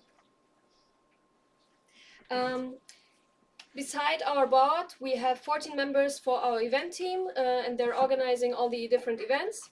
3 members are doing the social media, and 2 are organizing the locations where we meet weekly in our Stammtisch. We have for 1 semester usually 2 recruiting events, and want to integrate newbies in our weekly meetings, aka the Stammtisch, as well as support them with our new buddy system. And for team building, we do fun events for our volunteers, where we get together and deepen our relationship. And last year, for example, we did a barbecue. No, not last year. Some weeks ago. Yeah. Some weeks ago. Yeah, with shared responsibilities, yeah, to strengthen the bonding. And yeah, soon we're gonna do a awareness workshop with our new members, or not only the new members, but all members. And because our university is trying to implement some awareness workshops, and we're in contact with them. Let's talk about the activities. We also presented some activities at the second last NA in Braunschweig in November. What we basically do is continuing making activities as well for our members, also for the Erasmus in general and all international people. Here you can see we try to put them among the courses of ESN already a bit. So we make social events, for example, also cultural events like visits to museums, parties, of course. I think this is a picture from the Halloween event last year, which we also did in cooperation with one of our partners. And it's funny because this trip was actually here in Düsseldorf. Maybe some of you recognize it. And also for outgoing students, we're going to try to focus as well, and in the best case to connect them with international students, so that we actually reach the aim of our institution, as I would say, and also the Erasmus Student Network, by connecting international and local students, for example, with language tandems. Yeah, these are just some images about all the events we did in the past. There are the events from last year. Maybe some of you are going to look familiar. Yeah, just as an example, we had LaserTech, for example, just last week. On the top left, there's also one of our recruitment events where I think 50 people showed up, which is quite much for Bielefeld University. Yeah, that's so far about our activities. Yeah, a short reminder about what's going on in Bielefeld regarding the universities. We have Bielefeld University as the bigger institution, let's say, with 24,000 students, 1,000 of them international degree-seeking students, 120 around exchange students who come every year to Bielefeld, and over 400 outgoing students. Similar numbers for the former FH Bielefeld, now Hochschule Bielefeld. Yes. Yeah, HSBI, which just changed the name. A bit less students in general, but also similar numbers to the international students, let's say. Yeah, hey, Alex, Partnership Manager, and I can give you a short update about our network. So we are currently trying to build up networks for cooperation. We already have some partnerships with the Beer Keller, for example, which is a location for events for international students. We have already a cooperation with the IBZ, the Internationale Begegnungszentrum, which is also a location for yeah, people to meet up to, especially with an international background, to meet for language courses and other events. And we also have some partnerships under construction, so we are currently talking to people. For example, yeah, there are many event locations: Stereo, Café Europa, Bunker Ulmball, etc., etc., and also the FSZ, which is also a this Fachsprachenzentrum where you can connect people over language, and of course also with other companies in Bielefeld, so local and also regional companies in Ostwestfalen. Yeah, and let's talk about money. I have to get a bit closer to the laptop because I don't have my glasses on. So coverage, of course, for promoting and hosting events. Yeah, yeah. Like I said, we are currently trying to build up our network, not only in the city itself, but also in the university. So we are working closely with the AStA in Bielefeld, which has already supported us for several times with money and other stuff. And we already mentioned that some things were initiated by the international office in the beginning. So we also have some network in the university itself with university institutions and, for example, the REFCOM, which is responsible for communication and representation of university staff. And yeah, also with the Lokale Erasmus Initiativen, I've already seen some t-shirts. And yeah, of course, also with some sponsoring, Fritz Cola, Limoment, and also yeah, things like this that are going to support us and already supported us. To conclude everything, we're going to talk a little bit about our next goals, our next steps. And first of all, we want to straighten the cooperations. We've already talked about you've seen there are a lot of yeah, possible cooperations under construction. And with this, we're going to establishing new partnerships. And also, I've already talked about it, more educational team building. I mean, the last few team buildings, they were like more social, but we also have the educational aim. And yeah, I've talked about an awareness workshop, and we're going to focus more on outgoing students and yeah, and maybe in the future have an awareness team, yeah, for social inclusion, basically. All right. Thank you all for the attention.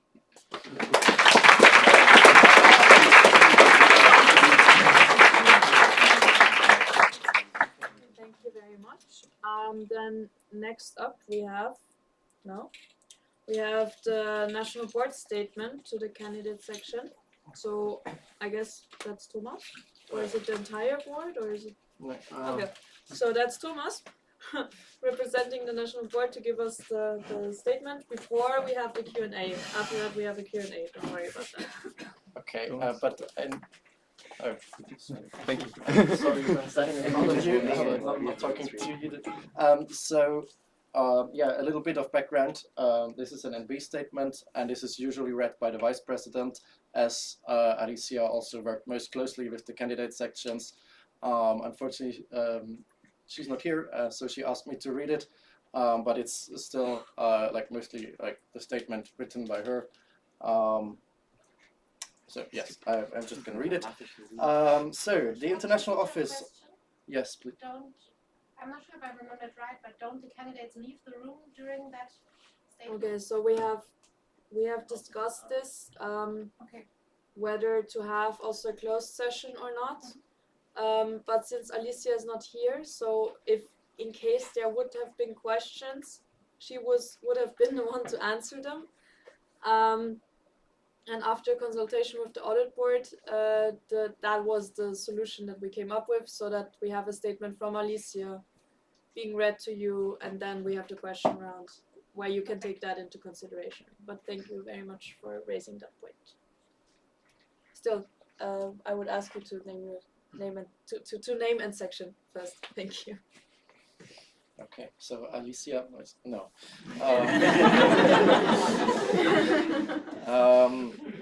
Yes. So the international office of the university in Bielefeld contacted us a year and a half ago to establish an ESN section on their campus. Soon they were able to find passionate members and set up a motivated team. They now have a sustainable structure, a local board guide to ensure knowledge transfer, and different teams such as the communication, location and event team, in which the volunteers are very engaged. Moreover, ESN candidate section, wait a moment, how did you pronounce it? BSN is finally well established as a LAI, has a great relationship with their international office, and is a registered organization. They showed their ESN spirit by taking part in the last network events, like the National Assembly in Cologne. The volunteers are aware of the rights and duties as an ESN section, and I am sure that they will be a great addition to our network, so I highly recommend you to vote for their admission to become a full section. Also, thank you very much. So now we actually have the Q&A session.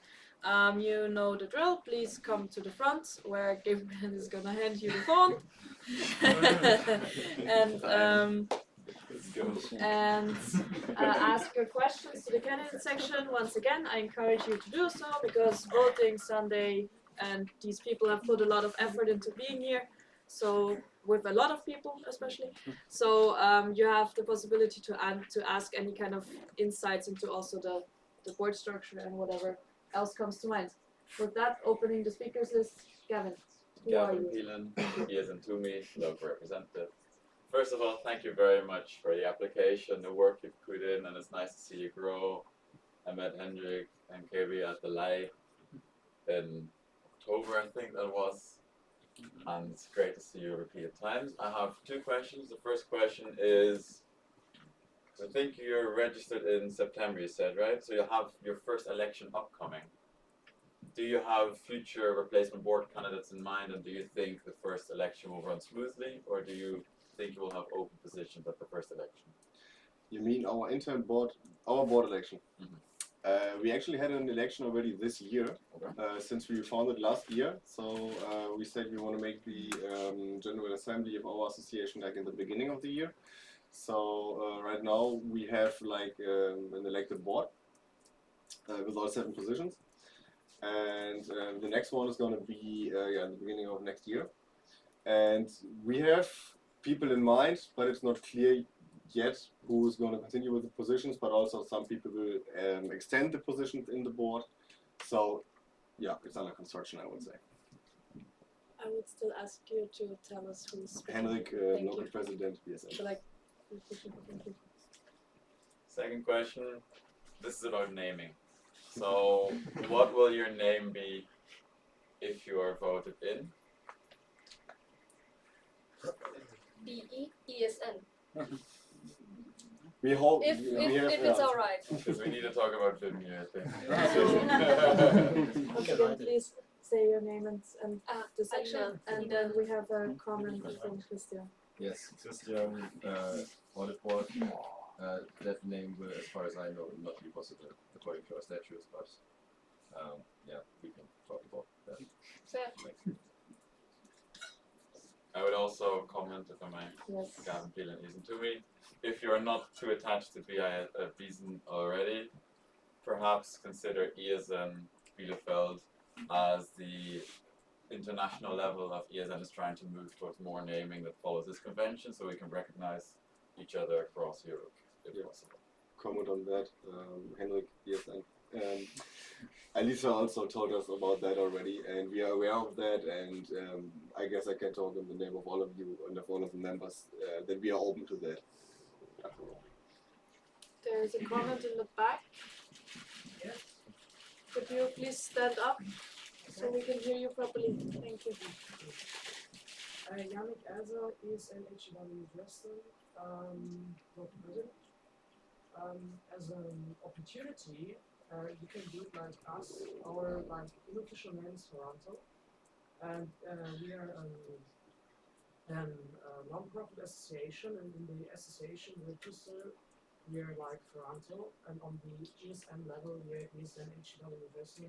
There'll probably also be a nice, I don't know, way to go if you really like it. I don't know what the other national board members think about that, but it's just like an exception with us. Yes, because we are like before we joined ESN, our local club was like almost 10 years old, so that's why we have. The national board was mentioned. Do you want to comment on that? Yes, okay. I would like to actually, so Thomas, the president. Thomas, president is in Germany. So actually the important part is not the name in the registry, like this is completely fine for you, for them, for whoever wants it. The important part is the branding outside, not just within ESN, but also towards your internationals, how you come, how you present yourself. So yes, just want you also to keep that in mind.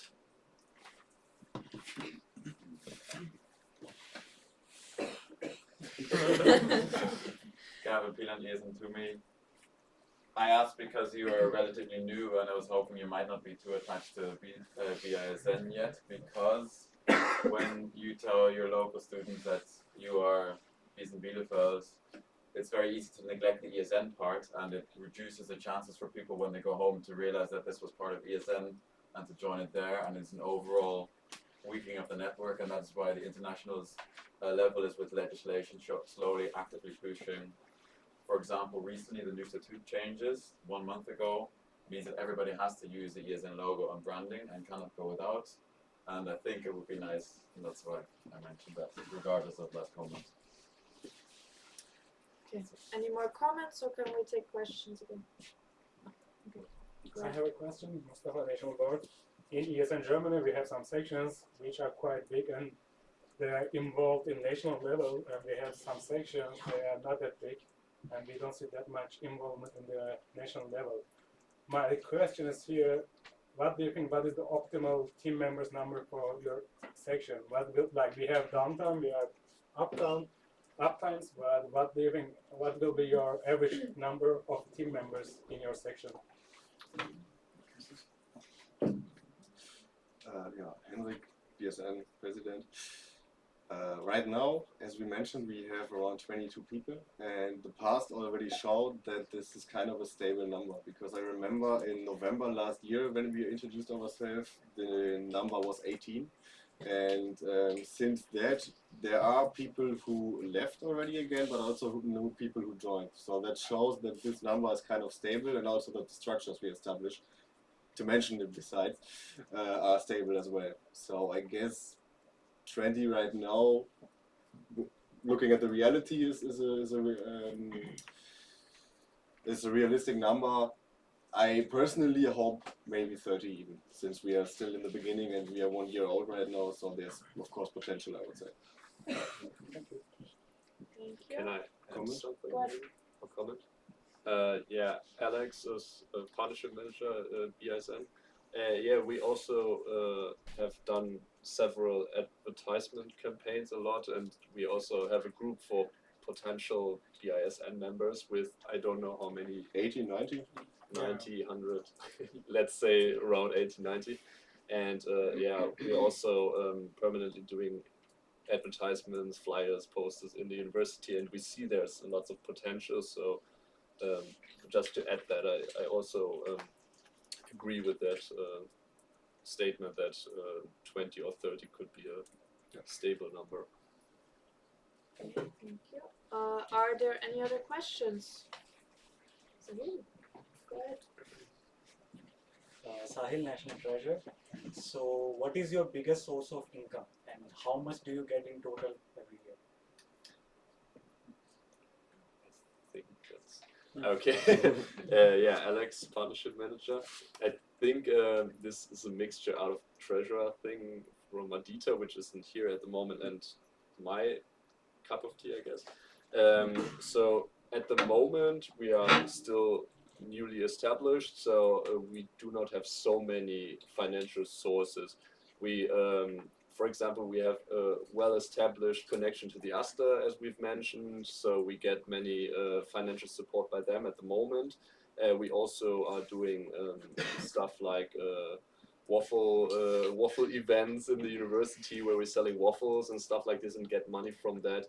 And yeah, in the future, of course, we hope to get also money from sponsoring. For example, I'm already in contact with, for example, some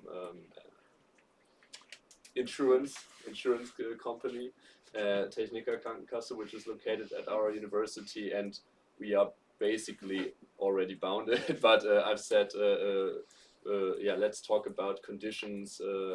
We are at an ESN event now, and we apply, and let's see how it works and stuff like this. But they were already confident, and yeah, we already have also meetings with other sponsorings, but this is future stuff for the closer future. All right. Any more questions? Yes, in the back.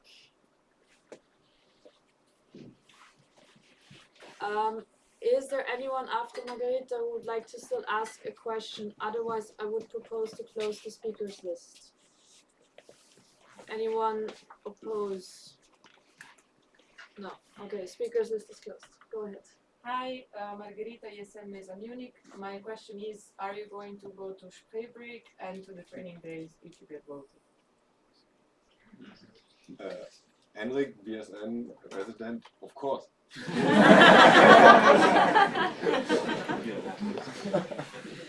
All right. Awesome. Yeah, so, but I think we had some.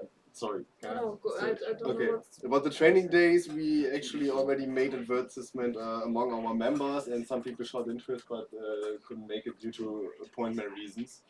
But since we just hear today that you can still apply, we're gonna make more advertisement for that. Okay, so thank you very much. Another round of applause for your participation.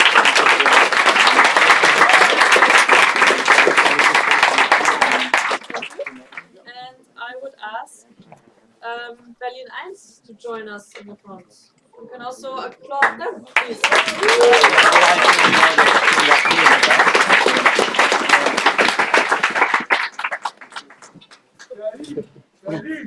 Fahre nach Berlin! Alright, so also you get your, was it 10 minutes? Yes, it is 10 minutes. I'm gonna put the timer here and yes. Did you check the sound board? Yes, we did. Alright. Go ahead. Okay. So hello everyone, and thank you for the opportunity to present Berlin 1 today.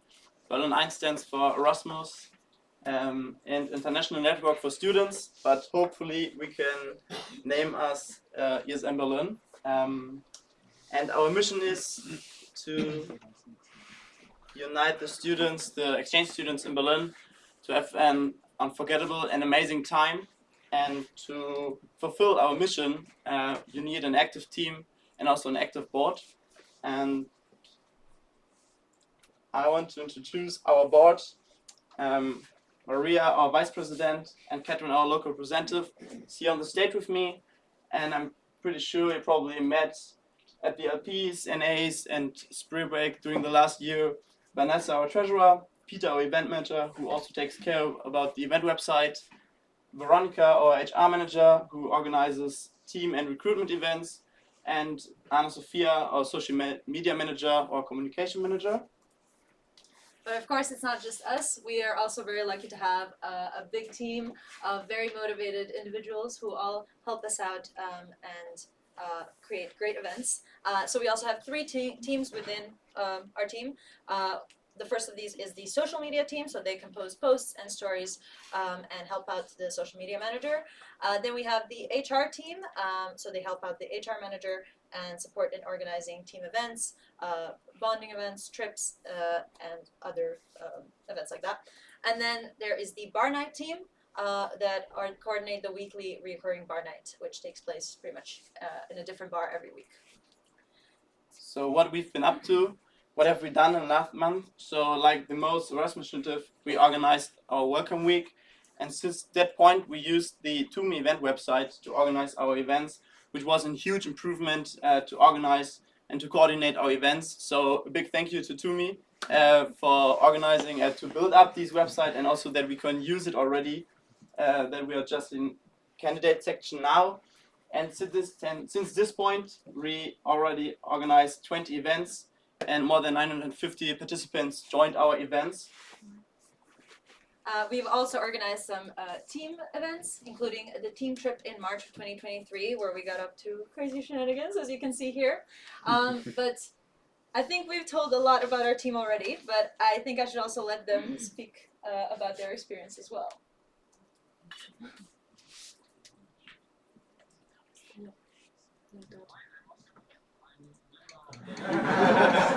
Association, and I'm more than happy to be part of it. We're having a bunch of great events, getting to know new people from everywhere.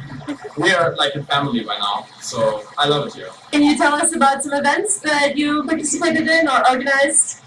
No.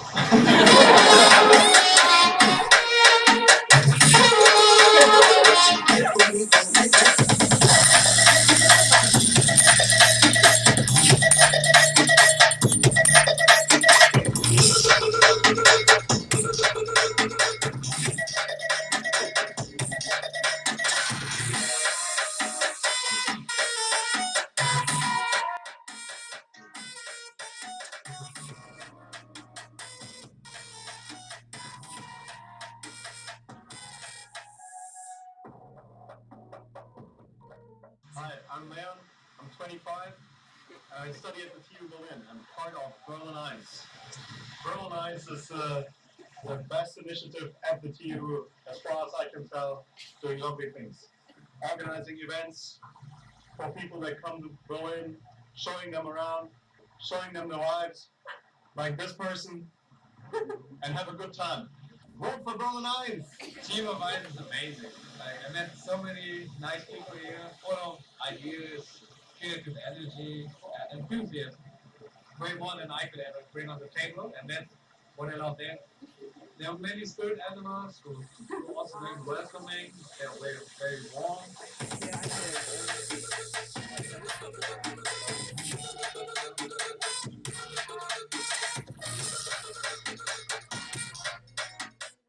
By the way, that at the end is supposed to be us standing in the shape of a 1, because Eins. So I promise we're better at organizing everything else than putting ourselves into a shape of a 1. But yes, so we also organized the Welcome Week in April. You can see here our first event from that week at Tempelhofer Feld, and you can see that quite a lot of people showed up and had a great time, even though the weather was not amazing. Oh no, it was a storm before this picture. Yeah, these are the events that we organized in April for our Welcome Week. But how about the communication in our team, right? Because we're a big team, and the main channel we're using is Slack. This is where we have all the board and general information. We have different channels depending on different events, of course. Plus, for sure, we use WhatsApp for our Erasmus. For our international students, we make sure that they know about the events which are happening. We post information there, our tips, advice, and everything. Of course, our events, which are in Tumi app, again, thanks to me for that, and Instagram, which we're using also to promote our events, to talk to different people, to ask their questions, because I guess you like numbers. So here are the numbers, our Instagram statistics.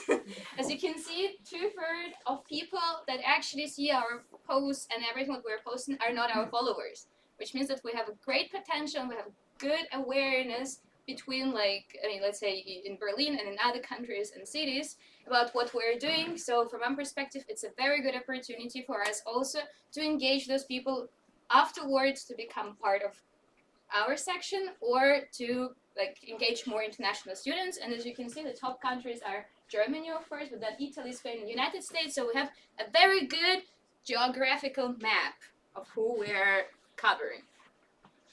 And of course, how did we integrate in ESN so far? Well, it started last year in NA Darmstadt, the first time when we actually gave a presentation, me, Lawrence, and Mustafa. But the first point was in Braunschweig, where you voted for us to become a candidate section, which we're very thankful for, and hopefully on Sunday as well to become Berlin section. And we helped a lot during the Sprayer break, for many events, for the party, for the social program, cultural program, and we participated in local platform in Halle, in Jena, and of course on the name in Cologne. But what are we going to do afterwards? So we for sure want to establish partnerships. So our potential partnerships, which we came up with, and we think it would be really great because they're related to different topics. For example, Zeitverbot, amazing bakery, Dussmann, a very big bookshop, the City Hostel, Berliner Festspiele, which is a cultural organization that is organizing different events, and Berliner Tafel, they are donating the food to homeless people, and of course the Berlin bike tours. Yeah, our next steps. So what we want to achieve in the future.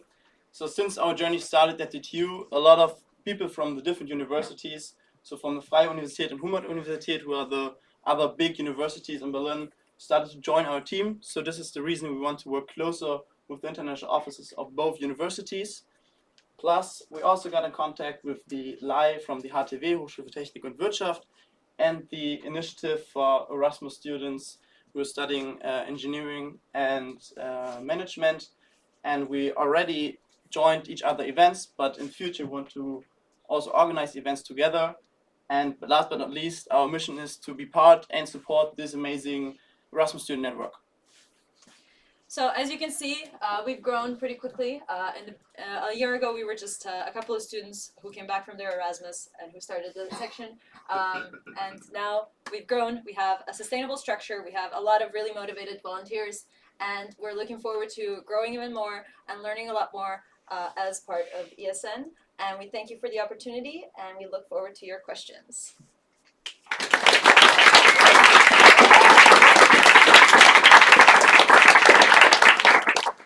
Thank you very much. As last time, before we go to the Q&A, Thomas is gonna again transport Alicia's words to you. So again, Alicia's national board statement about. Yeah. So Yes. Go ahead. The same procedure applies. So, a motivated team in Berlin that is open to volunteers from all the city's universities is what our network still needed.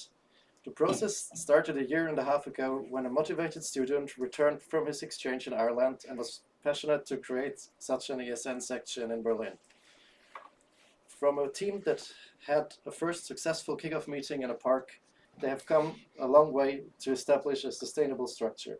To ensure knowledge transfer, they also clarify tasks in a local board guide. Teams such as the social media and HR team give advice, give active members the chance to engage in topics they care about. The volunteers are aware of their rights and duties once they become a full ESN section. ESN candidate Berlin 1 is currently funded by DAAD and can rely on a great relationship with their international office. They supported ESN Germany during the last spree break when they just became a candidate section, and they also support this year's spree break. With this amazing ESN spirit, I am sure that they will be a great addition to our network, so I highly recommend you to vote for the admission to become a full section.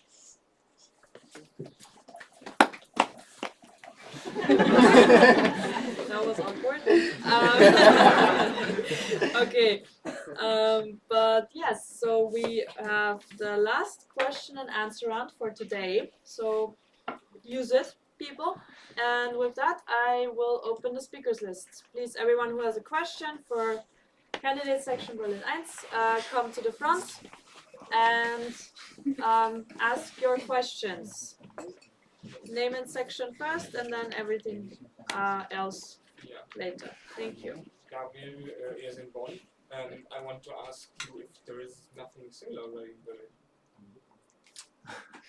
So we're aware that there is an Erasmus Berlin. The difference is that since Erasmus is based in Charité University, they can only get funding for medicine students. This is why they can't just cover the other part of international students that are coming to Berlin.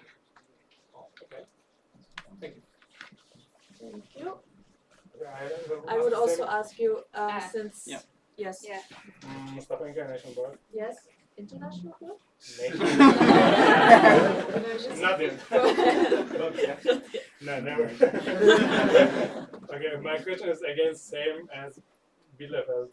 What do you think about your optimal team member number? Number? Yeah, like 30, 40, 50, 100. So Philip, local president. I think we have to figure out. So, I mean, we say okay, probably our section will grow pretty fast. So, and then we have to think about okay, how we can find the perfect number of participants. I already had a call with Gavin from TUMI, where he told me like how they do like the recruitment process, and that they're like just I think 80 people can get into the section each semester, so we have to figure out. Later. Yes. Christian, legal auditor. Are you a registered association yet? If not, what is your plans on that? And if you need any support, yeah, we're obviously always there to help. So I don't know, maybe you can give us an update on that. Yeah, Philip, local president. So after we got elected as a candidate section, we had our founding meeting, and then our last president was in charge of founding the association, but he stepped down, so we need another founding meeting.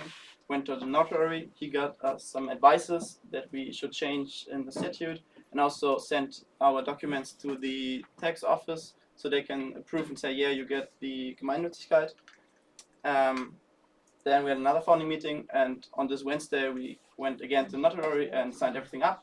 So fingers crossed, exactly. So yeah. Hello, Aziz, local president ESN Bochum.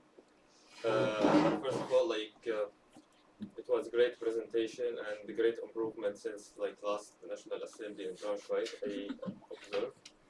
I have also one question about your relationship with DAD and about Erasmus Plus program. Can you maybe tell us more about it? And also next week there will be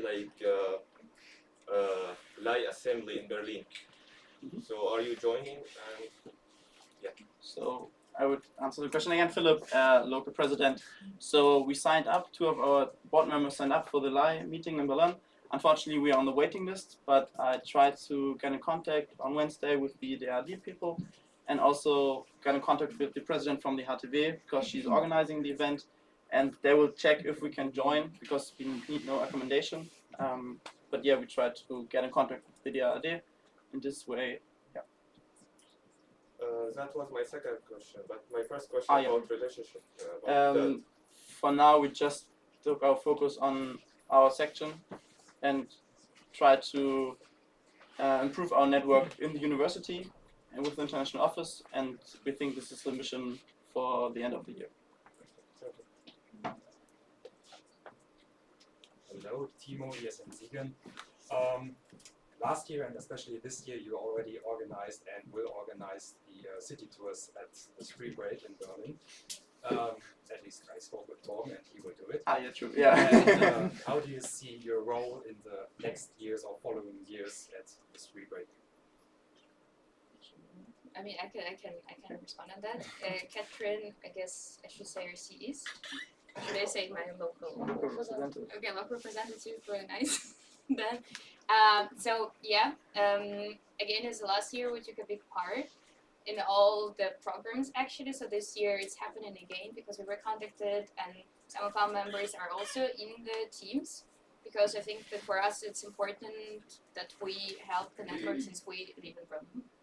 So I believe that next years we could also, some of our members could become the heads of OC, because I think then it would be also easier to coordinate and navigate other sections and other like section EU centers that would like to participate in to help with the organization of the Spring Break. Amazing, thank you. Teresa is in Hamburg, local president. So I think bigger cities have a lot of specific problems that not every city faces. So you're going to have a lot of universities with a lot of different international students. You have to juggle all of them. You have a really vast distance that people have to get with the public transportation and stuff. Have you encountered any of these problems, and have you thought about them yet? Should I? Okay, I can answer it. Catherine, local representative Berlin 1.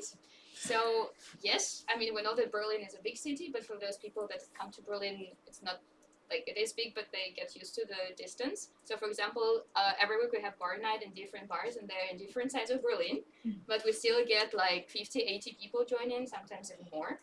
So we're aware that there are different universities like FU and HAU, as we said, and we have also our members who are from different universities. So as a potential idea which we have, then afterwards, depending on how fast we grow, we would establish also like the committees in those universities, so that we can also have a clear pyramid and a clear structure who communicates with who and who gives like updates to the board, depending on like universities. And I have another question, if that's okay. So Berlin is a really popular city, and for example in Hamburg we get day trips and weekend trips from many other cities around, and we normally organize like city tours and pub crawls and stuff. I know you guys are involved in Spring Break, and that's amazing, but are you willing to do this kind of like things for other sections on a more regular basis without it being Spring Break? So, Catherine, local representative Berlin 1. We are doing this because every time Greifswald is coming, we're doing this for them. We also once organized together with Potsdam, we organized the party for Isen Bayreuth and Isen Greifswald when they came together. So we rented like the whole bar. And then later on, when we have like good partnerships, then we of course like we're always welcome. And every time someone is coming, we're like, just tell us. We're like here, and we're ready to help. And you can of course join our events. That's really good. Thank you. All right. I'm Jose. Yes, I'm Frankfurt. I'm kind of fresh of the organization. I do have a curiosity. Why there was no ESN in Berlin?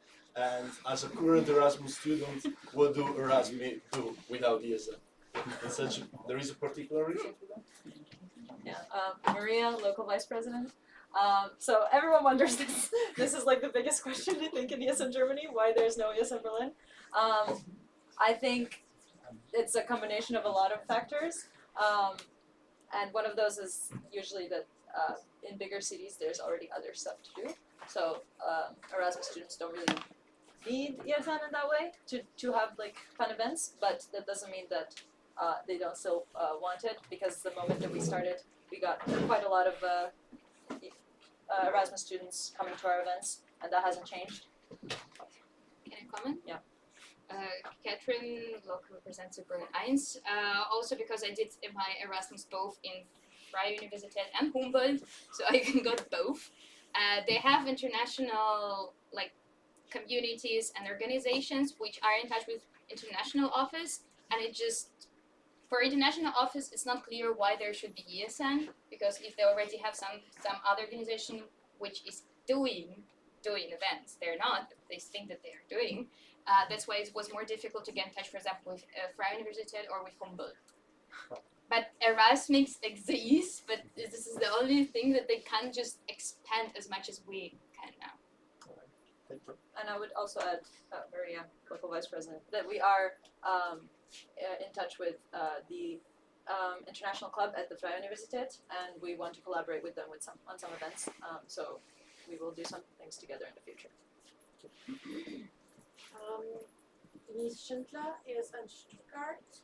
I would have a follow-up question regarding your legal status. So I do understand correctly that you are currently a live, because as far as I know, ESN sections since like last year or 2 years ago, you have to have a like legal standing. I just want to make sure that that's the case for you.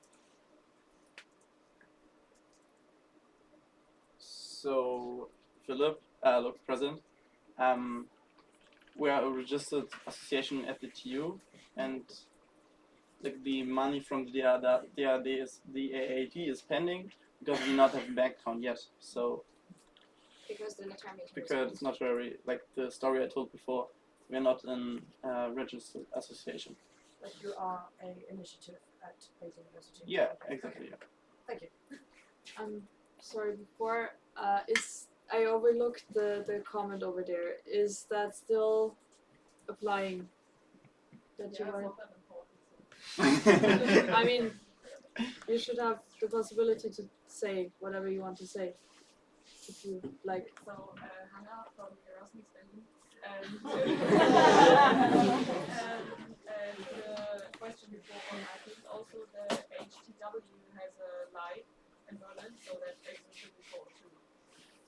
Yeah. As the other one said, universities have people they pay for more or less the stuff ESN does, so there wasn't really opportunity to build it before.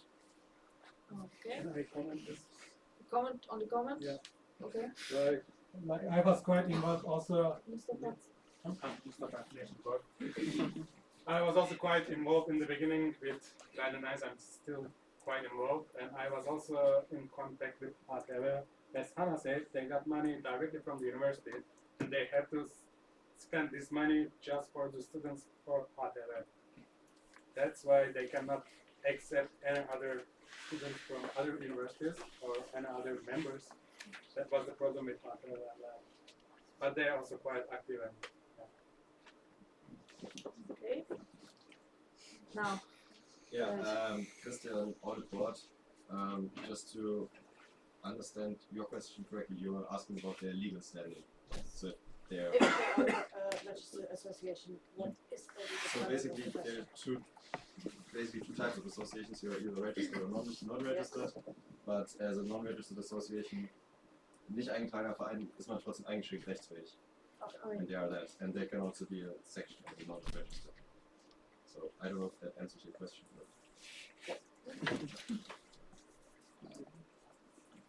Sahil, National Treasurer. So my question is that how are you handling your finances? What are your sources of income? How much do you get? Where do you spend? Yeah, Philip, local president of LatiNA. For now, we don't receive any income, so we just get funding from the AStA, like Bielefeld, for our trips and events. And for the future, when we have a bank account, we want to handle, just have the treasurer who's already got experience in Frankfurt with this role. So yeah. So do you know like how much do you get? Like it depends upon an event. Or Sorry, how does you it want go? the money from the DRD? Yeah. Yeah. So 2,500. Yeah. Sorry. Before you ask your question, is there someone else who would still like to ask a question and be added to the speakers list? Then please come to the front. Otherwise, I will propose to close the speakers list. Are there any objections to that? No. Okay, speakers list is closed. Go ahead. Like you already talked about how there are a lot of other associations catering to international students in Berlin, also the other lives in Berlin. So my question would be, how are you cooperating with them right now, and how do you plan to cooperate with them in futures? Because I mean, you're covering like many people in a big area, so I guess it's a way different structure than with the smaller sections. And like at the EGM, we heard like about very different structures of like different sections of the same city cooperating, but you're one section for the whole of Berlin, so, or maybe without the medical students, but like, you know, everyone else, which is still like super much. So yeah, I would be interested in how you plan on that and how you're doing for now. So Philip, local president, for now, what I said, so we're joining sometimes each other events, or we just promote. So maybe the president from the HTW say, hey, can you promote? And then we say, of course, sure. So this is the way. And in the future, I think, for example, STEAM is more for a specific group of students who also go more into the like startup or management field or have workshops in this kind of field. So I think we are coming from different backgrounds and can support each other really good. And there was another question, I guess. How do you cooperate with other associations in general? You know, like from other universities and other associations, like ELSA, or like what other international associations there are. Maria, Vice President. As I said, we're gonna collaborate with the International Club of the FU and with the HTW as well. I mean, yeah, what we said, so we, sorry, Philip, local president. So what we said, so we want to establish a network with the international offices of the other universities who already organize like 5 events per semester. But, you know, we want to really get in contact with them, say, hey, okay, can you promote our events and maybe we can promote your events, and get more in contact with the people from the other universities. Because now it's more like there are like 10 people from the universities like come to our events, so more like little water drops. But yeah, want to have like. Okay, but it would be more like we're sharing the different events of each other. It would not be like, I don't know, joining forces in collaborating for events, or like you propose, for example, doing like specific workshops, or you know. Okay. I mean, it's fine if it's still under construction. I just thought maybe you have a plan already. So yeah, Philip, local president. There's the plan, and my plan was like, okay, maybe we can organize a party together. But then there was like, okay, finances is a huge thing. Like, how did you manage the finances? Who's getting the money in the end? So this is a thing we have to discuss with the other universities or organizations. So, Luisa is NENA local president. Just out of curiosity, because the potential partners are really impressive, do you already are in contact with them, or you already have some collaborations, or is that just planning? So Katrin, local representative, really nice. These are just the potential ones, but as I, from my experience, got, because I'm currently doing the partnerships and like managing them, because this is also what I did in Costa as local representative. So I have good background in like negotiating with different partnerships, especially because I come from Moscow, huge city and everything. This is why I have a plan and the way to talk to them, but they're like potential what it could be, or at least from which spheres, like from which fields they are. yeah, Philip, local president, and we already got contact from potential partners. We're like, hey, like sending out an email, but yeah. So nothing set yet? No, nothing set yet. Thank you. All right, thank you very much, and I'd say another round of applause is in order.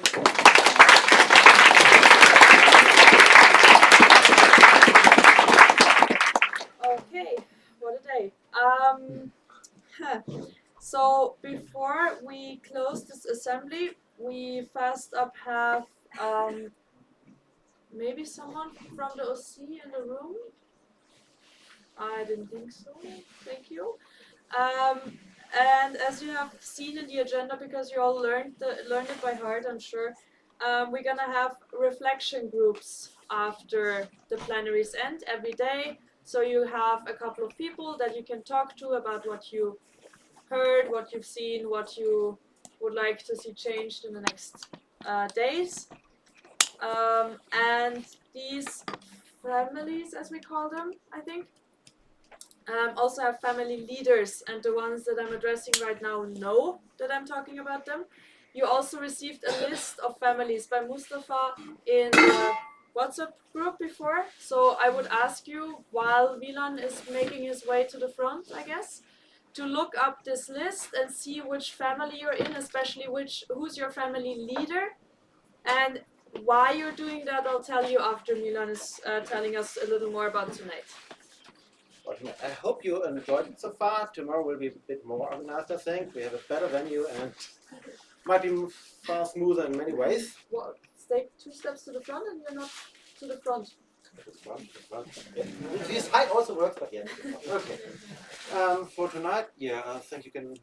Yeah, some still need to check in. Just go to the to the hotel reception and tell them you want to check in. For the night program, if someone is interested in the city rally, this will start at 7. Otherwise, make your way to the picnic place by 8:30. Best case 8:30. There's a question over there. Erasmus Berlin. Can we maybe push the city rally about half an hour? Yeah, back in time. Because, I will discuss it, but it should be possible. Yeah. Later. Better. Okay. Back in time. When we have to go back to the hotel and then go to the city rally, it's really stressful.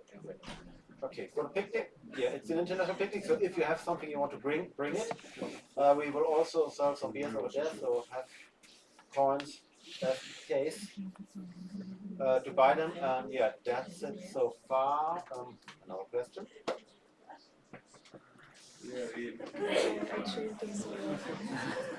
Question like the city rally, is it going to end at the picnic spot or is it going to I don't know 100% sure, but this would be wise, and I say we did it like we planned it like this.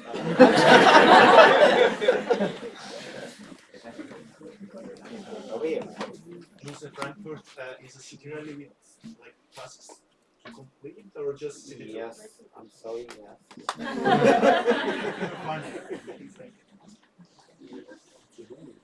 Is there a question? Yeah, I just want to ask about the dinner today. Like, how does it work? Because I think it was like a bit of miscomprehension about whether we should bring food and how we could Well, we don't have a cooking spot. Yeah, one thing more things I wanted to announce. Please don't burn Maultaschen in the park.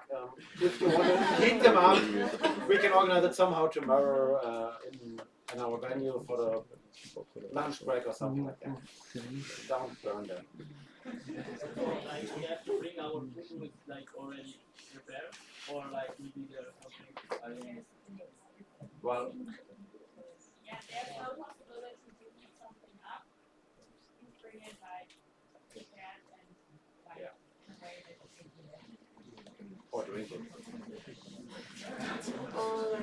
Milan, I would also ask you to tell us about tomorrow. Okay.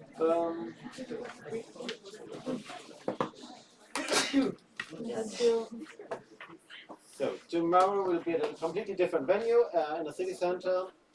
We can enter there at 8. We expect you to arrive at 8:30. 8:30. We're starting at 9. So come at 8:30, so we can feed you breakfast, and we can start at 9 sharpish, I think. Sharpish. Kind of. Yeah. Location will be shared again. It's Haus Universität, Shadowplatz. Yeah, easy findable. Yeah. It's a big house in the city. It's manageable. Another question. Philip, very nice. In which location we are on Sunday? Even another location. But also this location will be shared in town. I can tell you now, it's in the Stadtmuseum. There are also rooms for us, but I don't know those rooms yet. Okay, any other questions regarding tonight or tomorrow for the OC? Yes. Joseph Frankfurt, do we need to give you back the voting devices? To the yes, I'm getting to that. Anything more from Milan? OC wise, food, sleep, drink, all of that stuff. Everything that is not happening in this room. Yes. This year's and Bochum, to be honest, I didn't really understand the region dinner gonna be in the park. It's an international or regional picnic, yeah. Okay. Okay. Anything else?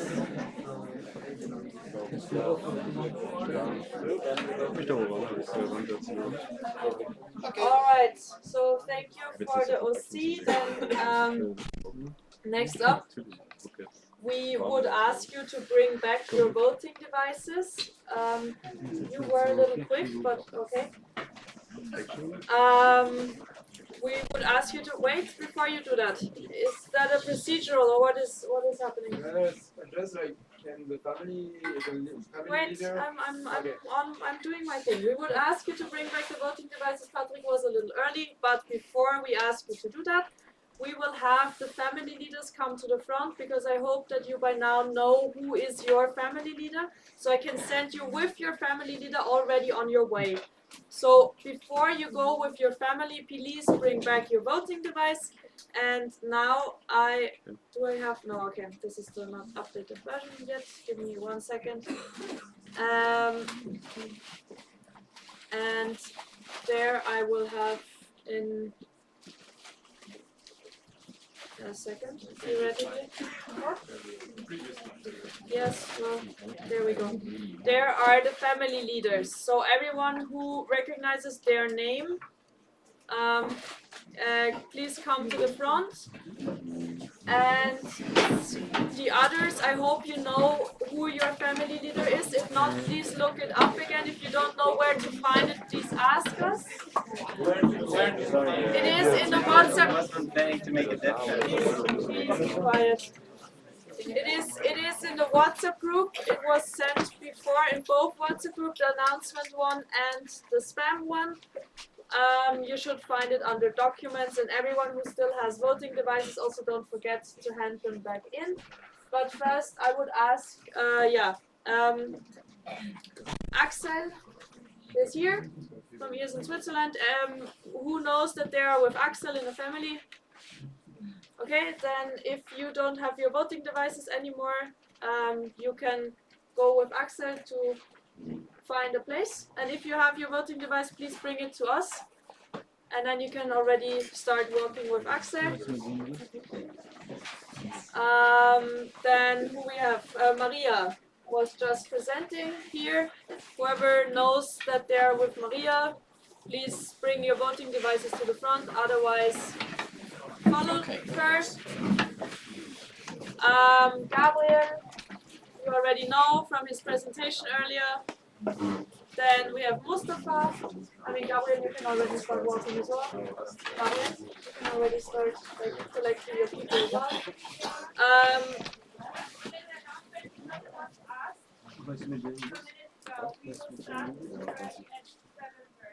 Okay. Alright. So city ready at 7:30. Where was I? Mustafa. If you are in... Wait. What? Okay. Alright. Just for your information, we're not gonna do it the same way today. Just tonight I want to make sure that you all know who your family people are, and tomorrow you can just go and find them on your own. But tonight this is better to do it that way. Then Mustafa if you are is in here. my group, please follow Kate. I will join later. Okay. And follow Kate. My group, I'm off twice. Please be quiet. Yes, and everyone who has their voting devices, still bring them to the front, please. Next up we have Yasmin over here. People with Yasmin voting devices, and then you can already start moving somewhere. Franziska, there we go. Can you wave that it's you? Everyone who's with Franziska in the family, please, voting devices, and then already go ahead. Christian, Yes. With the lovely yellow hat. Group 7 is with me. Yes, group 7. Voting devices. Margarita.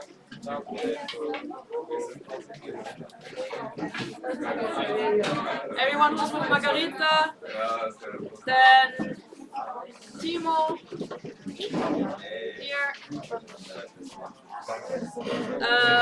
Everyone who's with Timo, voting devices, and then start going and reflecting. Then we have everyone who's with Jenny. You can bring your voting devices already, and then go find a place.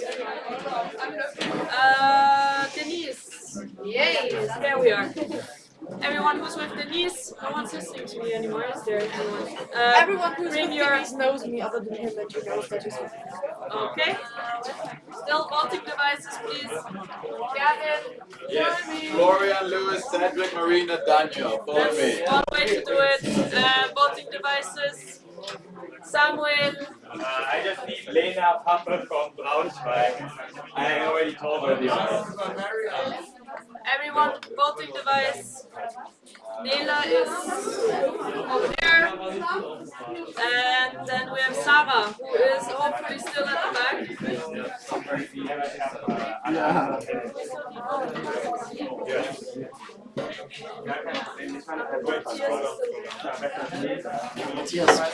Voting devices to please.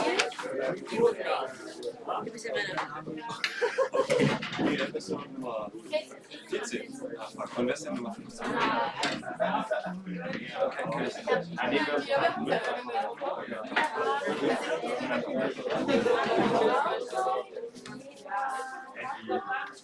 Mega. Hast du das noch Marco?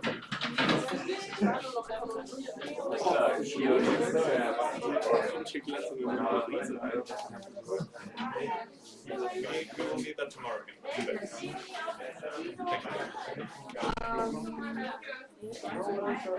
No, I have no idea. I'm sorry. Awesome. But I'm looking forward to. We have just one voting. We're one delegation. Yeah, of course.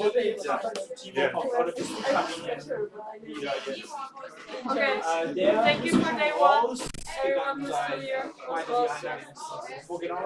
Luisa said she was That's why I said you. Okay, so I didn't bring it up. Yeah, so. Born. I trust you as far as No born. Louis. Born or not born? Keine Fernweg für dich. Ja, das war das Team noch. Ja, danke. Empty? Finish? Okay, then I can. No one is here anymore. No one is coming back anymore. Wie stehst du zur Reflexion? Was? Thomas ist nicht reflektiert. Nein. Thomas ist aber reflektiert. Nein, Thomas